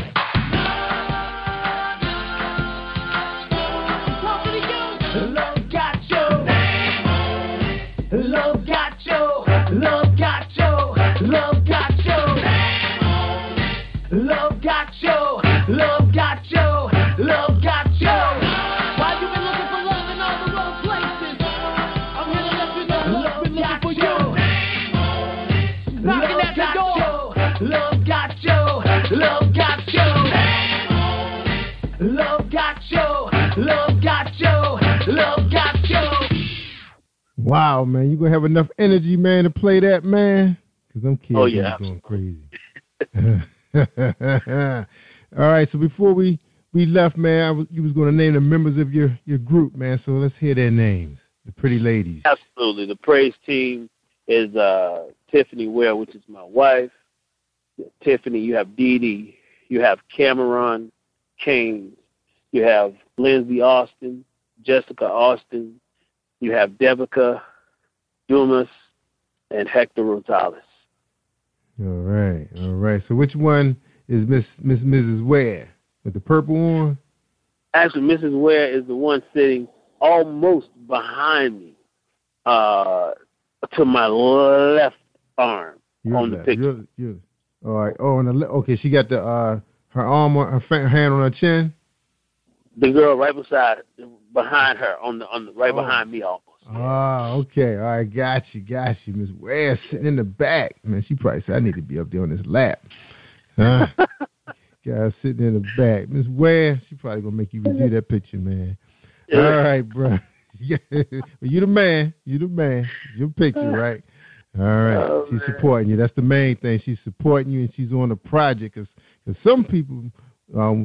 significant others don't even know what they're doing when it's a project. Yeah, real man. Hey man, I truly believe that my wife is definitely the heart of the project, and everything that I do in ministry and in life, period, man. I make sure that I include her in everything that I'm doing. I feel like, man, she's always going to have an ear and an eye that I won't have, and that's what God, that's what God gives it. That's what He gives it to us for. You know what I'm saying? And together, it's just a complete, great package, Awesome. That's right, man. Amen. That's right, man. I'm coming up on, I'm going to say 23 years, because she doesn't listen to this podcast, so it could be 24, but I'm saying 23. But I get it straight by the time 25 come around, though. Yeah. So that's awesome, man. So how many years for you guys? We're coming up on 6 years, so I wish we had 20 years. Yeah, it's just 6 years. 6 is good. Yeah, 6 is good, man. You're still climbing. Oh, yeah. You're almost there, right? It's going to be easy once you get to 7. Once you get to 7, it gets easy from there, huh? Yeah, get easy there. Because right now you guys got the challenge of the kids, because you have young kids. Ooh. Yes, sir. Man, yes, sir. We have a 3-year-old, a 2-year-old, and a 7-month-old. Yeah, so that's what I'm saying. So nobody going nowhere until you get the kids to like 5 or 6 where they can pull their own cereal. Yes, sir. Oh, yeah, man. Then you get to know each other, and then you realize you don't like each other. No, I ain't gonna be like that. But right now you're working together. Right now, get them kids. Get them through the pipeline. That's the main thing. Yeah. Take care of the kids, man. So you go through what you gotta go through, man, to make sure they have an opportunity to become successful in this world. All right, amen. All right, man. So you told a great story, man. You're the pretty much son of a sharecropper in way of speaking, right? Yeah, absolutely. Yeah. That's awesome, man. So is your dad still around? No, my father passed in '96. My mother is still around though. All right, good. So she get a chance to see some of your goodness, man. See what you become. That's the biggest blessing, man, right there. Yeah, amen. That's right. All right, man. So you guys looking to go on tour, man? So what's up for Contagious, man? For Contagious Hope, what's on the agenda for you guys? Well, one of the things that we're doing is we're going to actually do a free tour for the cancer survivors. Good. Cancer survivor programs that they have. And that's one of the things that's really heavy on our heart right now. And from there, we're going to kick off East Coast tour, where we'll just kind of hit the East Coast and start promoting the whole project. Yeah, that's awesome, man. So, what you guys going to go up or y'all coming down? So, you going to go up to... Oh, we're coming up. You're coming up? Okay. So, where you guys going to stop at? Connecticut, Boston? How far? New York? You going to stop in New York? Yes, definitely New York. It's on the radar really heavy. I don't know if you're if you're familiar with Pastor Freeman Perry at all out of the New York side, but that's one of the locations that we're going to be going to. And we have Carolina, and definitely we'll be hitting parts like Philly and New Jersey coming down that pipeline, and just kind of Georgia and Alabama, different spots. Go up the East Coast, So you guys not coming through Baltimore and D.C., man? We got a couple mega churches here, man. They got a lot of young people, man. A lot of young people. Well, you have to plug us. You have to plug us on some of those spots. We don't know all of the spots up through those areas. When I was in D.C. area, the only thing I knew in my days was Club Love. so I really don't know a whole lot about the population up through the D.C. area with the churches, man. So absolutely, man, pass the word on. Yeah, I inbox you two big churches that actually have the present, the stage presence for a group like yours. I mean, they're ready to go now. You just have to find out if the youth group would be willing to put on a project like that. So you just have to, look at your schedule and see if they could plug it in. Because I know the church that my son and I go to, I don't know what they have on their agenda by the time you guys come this way, but they have a really nice stage production, and they have a couple of acts come through from time. I'm not really keeping up too much with the teenagers do, but I know with the older folks be doing up in there, Yeah. So we'll forward that to you. And their websites are easy to get to, and I'm sure they would love to, bring you guys up there and work with their young people, man. Awesome. The music is full of life, man. Now you was talking about your health earlier. Now, is your doctor okayed you to tour? Is that's like part of your exercise regimen? Because I know you have to be real physical when you're going through treatment and your diet and everything. So tell us a little bit about what kind of plan your doctor have you on right now as far as your endurance. Well, right now, I'm still doing the chemo stuff, so but it hasn't affected me much at all. When I first started, it affected me, had me, in some states where I was just kind of, just slouchy, not really feeling like doing a lot. But at this point, I'm really active, staying and going to the gym and doing different things to just kind of keep my energy up and just stay alive, man. Just bright and vibrant, I think the worst thing that could happen is for me to just slow down at this point.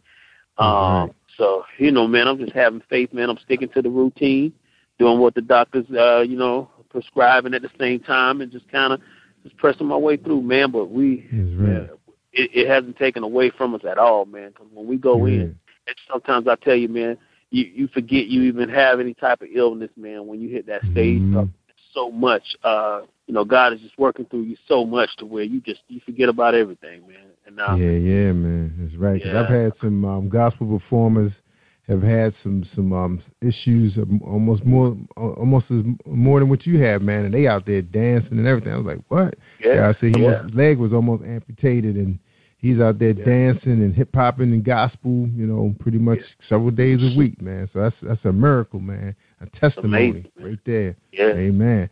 All right. Now, Thomas, I know, I've had a bout with diabetes, through the summer. Didn't know I had it, real high numbers. Wow. It was a disease I didn't know was sitting there waiting like a time bomb.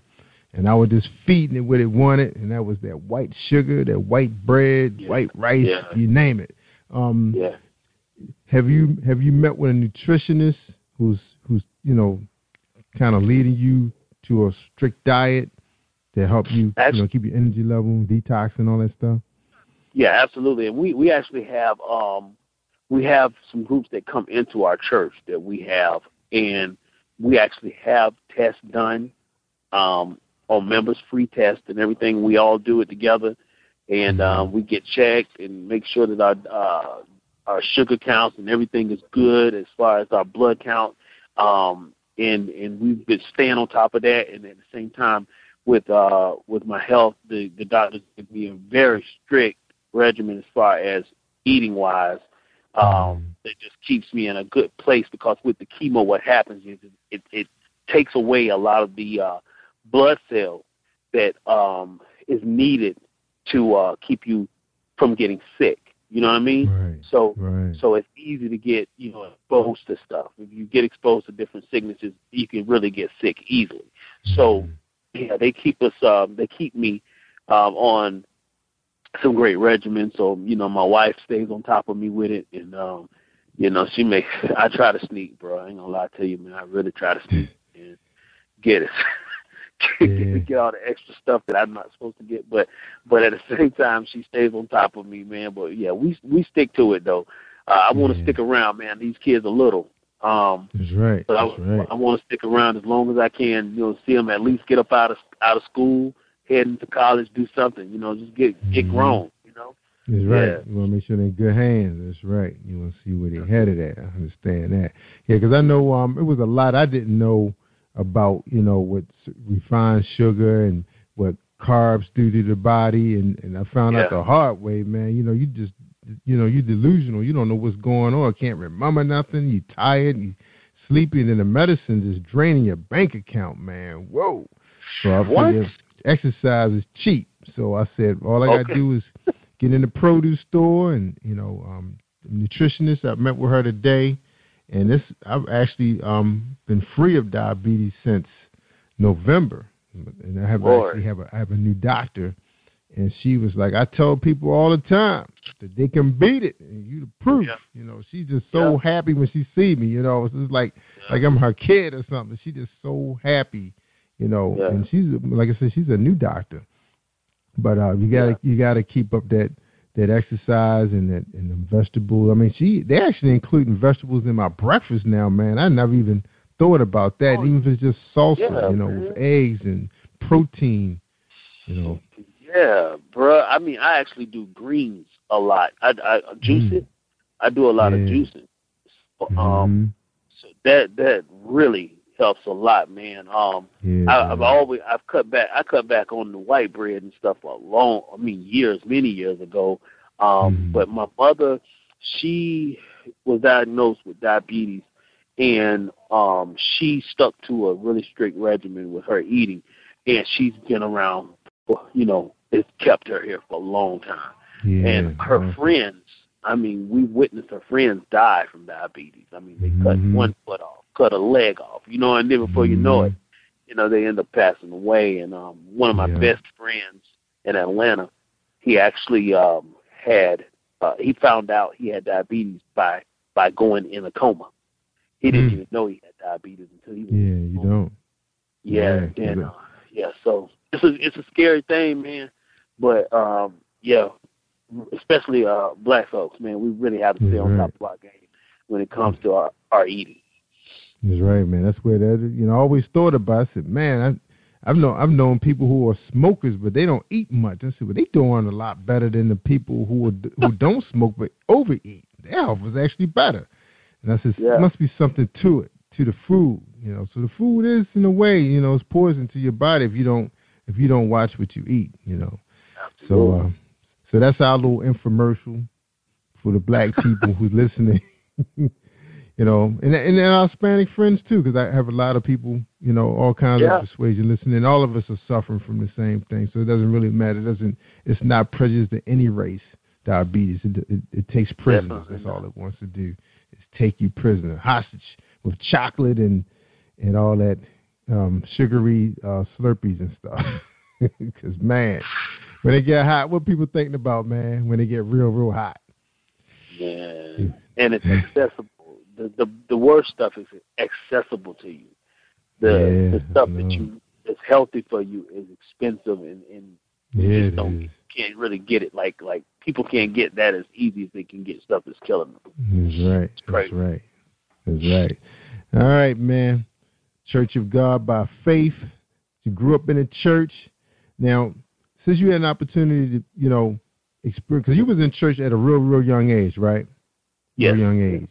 Do you think that was the reason why it was so easy for you to transition back?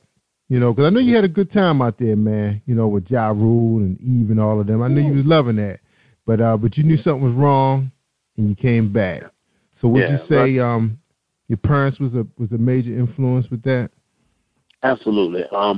My father, he was more or less. By the time I came along, getting up in age, my dad really didn't go to church as much as my mom did, but they kept me in church all the time. So, I just believe in that scripture, man. You train up a child in the way they should go. You know what I'm saying? Once they get old, they won't depart from it. And it's just like that's the truth. It's like you might stray, but that word that's put in you as a child, that word stays with you and it keeps you. And I don't. If it wasn't for that word that was put in me as a child, I believe I would have never made it back. I would have never made it back. That's right. Yeah. So listen, folks, for those of you who staying home, thinking TV is enough, video games. It's like a little experience. Yeah. Yeah, playing them with that Holy Spirit, man. That's what you need in you, man. It talks to you all the time. Always saying something. No, don't do that. Yeah. That's powerful, brother. Absolutely. Powerful, man. Now, you guys is out there on social media, Now your publicist is not on social media, but you guys on social media. Tell us a little bit about how social media been helping you get the word out about your powerful movement that's going on. I think a lot of people underestimate the social media, but man, I tell you, it is one of the best tools you could possibly use. I mean, you have immediate access to people all over the world, and if you use it the right way, you can, and especially if you use it the right way and you have a great message that's conducive to the people that your audience face, I really believe that is the key to catapulting many types of careers, as well as just projects or whatever you're working on. But social media is a great tool, man. From Twitter, the Instagram, the Facebook. When you have fans or followers or whatnot, man, people want to be in your life. They want to know about the person, and I think the social media, it exposes your life to people. And when you have nothing to hide, it's a great tool. Yeah, it is. You know what I'm saying? When you have nothing to hide, it's a great tool, man. If you got something to hide, though, well, I tell you, it could really hurt you, man. It could cripple you in a lot of ways, but it's a great tool because people can never get enough of you. You can see that on like the reality TV shows. The more in depth they go into these people's lives, the more sides they see of their lifestyles. It makes people become even more addicted to that thing. So with social media, that's your access point of letting people see, the real you. And right. Yeah, so I think that's a great tool. Now, any chance of you guys doing? Because I've seen one of the gospel stars coming out of. I think she's coming out of Florida, I believe. Well, I know she belonged to one of those organizations out there. I've seen her reality show. They showing her in the studio out with her family, and it looks like that'll be an ideal setting for you guys. Your whole Contagious Hope family. You ever thought about that? Well, I actually got approached by about two different settings for a reality show. And to tell you the truth, the fear of a reality TV show is that members go up off of negativity. And it's like, if you don't have a negative point in your life, they want you to create one. And that's the only downfall to it. I mean, we can see that like when you look at Preachers of L.A., the preacher shows. It's like these shows, and it's like, okay, it does have a access point where you can actually spread a great message, but then at the same time, it's like they'll point out everything negative wherever they can find something negative. and that could really be used to hurt the Christianity more than it is to help Christianity. So if it's anything that could compromise my walk or someone else's walk, you know what I'm saying? Because, one of the things that Paul talked about in the Bible more than anything else was, it's some things that we do in life that aren't necessarily sin to the point where you're sinning. But if it's going to mislead somebody that's a babe in Christ that don't understand fully, you know what I'm saying? It's better for you not to do it. So, that's just the thing. I'm really leery to that, man. I'm just fearful. You know what I'm saying? I'm fearful to mislead anybody. You know what I'm saying? Because I believe God really frowns on it. So I don't want to be the cause of error for nobody. So you don't think you can do it on your own? So I was gonna say you don't think you could do it on your own terms if you put a team together yourself? When you're because you guys have a media team at your church, a ministry. Yeah. Ministry? We do, and you know what? We could do it and just have our own cast for it. You know what I'm saying? As far as like sort of like a YouTube channel or something like that, right. or a word channel. Yeah, but as far as like when you start talking about the networks, that's when I won't mess with those guys. Not Bravo, Spike TV and stuff. It gets sticky when you start talking to them. So but I would we're say actually going to be. Now, I would say I thought it would be pretty entertaining watching y'all rehearsals. How because young folks are always curious how things get started. And like say you guys in production. Like I've seen like Terry Rimson, she's in production for her album, or they're working on a song and they tape those events. It looks so fun, man, watching them do that. Go through that element of the production. That's all. Well, you will see a lot of that on our YouTube, like our road trips and stuff. You will be seeing a lot of that on the YouTube. Yeah, we're a really classic set of clowns. We're real serious when it comes to the gospel and doing a ministry in, but man, we like to have fun. And so you're going to see a lot of clowning around and stuff like that. But all of that you will see on YouTube. And we're definitely going to see. That's right, man. See some love, man, out there, man. Absolutely. Now you have some collaboration that went on with these projects? With the new project that I did, to tell you the truth, I didn't do any collabing on this new project. Okay. And I'm going to tell you why. I really want this project to be something that God does. Okay. You know what I'm saying? I don't want it to be something that's only attached to somebody's name, and that's why, this happened or that happened. I really want this to be something that God does. I feel like God told me to do the project.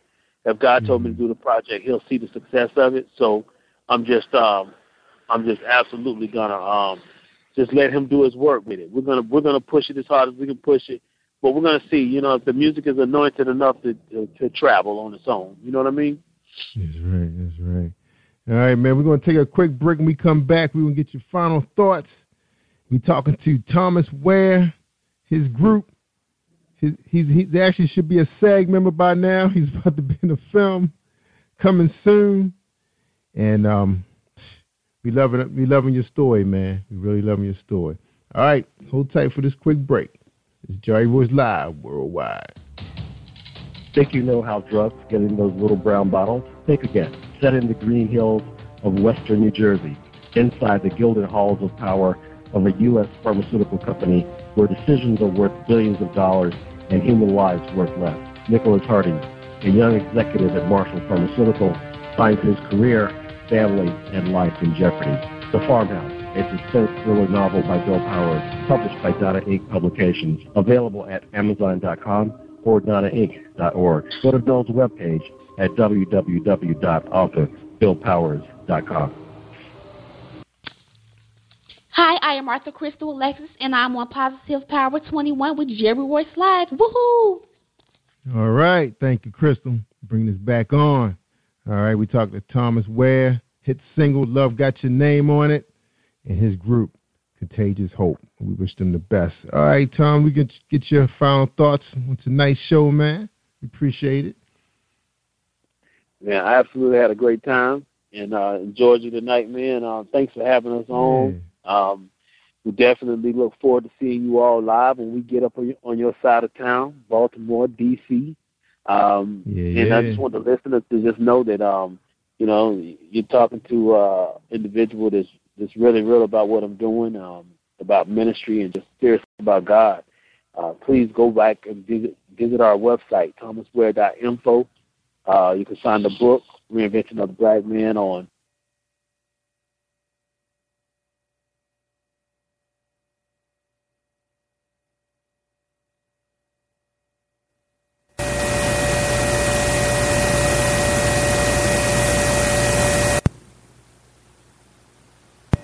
Amazon as well. Have you been hurt, been backstabbed? God are talking back to you. Well, you're not alone. Escaping to another reality. Through Dominic Wilkins' good books, audio books, paperback, ebook, good books. Available on authordwilkinsgoodbooks.com. Hi, I am Arthur Crystal Alexis, and I'm on Positive Power 21 with Jerry Royce Live. Woohoo! Hi, this is Tiffany Boyle, CEO and Editor-in-Chief of Emerge Magazine, and I'm on Jerry Royce Live. You are listening to PositivePower21.org with Jerry Royce.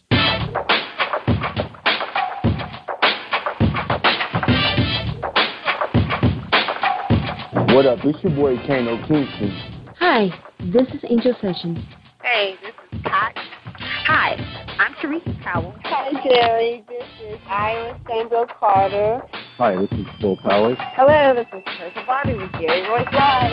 Hi, I'm Philip Barron. I'm live on the Jerry Royce Show. Hey, what it do? It's your boy Houston Saint.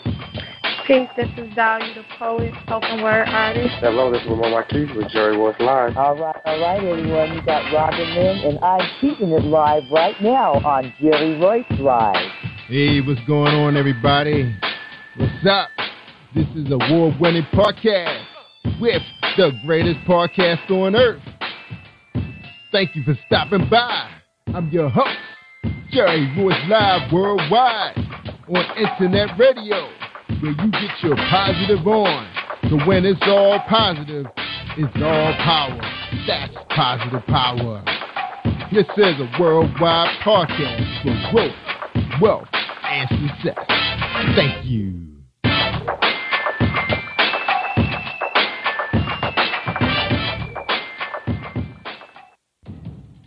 Think you know how drugs get in those little brown bottles? Think again. Set in the green hills of western New Jersey, inside the gilded halls of power of a U.S. pharmaceutical company where decisions are worth billions of dollars and human lives worth less.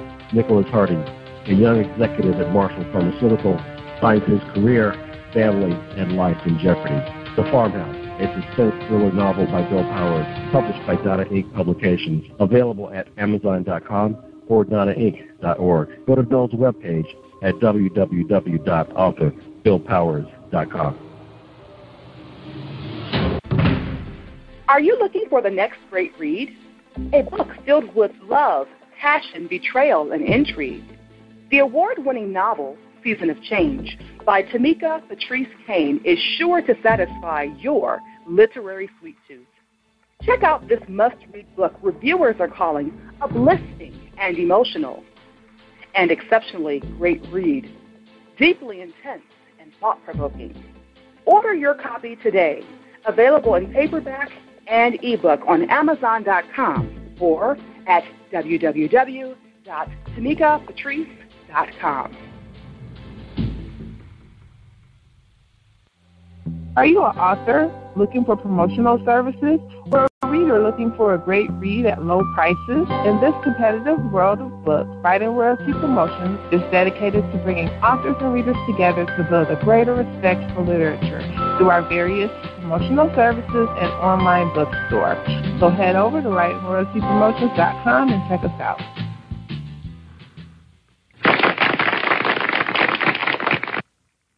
Thank you, everybody, for joining us, and welcome to PositivePower21.org. I am Jerry Royce Live, and today our book buzz sponsor for tonight's show, featuring Tiffany Boyle, CEO of Emerge the Magazine. That's right, she's here tonight to talk to us about her new magazine, about to hit newsstands real soon. But right now, let's hear our presentation from James Deshay, the poet. Are you looking for a great book of poetry that is romantic, heartfelt, and full of male emotion? Then get Thoughts, Love, and Reflections by James K. Deshay. That's Deshay. Go to www.jamesdeshay.com. You will enjoy Thoughts, Love, and Reflections.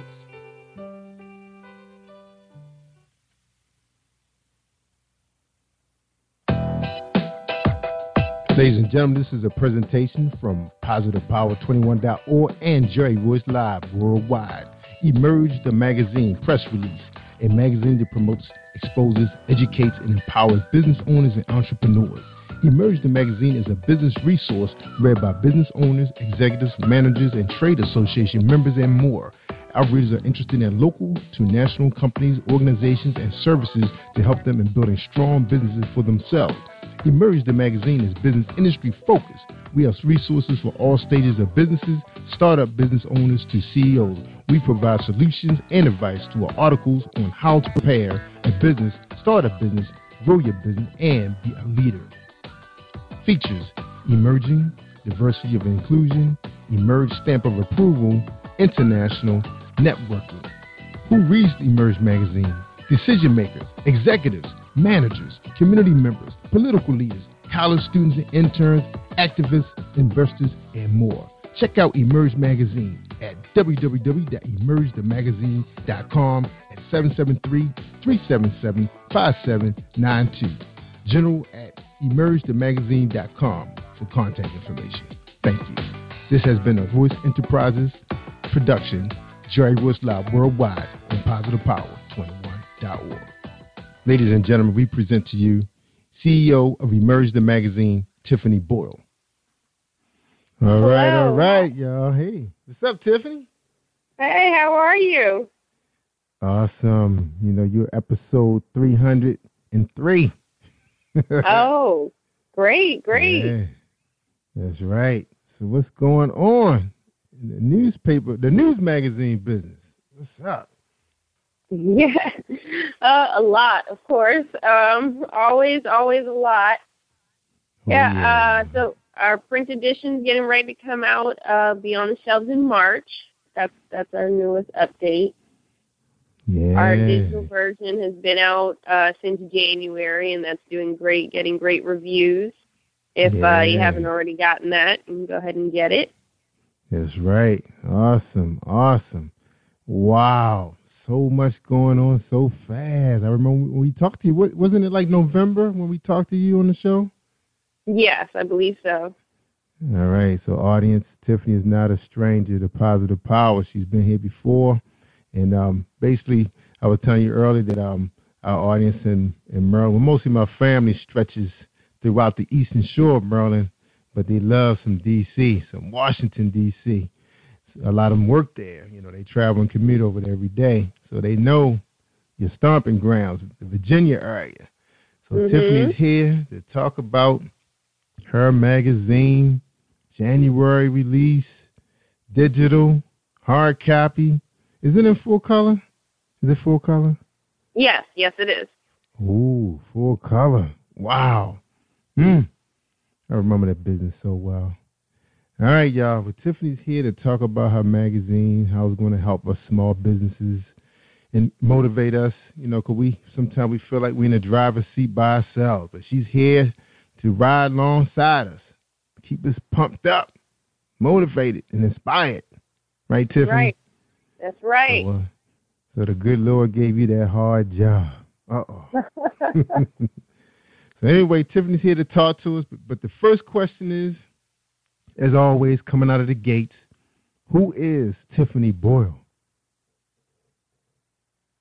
Well, I am first a believer of God in Jesus Christ. That's first and foremost. And right after that, I'm a mother.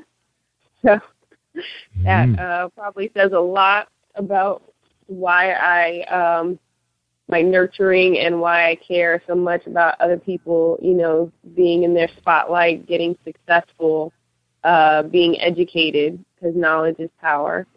And I'm just a fun-loving person. Yeah. I'm very laid back. I love to take in different people, to get in different cultures and food and all those wonderful things. I just love to have a good time and to laugh all the time. And a little bit about my life. I was born in Florida, Miami, Florida, and I lived there for my younger years. And then moved to Virginia, where I currently live now. And then my family, we moved overseas. So that's probably where I get my love of diversity from, because I've been to, I can't even tell you how many countries in Europe. Wow. And that was an awesome experience, meeting great people, great friends, lifelong friends. And then I ended up back here in Virginia, which is now my home. And I love the D.C. area. I'm always coming up there. I will probably end up moving up there. I feel like Emerge is taking me there. Yeah, you're going to be there soon. Won't be Right. long. Yeah. Yeah, and that's just me in a nutshell. I like to travel. I like to explore different things, do different things. I'm always on the go. Somebody once told me I'm a visionary, so. That's right, innovator. That's right. Yeah. Yeah, take on this big beast, 'cause that's what it is. You know, the magazine publishing business, boy, that's a monster. So you sit on the ninth floor of Emerge the magazine. How does it feel to be up so high? Oh. That is awesome, Tiffany. Now, Tiffany, we want to know what inspired you to. I know my reason why I got into the business, the magazine business, when I was doing. What's your reason? What was your biggest reason to take on this? My biggest reason was to help people. That was honestly the whole concept behind Emerge, was to help people in a way that is long-lasting, not just a quick tip on social media or something you read on the internet that could be changed. You know, once it's in a magazine, it's not changing because it's already out. That's right. So Done deal. Those business owners in the magazine can see where they were, 10 years from now. Oh, this is where I was, just by reading the article in Emerge magazine. Someone 10 years from now can pick it up and read an article and be inspired to start their own business or to continue on with their dreams. So that's really the reason why I started the magazine. That's right. Now, you have any heroes out there, who's in the business that you're watching closely to know what moves to make next? Anybody? Any publishers? Your favorite? No, I kind of glance. No heroes, just because I don't know any of them personally, and I definitely would love to. Always need a mentor. I watch them, just over, just read up on articles, things like that. So no one I tend to watch the most. Right. So you're your own trendsetter, because I know the old Oprah, magazine's not bad. It's a little bit of everything, variety in there. My favorite has always been Black Enterprise. That's the one that motivated me to get into publishing, and now podcasting, which to me is another form of media, which publishing, but it's more communication. So that was my hero, was Earl Graves. Earl Graves Sr. was my hero. Got a chance to meet him personally, on 2 occasions. What a man! All right. So that's nobody's you keep an eye on right now. Now I notice there are quite a few females taking on this big beast, the magazine, the publishing world, and I haven't seen too many guys. But there's a few I've been keeping my eye on, but I noticed there's a lot of females. Why do you think the females are so anxious to get into the magazine, both online and offline? We can multitask. To be in this position, you have to be able to multitask. Your head, you have to have your ideas going all different ways and have to know what the deadlines are for 5 different tasks all at the same time. So I think that's a big thing. Yeah, and having true. to deal with so many different people and different personalities and things like that, I think that's why, not saying men can't do it, but I know women are better multitaskers. So how many magazines would you say out there that's still around, that's like, 30, 50 years old, that's been operated by a woman? Been operated by a woman? Yeah. Was Vogue started by a woman? Was Cosmopolitan? I don't know. I believe Essence. Yeah. I know they've had their editor-in-chief has been a woman for a long time. I don't know if Vogue was started by a woman. Yeah, I was working at a publishing company that actually, we actually, published the magazine for some of the, the publishers, did the print, the composition work, and there was quite a few of them. Well, they were coming and going. A lot of them didn't even make it past 6 months. But a lot of them were started by men, because you get a lot of fitness and sports magazines that are started by men, so they make up the majority. But now you're starting to get a lot of hair magazines, fashion, those kind of things. A lot of the fashion magazines are starting to be more earmarked, like towards hair or clothes. I haven't seen anybody really expose the shoe market as much as money they make in shoes. But I guess that's what catalogs are for. But and I think some of your major catalogs are mostly men, which is another animal too. Take it on another level. But it's a very interesting industry. I love it. Always loved it. Always. Now, you said you wanted to help people. Why not open up a homeless shelter or a soup kitchen or go on a radio? Why the magazine business? I can tell you why I wouldn't do radio, because I'm not that boisterous, I guess I could say, for being in a magazine is more behind the scenes. I get to organize everything, set out layouts, do planning, things like that, and I'm very good at stuff like that. When it comes to being in front of a large group or having to go out and network, one-on-one, I'm great. Big groups, I have to make myself go do it. And so with a magazine, I have to do those things as well if I want people to know the magazine exists. But the content part, it's just me and another person or the writers I have to deal with or whoever I'm interviewing. It's just one-on-one, and I get to know their story, and I get to tell their story. So that's why I do magazines. Yeah. Now, in case you get big one day, I want to put my little bit in, my little 2 cents. But, when they merge the magazine, get really big, and they want to branch out into some other communications, Jerry Royce Live is for sale. So I can come up under the merge the magazine. Okay, sounds good. Yeah, sounds good. Yeah, that's right. When we get out there and we do different communications, it will not be me. Yeah, well, you just be the boss. Yeah, that's right. You just be the boss, the owner. Right. And you just, we just be the small people working for you. That's right. I work for Emerge the Magazine. That's right. Tiffany Boyle, my boss. Yeah, be rolling like that. All right. Think big. All right. Now, Tiff, we're gonna take a quick break, and we're gonna talk about the big plans of Emerge the Magazine. It's on the table right now, so we can all get excited about it, and everybody can load up in their SUVs and head to Washington. All right. That's right. All right, hold tight, everybody. We're going to take a quick presentation, and we'll come back. All right, hold tight. Oh, I was ready to push the wrong button. Hold on. I might have to edit this part because somebody moved my commercial. Oh, here we go. Hi, I am recording artist Marilyn Dunn from St. Louis, Missouri.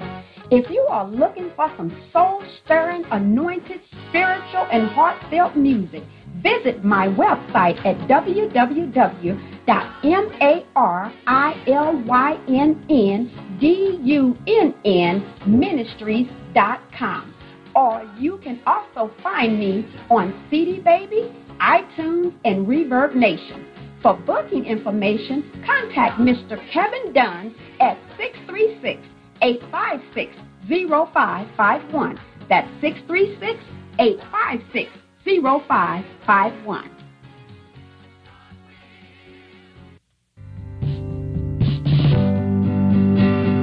What do you give to a person who has everything? Hi, I'm Darlene Rucker-Williams, and I am the owner of Stylish and Stellar Gifts by Dar. I get this question all of the time. At Stylish and Stellar Gifts by Dar, we specialize in customizing gifts for people and pets too. Our gifts are original and one of a kind. Not only do we deliver, we ship as well.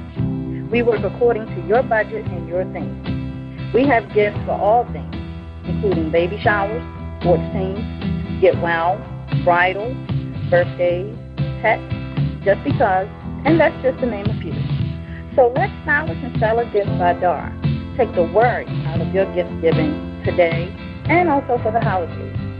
Our website is www.stylishandstellar.com, and our phone number is 443-682-5664. Hi, this is Angel Sessions, and when I'm in town, I listen to Jerry Royce live, PositivePower21.org, where they play my favorite music. That's right. We play Angel's favorite music. That's right. Gospel on Sundays when we go radio cast. When I turn into DJ Royce. That's right. I'll be rolling the hits on gospel. That's right. So check us out at PositivePower21.org. We revamped our website. It's looking good. It looks just like Emerge the magazine. I copied every inch of it. That's right. I was checking Tiffany out. Hey, follow the leader. That's right. Tiff. All right, Tiffany. Now, what's planned for Emerge the magazine? You just released the digital just a few weeks ago, and a hard copy is out. What's next on the table? When's the big party? The next is our premiere, where we're coming out in full effect, end of May in DC, actually. More information will be out by March 1st, so keep a lookout on our website. The website for the premiere is actually www.emergepremiere.com. There's nothing up yet, just it's under construction. Just to keep a look at it. All the information will be up within the next week about the date, the exact time, date, location, but it is end of May in D.C. It's going to be a night full of networking, some presentations, and then some dancing and some fun. All right. Can I bring my mic and interview some people? Definitely. It's going to be a red carpet event, so the who's who of business will be there. All right. And we definitely invite all media to come out, take pictures, do interviews, see who's there, bring your business cards, that's for sure, because that's what Emerge is all about. That's right, networking opportunities. All right. Now this is bigger than what you kind of dreamed up, Tiffany, or hasn't quite gotten? I mean, have you seen the vision? Has the smoke cleared yet? Yeah. Well, it's not as big as my vision yet. Okay. It's on its way. We are on the right path. We definitely have the right people working with us, and everything is on its way. So no, my vision doesn't stop here. Yeah. So you see some expansion in some other areas, or just the magazine just growing more and more? Definitely in other areas. We're going to start workshops soon. We're going to have a conference in October, probably again in the D.C. area. Good. And we're all about helping people, how-to, empowerment, business, knowledge, networking, getting all the networking we can in, because connections is very important in the business industry. That's right. Now you see, the Emerge the magazine, are you planning to do like happy hour events? Like, or network? I know a lot of people call them networking events, but they end up becoming happy hour events. So most everybody there trying to meet somebody, like a meat market. Are Are you going to try to keep control of that, or you trying to keep it more like a conference workshop type event? Well, I'm sure we're going to have some happy hour events. What we do have is we will have our social Saturdays that will start popping up in different areas, and that'll be more of the happy hour events because people like to have fun. Business is not all suit and tie and serious. I want people to be able to casually speak about their business and enjoy others' companies. So we will have social Saturdays. We also have, it's called the Emerge Elite membership program that we just rolled out. That is for business owners, entrepreneurs, venture capitalists, and investors. They can become a member of Emerge where you get discounts at certain places, certain services. You can get discounts to our event, if not free, and discounts at other people's events as well. And we will also have Emerge Elite event, member-only events, and that should be fun. Those would be good fun times. Yeah. Now, how about retreats? You're gonna have some retreats for maybe not for the members, but maybe for your staff. You know, you see yourself doing things like that, retreats? Yes, because Emerge, we're our staff, we're a family, we're a close-knit, small group, but as we get bigger, I definitely want to keep that family atmosphere. You know, I like people to be able to speak their minds. I like open-door policies, so we'll definitely have retreats. Yeah, and most successful publishing companies are like families because, like I told you, I worked for one that was really huge. We specialize in medical and math, science journals, but they were a huge publishing company in the Baltimore area. And they used to do a lot of retreats. Managers used to go away. The employees used to do big picnics. We used to go to the beach, basketball league, you name it, all that. You know, pretty much everybody grew up and watched their kids grow up in the business. It was over 100 years old. Yeah, 100 years old. Yeah, it was something else. I mean, it put me through college. Yep. And my mom was able to stay home for a couple of years till she was ready to go to college. So it was quite a business, very successful for that family. Yep. And then we ended up, it inspired us as well.